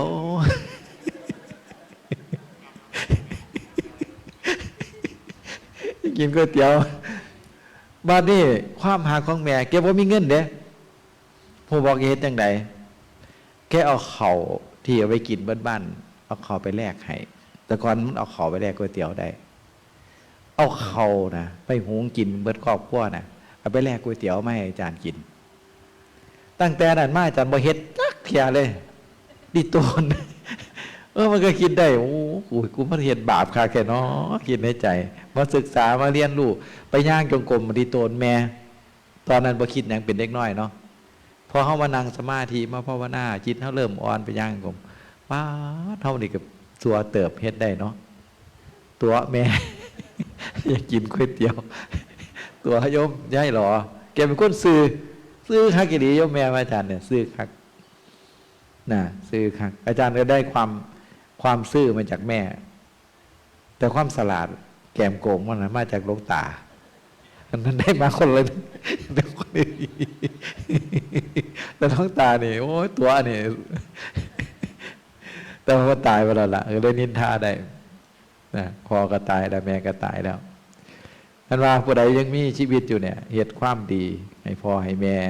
ดูแลพ่อแม่เฒ่ามันตายไปแล้วบ่ได้ดูแลคือพระอาจารย์คิดฮอดเพิ่นก็คิดฮอดเพิ่นก็เอาแต่บุญในเพิ่นนี่พระอาจารย์ไปอินเดียทีไรจะคิดถึงพ่อถึงแม่จำได้นึกถึงความดีของท่านนึกถึงความรักของท่านว่าบ่มีผู้ใดหรอกในโลกนี้ที่ฮักเข้าเศร้ากับพ่อกับแม่ไม่ไปฮักอะพระอาจารย์ไม่เคยได้รับความรักทางโลกเลยนะว่าความรักทางโลกเป็นแบบไหนเพราะพระอาจารย์เชื่อว่าไม่มีใครรักเราเท่ากับพ่อกับแม่เรารักแม่มากแต่เราอาจจะรักคนอื่นได้แต่ว่าพระอาจารย์ที่ฮักพระพุทธเจ้าหลายเด้ฮักหลายก็ชีวิตเจ้าของนะฮักพระพุทธเจ้าหลายเป็นยังคือฮักพระพุทธเจ้าหลายของบ่เพราะว่า พระพุทธเจ้าเพิ่นได้ให้สิ่งที่ประเสริฐที่สุดก็คือหันเฮาบ่มาฮู้จักเพิ่นนะพระอาจารย์บอกเลยว่าบ่รู้ว่าพระอาจารย์จะตกนรกขุมใดหันพระอาจารย์บ่ได้มาบวชแต่น้อยบ่ได้มาศึกษาธรรมบ่ได้มาประพฤติปฏิบัติธรรมป่านนี้อาจารย์อาจจะเป็นเจ้ามือให้โลพอฟัดให้โลตั้งแต่ป.5 เป็นลูกเจ้าด้วยเนี่ยมันเป็นเจ้าธรรมดาเจ้ามือ ลูกเจ้ามือ นะเราเรียนไพ่เนี่ยเป็นตั้งแต่เด็กน้อยๆแต่ว่าดีได้หูยังดีได้ด้วยคำสอนพระพุทธเจ้าโดยการปฏิบัติแต่ก่อนก็คิดว่าจะศึกน่ะจบม.3 จังไดก็ศึกบ่คิดว่าจะบวชตลอดเด้แต่ว่าตอนนี้ศึกบ่ได้แล้วจับมือกับหลวงพ่อนิรุตอาจารย์มหาลำพันธ์ไว้3เดือน3 องค์จับมือแล้วสมัยก่อนอาจารย์จ้อยหลวงพ่อนิรุตเพิ่นก็รอได้สมัยเป็นหนุ่มเนาะอาจารย์มหาลำพันธ์มันก็จอยจับมือกันว่าจะบ่ศึกอยู่ไร่ป่าแดนธรรมนะโยมแม่เนาะนะว่าจะบ่ศึกมันว่าศึกบ่ได้แล้ววัดเวลาเราเพราะว่าทางโลกมันมีอย่างคิดวางสนะมันมีอย่างดีก็เลยอยู่ประพฤติปฏิบัติมาเอาเทศวันไหนแล้วเข้าไปได้เรื่อยฟังธรรมเนาะวันไหนเนาะได้จากรับดอกเบือนมีงานใหญ่จากทุ่มแล้วเนี่ยนี่สิเอาจังน้อยหนึ่งเนาะตั้งใจฟังธรรมเด้อมีเทศแล้ววันไหนขี้เบาซื่อ ว่าประวัติให้ฟัง จริงฟังหลายรอบแล้วละคนยุดฝ่ายจริยธรรมนะ ตั้งใจฟังจะสวดอินเดียให้ฟังเด้อต่อไปบริยินเลยเด้อาจารย์ตายแล้วจะบริยินเลยเด้ ตั้งใจเด้อ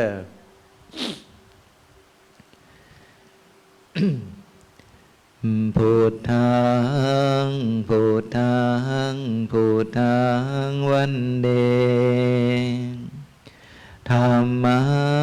งธัมมังธัมมังวันเดสังฆั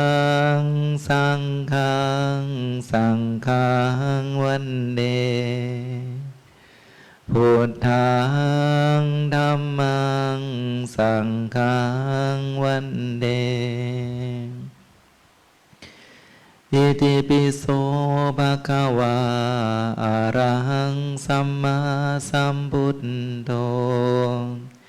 วิชาจารณะสัมปันโนสุขโตโลกวิทูอนุตตโลปุริสธรรมสาราธิสัทธาเทวมนุสสานังพุทโธภควาสวากขาโตภควตาธัมโมสันทิติโกอากาลิโกเอหิปัสสิโกโอปานายิโกปัจจตังเวทิตัมโพวินโยหิสุปฏิปันโนภะคะวะโตสาวกสังโฆโอจุปฏิปันโนภะคะวะโตสาวกสังโฆยายาปฏิปันโนภะคะวะโตสาวกสังโฆสามีจิปฏิปันโนภะคะวะโตสาวกสังโฆยาทิทังจัตตาริปุริสายุคานิอัตถาปุริสาบุคคลาเอสาภะคะวะโตสาวกสังโฆอาหุเนยโยปังหุเนยโยทาคิเนยโยอัญชานิกาลานิโยอนุตตลังบุญญาเกตังโลกัสสังพุทธังพุทธังพุทธังวันเดธัมมั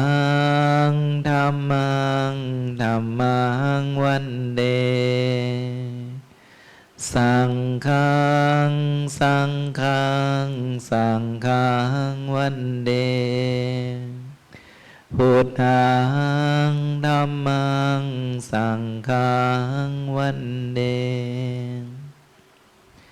ทิวาตปฏิอาทิจโจรัตติมาภาติจันทิมาสันนโทคติโยตปฏิชายีตปฏิภามโนอัฏฐสัพพะมโหรติงพุทโธตปฏิเตชะสาพระอาทิตย์ส่องแสงสว่างในเวลากลางวัน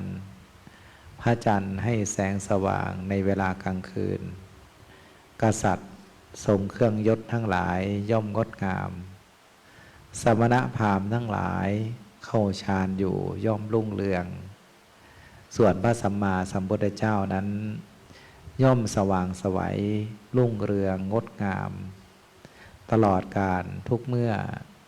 ทั้งกลางวันกลางคืนด้วยเดชแห่งศีลสมาธิปัญญาและพระเมตตาหาประมาณมิได้ปูชาระเหปูชาระเหบูชยโตพุทเทยะทิจะสาวเกปะปัญจะสมติกันเตตินะโสกะปริทเวเตตาทิเสปูชยโต นิพุเตอกุโตพระเยนะสกาปุญญังสังฆาตุงอิเมตตามะตัมปีเกนะจิ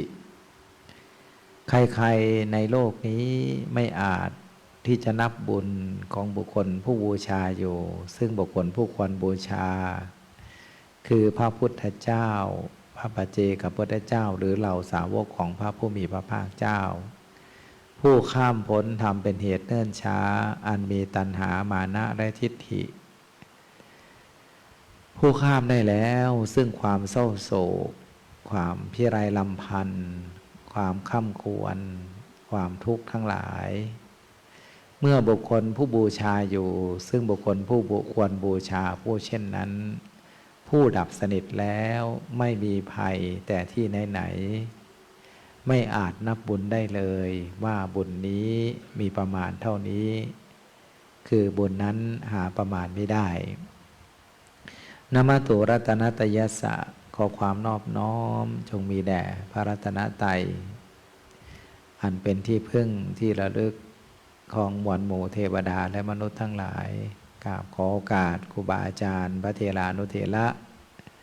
ขออนุโมทนาบุญกับพี่น้องชาววัดป่าจริยธรรมทุกท่านที่รับฟังอยู่สถานที่แห่งนี้และรับฟังอยู่ทางบ้านก็ไม่ต้องพนมมือนะก็มีโอกาสได้มาเทศ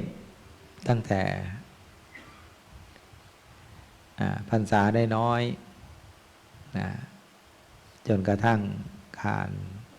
เวลาก็ล่วงเลยไปพระอาจารย์ในรุ่นแต่ก่อนก็เป็นหลวงพี่ตอนนี้ก็เป็นหลวงพ่อแล้วพระอาจารย์เหมือนกันแต่ก่อนก็เป็นเนนน้อยเป็นหลวงพี่แต่ไปไหนตอนนี้เขาเรียกหลวงพ่อแล้วต่อไปก็จะกลายเป็นหลวงปู่นี่คือเวลาเนาะเวลาที่พระอาจารย์นั้นบอกมันเกินกินสรรพสัตว์แล้วก็ตัวของมันเองแต่เราก็อย่าประมาทเหมือนแม่ชีนี่แหละหรือว่าเราตั้งอยู่ในความไม่ประมาท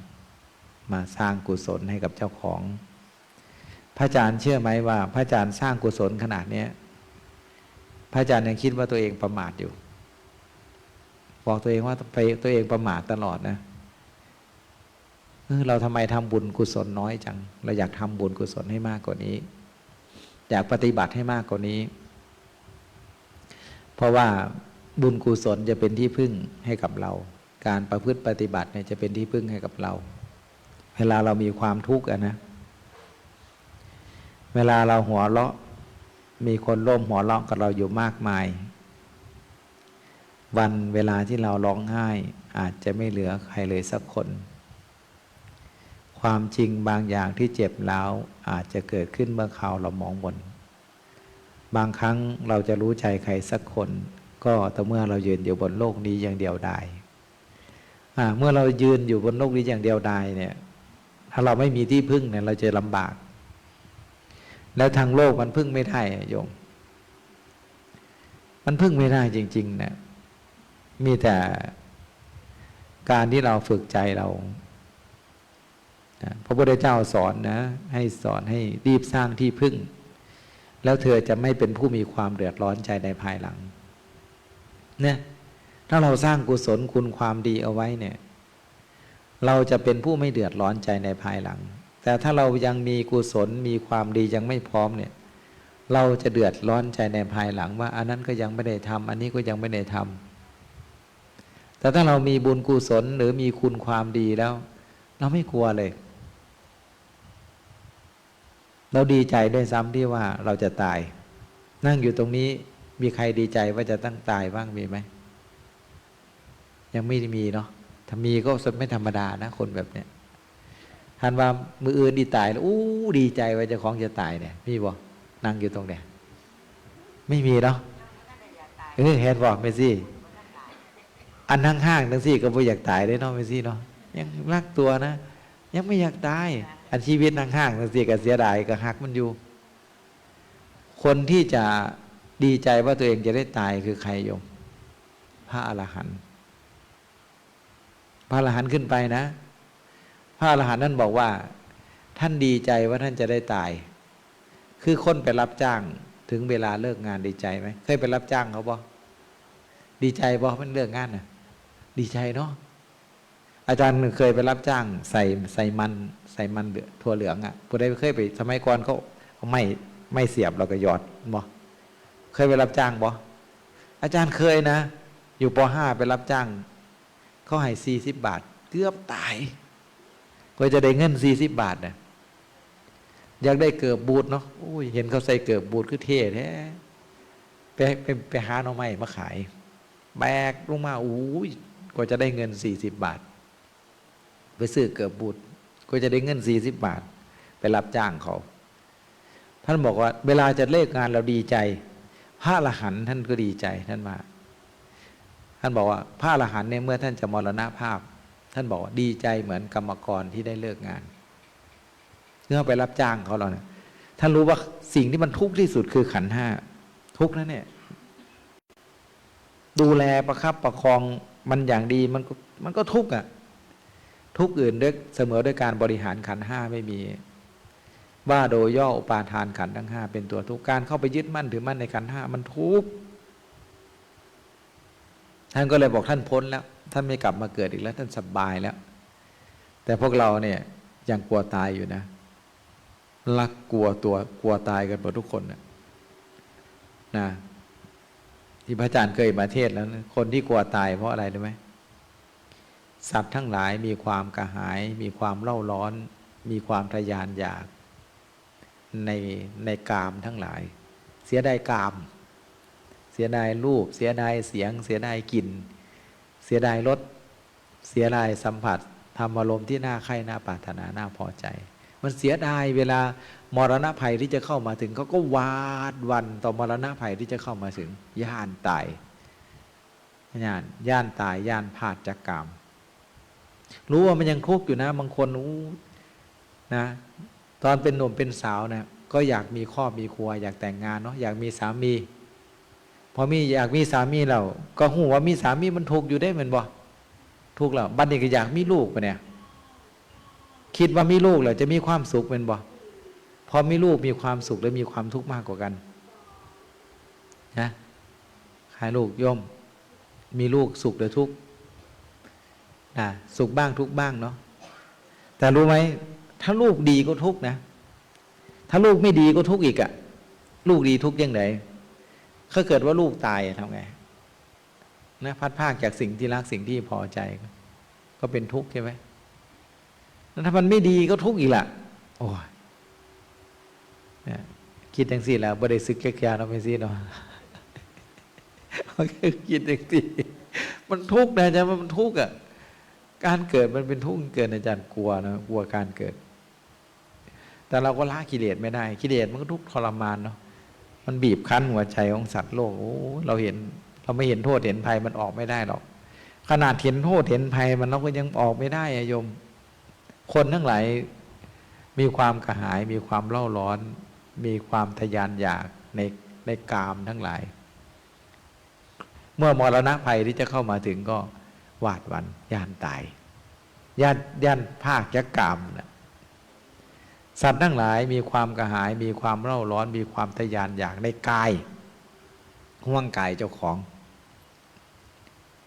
กลัวกายนี่มันจะแตกสลายกลัวมันจะผุมันพังไปย่านตายก็เลยย่านตายมรณะภัยจะเข้ามาถึงก็ย่านตายยึดมันถือมันว่านี่เป็นของเฮ้าแต่มันโมเมนต์ของเฮ้าเด้นั่นเป็นของผู้ใดมาเนี่ยเอามันเป็นสมบัติเก่าเป็นกรรมเก่าในร่างกายเนี่ยได้มาจากกรรมเก่าแต่มันไม่ใช่ของเรามาใช้มันชั่วคราวแล้วมันก็ไปแล้วร่างกายเนี่ยมันไม่ใช่ของเราแต่เราพันผู้ใดว่าโมเมนต์ของเฮ้าโมเมนต์ไหนจังไหนกันนั่งก็ของไข่แท้ๆเนาะเขามาว่าบ่ได้เด้ว่าย่ายนี่คือผู้ให้แท้ก็เครียดในเขาเอาย่ายนี่คือผู้งามเนี่ยก็ยีใจที่จริงโมเมนต์เฮ้าร่างกายเนี่ยมันไม่ใช่เราไม่ใช่สัตว์บุคคลตัวตนเราเขาแต่เราหลงไงเราไม่รู้ปุตตามัตถิธนะมัตถิอิติภาโรวิหัญญติอัตตาหิอัตโนนาติกุโตปุตตากุโตทนัง คนผู้โง่เขาไม่ฉลาด ย่อมมีความสำคัญว่าบุตรของเราทรัพย์ของเรา อัตตาหิอัตโนนาติแม้แต่ตัวของตัวเองยังไม่มีเลยท่านว่านะกุโตปุตตากุโตทนังทรัพย์จะมีแต่ที่ไหน บุตรจะมีแต่ที่ไหน มันบ่มี แต่เพราะมันมีเราเนี่ยแหละถึงว่ามีคนโน้นคนนี้เยอะแยะมากมายแต่ตามความเป็นจริงแล้วมันไม่มีเราก็ไม่มีมันไม่มีอะไรนะโลกใบนี้ถ้าเราปล่อยวางได้มันก็ดีเนาะสบายอาจารย์จำคำกรนะท่านสาตั้งแต่แรกนั่งสมาธิโยมอาจารย์นั่นเล่าคำพูดคำกรให้ฟังที่สุดของที่สุดคือหยุดได้ในทุกสิ่งที่สุดของความเป็นจริงทุกสิ่งล้วนไม่มีปล่อยว่างวางเฉยไม่เอาอะไรเลยไม่เอาสักอย่างทุกสิ่งล้วนว่างทุกอย่างล้วนไม่มีถ้าเราทำใจอย่างนี้ได้แล้วปล่อยวางอย่างนี้มันสบายแล้วเราทำหน้าที่ของเราไปแต่ถ้าเราปล่อยวางไม่ได้มันทุกข์นะเพราะมีเราแท้ๆจึงมี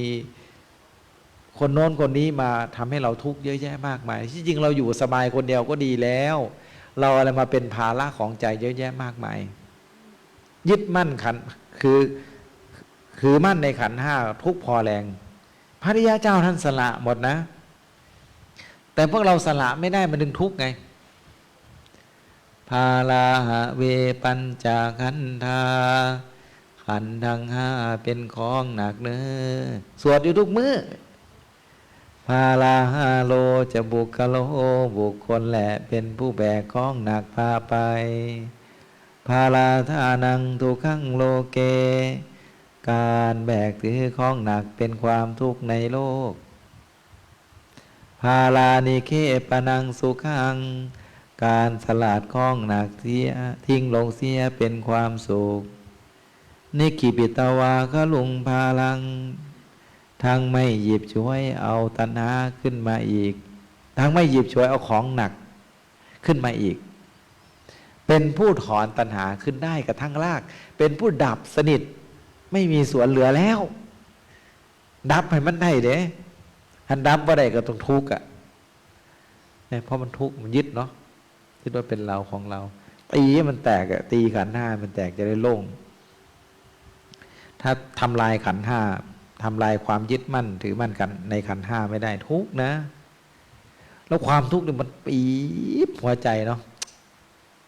โยมลองรักอะไรมากๆอะความรักคือความเสียใจโยมว่าไหมลองรักสิ่งใดมากๆนะแล้วถ้าสิ่งนั้นพัดพรากจากเราไปเราจะทุกข์มากเลยนะแล้วเรารักใครมากที่สุดรู้ไหมรักร่างกายนี่แหละมากที่สุดพอมันจะตายมาจริงโอ้ยมันก็เลยห่วงนะกำไรของความรักคือความเสียใจใครอยากเสียใจใครอยากทุกข์มากรักเลยรักมากๆเสียใจมากกำไรของความอะไรคือความทรมานอะไรอาวรณ์มันทรมานมากกำไรของความต้องการคือความทุกข์ถ้ากำไรของความสุขนั่นก็คือความสงบนะอยากมีความสุขสงบให้มากมีความสุขแน่นอนนะตั้งแต่พระอาจารย์รู้จักพระพุทธเจ้ามาเนี่ยบางวันพระอาจารย์มีความสุขบางพระอาจารย์พูดเต็มปากเต็มคำอยู่ได้เพราะพระพุทธเจ้าตอนนี้นะอยู่ได้ด้วยความรักพระพุทธเจ้าด้วยความศรัทธาเลื่อมใสในคุณความดีของพระพุทธเจ้าพระธรรมพระสงฆ์แล้วก็มีความสุขเมื่อได้เอ่ยชื่อท่านเมื่อได้สวดคำสรรเสริญท่านอาจจะสวดมนต์นะเพราะนะอาจารย์เพราะใครไม่ซึ้งอาจารย์ก็ซึ้งนะซึ้งคนเดียวนะพี่น้องแล้วสวดมนต์โอ้เพราะพุทโธทัสสะภะโลสัทธาสัพพัญญูตวิปาทุตตโมได้กล่าวสรรเสริญคุณพระพุทธเจ้ามันไพเราะเนาะมันปีตินะอาจารย์เคยสวดให้ฟังแล้วเนาะ เมื่อกี้สวดอิติปิโสจำได้ว่ามันไม่ใช่นะชื่อพระพุทธเจ้านะใช่นะแต่ก่อนอาจารย์ก็เสียงดีกว่านี้นะแก่แล้วเสียงไม่ค่อยดีแล้วเนี่ยเสียงไม่ค่อยดีแล้วมันแก่แล้ว แต่พระอาจารย์มีความสุขที่ได้สวดมนต์ทำวัดเช้าแล้วพระอาจารย์ตอนนั้นพระอาจารย์เป็นเนนเนาะพระอาจารย์ชอบฟังมากรูปังอนิจจังรูปไม่เที่ยงเวทนานิจจาเวทนาไม่เที่ยงสัญญานิจจาสัญญาไม่เที่ยงสังขารานิจจาสังขารไม่เที่ยงวิญญาณังอนิจจังวิญญาณไม่เที่ยงโอ้มันเพราะเหลือเกินเสียงสวดมนต์นะพอเราเกิดศรัทธานะเล่าให้ฟังสวดมนต์โยโสขนลุกหมดเลยเบ้อขึ้นมาตั้งแต่เกิดมาจากท้องพ่อท้องแม่ไม่เคยมีความสุขขนาดที่มันปีติอิ่มมาเลยสมัยอาจารย์เป็นสามเณรนั่นแหละจึงทำให้พระอาจารย์อยู่ได้ถึงทุกวันนี้นะถ้าไม่มีตัวนี้พระอาจารย์ก็อยู่ไม่ได้อะอาจารย์สร้างวัดอาจารย์เจอปัญหาอุปสรรคเยอะแยะมากมายเนาะโอ้โดนจับโดนใส่ร้ายโดนอะไรเยอะแยะมากมายแต่ที่อยู่ได้ก็คือว่าเราทำเพื่อพระพุทธเจ้าเราทำเพื่อบูชาพระพุทธเจ้าพระอาจารย์สร้างศาลาหลังใหญ่ๆไม่ได้มีเงินล้านเหมือนหลวงพ่อนิรุตนะพระอาจารย์มีเงินหลักแค่หลักหมื่นน่ะมีแต่คนว่าให้พระอาจารย์จะสร้างเสร็จได้ยังไงมีเงินไม่ถึงแสนมีเงินหลักหมื่นพระอาจารย์ก็เลยบอกว่าสิ่งที่พระอาจารย์มีมากกว่าเงินคือศรัทธาพระอาจารย์เทปูนถึงเที่ยงคืนน่ะมีใครเฮ็ดคือพระอาจารย์บอกพวกคนพระเนนไปหมดแล้วพระอาจารย์จ้างพิเศษจ้างคนในหมู่บ้านไปช่วยเทปูนถึงเที่ยงคืนนะเนี่ยอาจารย์ทำเองเลยเทเองเลยอยู่หน้าโม่เองเลยสร้างศาลาจนป่วยเป็นโรคไทรอยด์เกือบตายเป็นยังคือป่วยเป็นโรคไทรอยด์ของบอกินอิ่มร้อยหลายนะบ่รับบ่นอนเที่ยงคืนเราสวดมนต์ต่ออีกพอกลางคืนก็ไปหาเทศช่วงนั้นกับหลวงพ่อในรุ่นงานก็เยอะช่วงสร้างศาลาเนาะเมื่อละ3-4 งานเพราะได้ค่าปูนไปเทศมาไปเทศตอนกลางคืนมาเก็บเงินกันเทศไว้แว่นแตกก็ยังไม่กล้าไปเปลี่ยนเลยญาติบ่มีเงินซื้อปูนนะเก็บเงินไว้ซื้อปูนเก็บเงินไว้ซื้อทรายสร้างศาลาหลังบักไงแล้วจนได้เนาะไม่ซี่เนาะมีเงินแค่ไม่ถึงแสนนะมีเงินหลักหมื่นแต่พระอาจารย์เป็นคนที่ศรัทธาเขาก็โยมก็บอกว่าจะเสร็จได้ยังไงไม่ช่วยแล้วยังพูดให้บั่นทอนกำลังใจเราอีกนะโยมอ่ะบ่ซอยก็ยังมาบ่อยเบิดกำลังใจแต่ข่อยบ่เบิดหรอกเจ้าบอกมาแต่ข่อยยังมีกำลังใจตอนนั้นอาจารย์ก็กำลังแข็งแรงอาจารย์20 กว่าปีเนาะกำลังแข็งแรงตอนนั้นนะทำงานถึงเที่ยงคืนบางคืนไม่นอนเลยนะโยมไปเทศกลับมากลางวันทำงานก่อสร้างกลางคืนไปเทศกิจนิมนต์กันหลายเพราะได้ค่าปูนสั่งแล้วจะแล้วเนาะตอนนั้นจำได้นะบอกช่างไปตัดไม้มาทำเสาศาลาบ่มีค่าน้ำมันบ่มีเงินซื้อน้ำมันใส่เครื่องนะไปอาจารย์อีภาพไปเทศเอาทั้งหนาวเทศเอาพอได้ค่าน้ำมันมาเจ้าของมันทุกข์มันยากหลายอาจารย์จำเจ้าของสมัยเรียนหนังสือก็ทุกข์ยากลำบากไม่ใช่จะไม่มีคนศรัทธานะแต่ก่อนสายตาอาจารย์มันเท่ากันแต่ตอนนี้มันไม่เท่ากันข้างหนึ่ง500ข้างหนึ่ง350เป็นยังโหบ่แว่นตามันแตกข้างหนึ่งบ่แตกใส่แว่นตาแตกเป็นปีเงิน500บ่มีไปเปลี่ยนแว่นตามึงดูอาจารย์ทุกข์เขาอะไปสิเงิน500บ่มีผู้ใดมาถวายหรอกเน้นนะคิดว่าไม่ใช่ว่าอาจารย์มีเงินมีคนมาถวายเด้นะแต่ก่อนไม่มีจริงๆแต่นี่มีแล้วตอนนี้มีแล้วบุญมันถึงแล้วน่าจะมีบุญแล้วบุญมันเริ่มส่งผลแล้วนะไปได้บ่เคยลำบากเลยตั้งแต่ทรงพระประจำพรรษาอินเดียเนี่ยบืนอยู่อึดขิดปัจจัยเงินทองกับคนก็เอามาให้บ่อยากได้เขาก็เอามาให้นะแปลกคือกันบุญมีจริงนะ อาจารย์บอกอาจารย์จะสร้างในบุญนี่แหละแต่ก่อนอาจารย์ไม่มีอาจารย์ทุกข์ยากลำบากหลายสร้างวัดจนเหลือเงินอยู่40 บาทยังจำพระอาจารย์มหาทรงชัยได้อยู่อาจารย์มหาทรงชัยเห็นว่าเรามีเงินอยู่40 บาทท่านก็เลยโทรไปขอพ่อท่านน่ะบอกให้ขอเงินมาทัก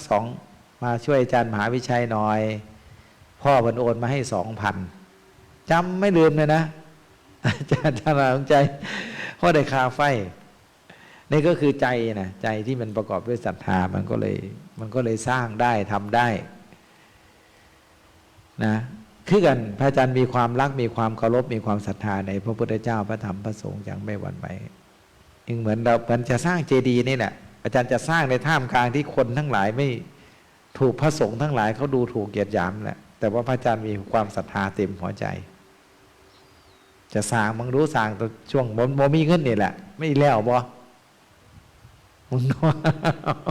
เราทำไม่เคยท้อถอยเพราะตั้งใจเอาไว้ว่าจะวางศิลาฤกษ์ปีหน้าวางศิลาฤกษ์เสร็จก็จะสร้างเลยมีแต่บ่มีข่อยก็เฮ็ดนะแต่ตอนนี้เริ่มมีแล้วนะมีโยมเป็นเจ้าภาพเหล็กให้หมดเลยเห็นบ่อันนี้ความตั้งใจแต่ก่อนไม่เคยมีแต่ได้บอกว่าโยมเป็นเจ้าภาพเหล็กให้หมดอาจารย์ก็เลยเมื่อเช้านี้แกก็มาเยี่ยมพระอาจารย์ก็เลยถามว่าเปลี่ยนใจไหมไม่เทอาตมานะบอกไม่เปลี่ยนใจไม่เทอาจารย์ว่างั้นนะยังเหมือนเดิมกลัวว่าโยมเขาจะเทนะได้ยินข่าวพระไม่ดีเขาบอกเขาจะช่วยได้ปูนมา20 ตันแล้วไม่ใช่ได้ปูนมา2 ตัน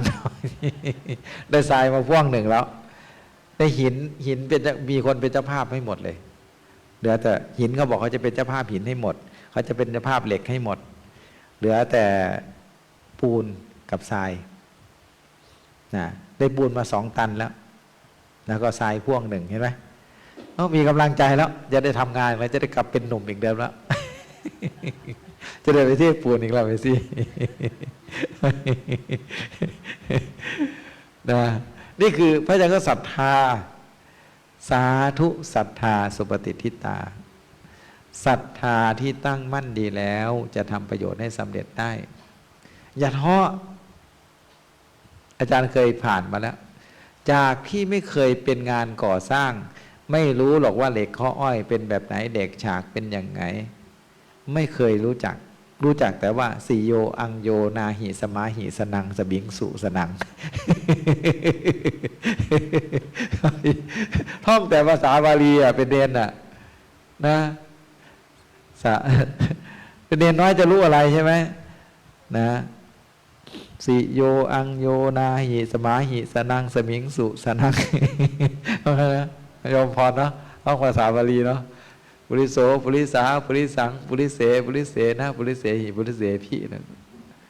ปุริสัสสะปุริสายะปุริสัทธังปุริสานังปุริสัสสมาปุริสัมหาปุริสาปุริเสปุริเสสุปุริสะปุริสานะทีนี้ใครจะไปรู้พี่ตอนนั้นอาจารย์กำลังก่อสร้างเนาะเพื่อนท่านก็หมดกำลังใจอาจารย์มหาเทศให้ผมฟังหน่อยอาจารย์มหาผมทุกข์เหลือเกินคือเพื่อนพระอาจารย์บวชมาตั้งแต่เป็นเณรด้วยกัน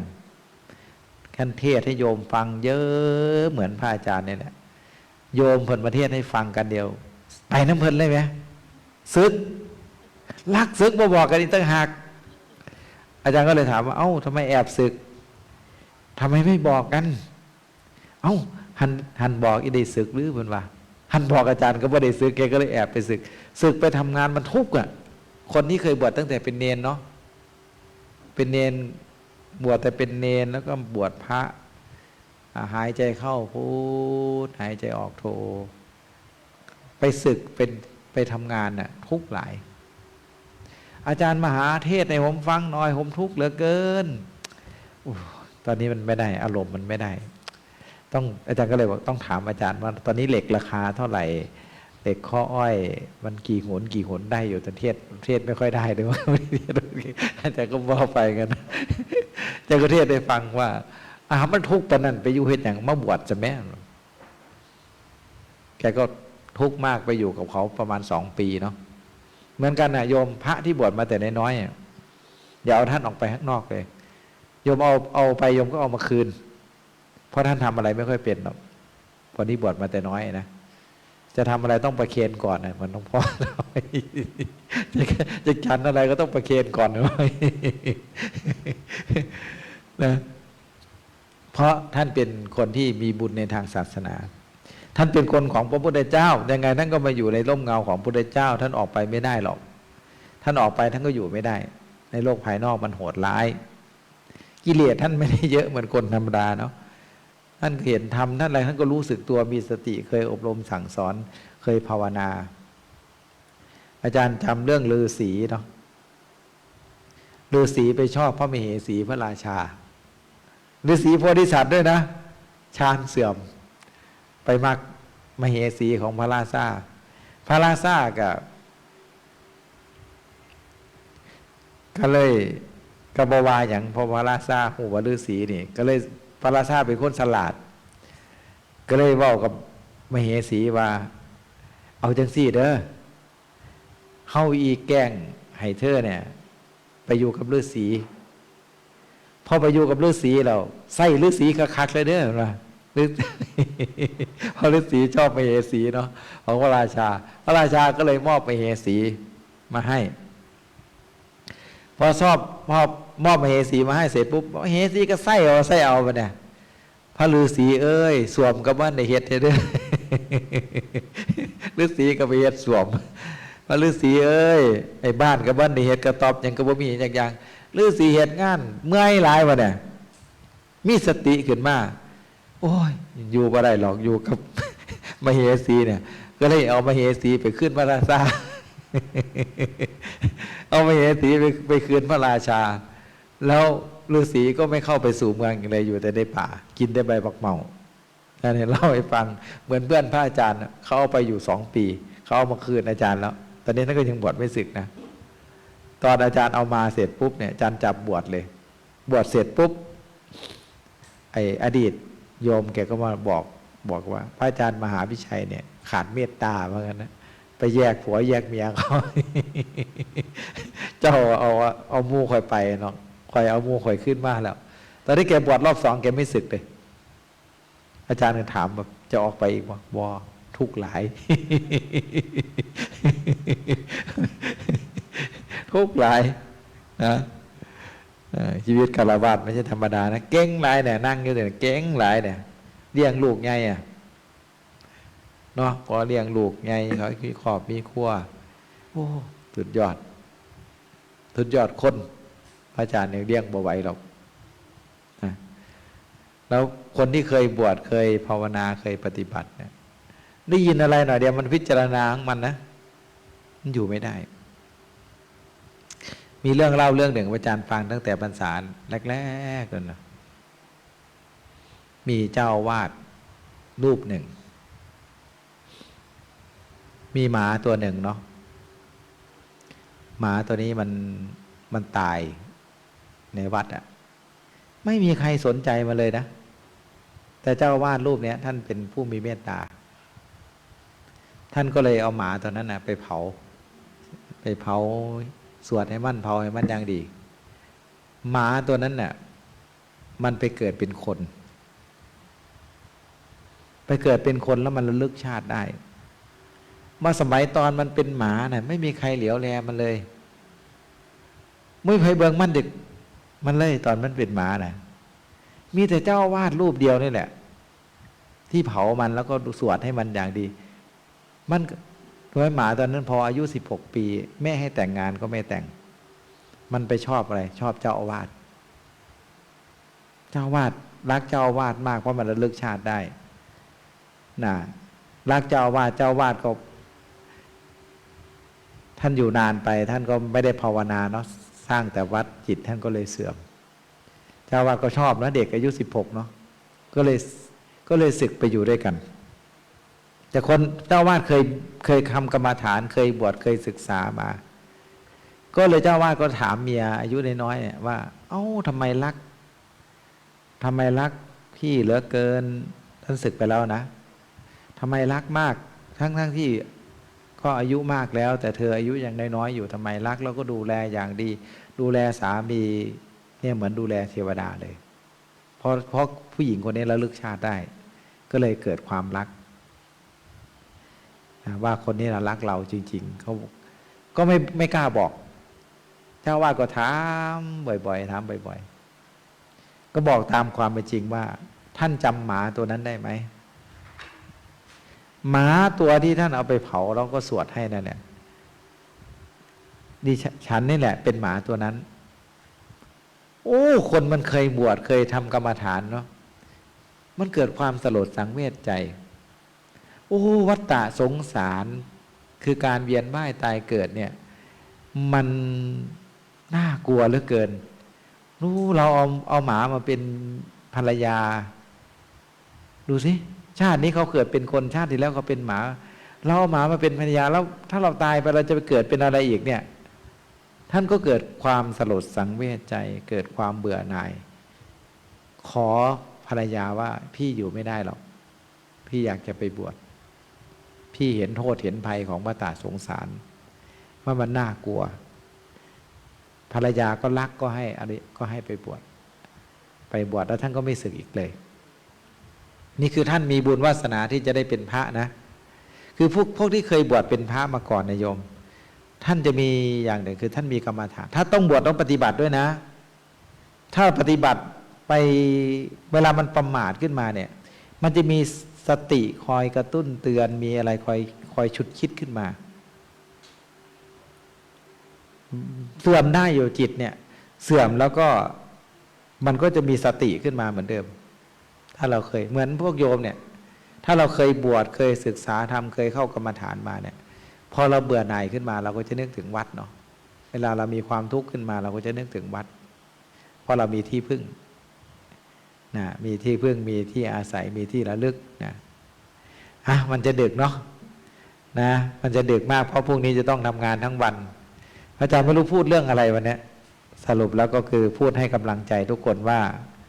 เราทุกคนนะโชคดีแล้วนะที่มีความพอใจในการสร้างกุศลเราโชคดีแล้วที่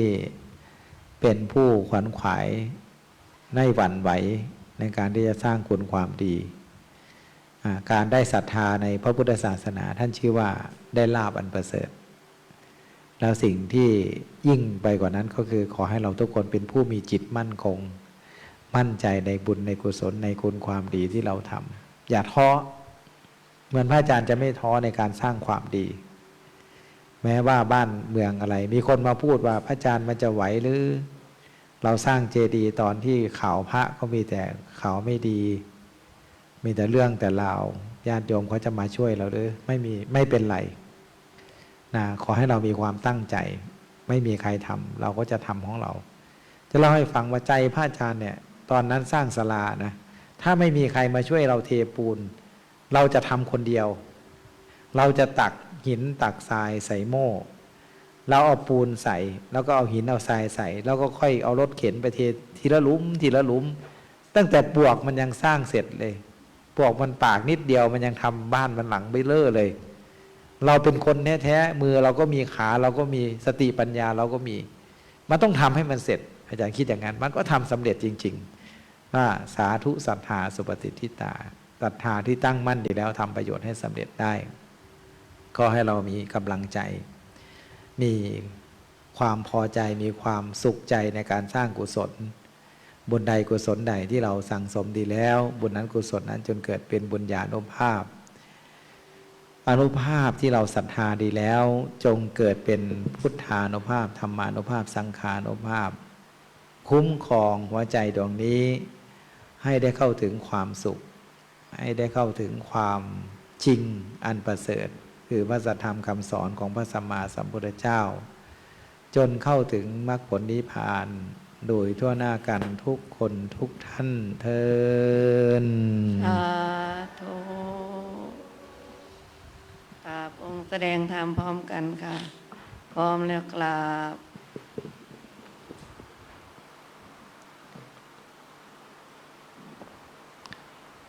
รักษาชีวิตไปซอยสร้างเจดีย์เด้อเอาปูนคนละหน่วยกับพ่อเราไปสิเนาะลูก1 2ลูก3ลูกได้หลายหน่วยเลยเด้เนี่ยปูนคนละหน่วยคนละหน่วยเอา เอาแต่น้ำพึ่งนะปัจจัยนี่ช่วยงานหลวงพ่อเลยนะมาจำได้ก็บ่ได้เอาปัจจัยมาซอยแต่ว่ามาเทียดซอยก็ดีใจแล้วน้ำพึ่งนี่จะเอาไปทำยานะฮะสาธยายพระไตรปิฎกวันที่19 กุมภาถึง28 กุมภาห้ามเจ็บห้ามป่วยห้ามลาห้ามตายเด้อไปสาธยายพระไตรปิฎกในเมืองเลยเนี่ยมีวัดอาจารย์ทำวัดเดียวเด้ในประเทศไทยนั่นแหละเอาตอนนี้ วันที่19 กุมภาถึง28 กุมภา27 กุมภาจะแห่พระบรมสารีริกธาตุอ้อมภูกระดึงวันที่28วางศิลาฤกษ์28 กุมภาวางศิลาฤกษ์27 กุมภาแห่พระธาตุอาจารย์จะแห่พระธาตุบูชาเหมือนพระเจ้าอโศกมหาราชท่านทำเหมือนพระเจ้าชาติศัตรูท่านทำจะทำแบบนั้นเลยดอกไม้ต้องให้มันถึงเขาเลยเด้อเตรียมดอกมาใครมีดอกไม้ดอกอะไรไปบูชาพุทธเจ้าให้ดอกไม้มันถึงเข่าเลยวันนั้นน่ะดอกค้างนกยุ่งดอกยังเอาขนไตเค็งไปเด้อปากนะขนไตเค็งไปจองไว้นะอย่าเอื้องนะนะน้องแป้งใหญ่หรอบ่จบยังโอ้สาวเราเนาะบนสาวไหนตรงอาจารย์หัวงอกเก็บคนละเนี่ยอย่างน้อยต้องปูนคนละลูกคนละหน่วยคนละหน่วยคนละหน่วยน่าเตรียมไปช่วยพระอาจารย์วางศิลาฤกษ์สร้างเจดีย์ตอนนี้มีเจ้าภาพเหล็กครบแล้วเจ้าภาพหินครบแล้วแต่เจ้าภาพทรายกับเจ้าภาพปูนนะแต่ตอนนี้บ่เอาเถอะเด้ให้ตอนนี้ก็บ่เอาเถอะซอยหลวงพ่อนี่รูดก่อนมีแต่ซอยหลวงพ่อนี่รูดเถอะถ้าจะเอาใครอยากไปร่วมล่ะวันที่จดไว้นะวันที่19 ถึง 28นะ28 กุมภาห้ามเจ็บห้ามป่วยห้ามลาห้ามตายบอกโยมทูตไว้จะเฝ้าเมาคอยตอนนี้เด้อ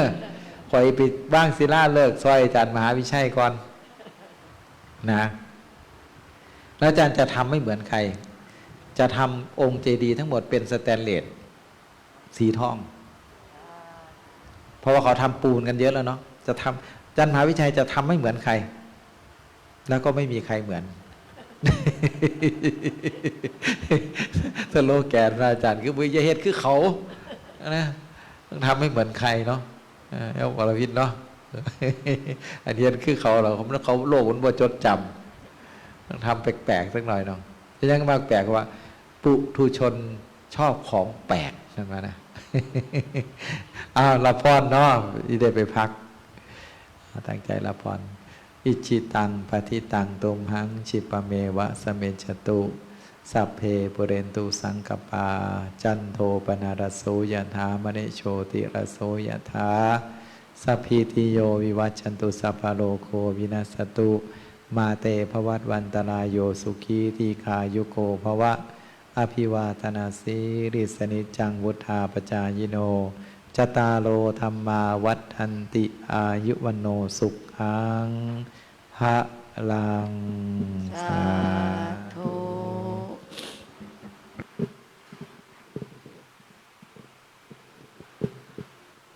กราบองค์แสดงธรรมพร้อมกันค่ะพร้อมแล้วกราบโอ้ได้น้ำผึ้งแล้วยิ่งข่าวว่าเป็นน้ำผึ้งแท้ด้วยนะจะไปทำยา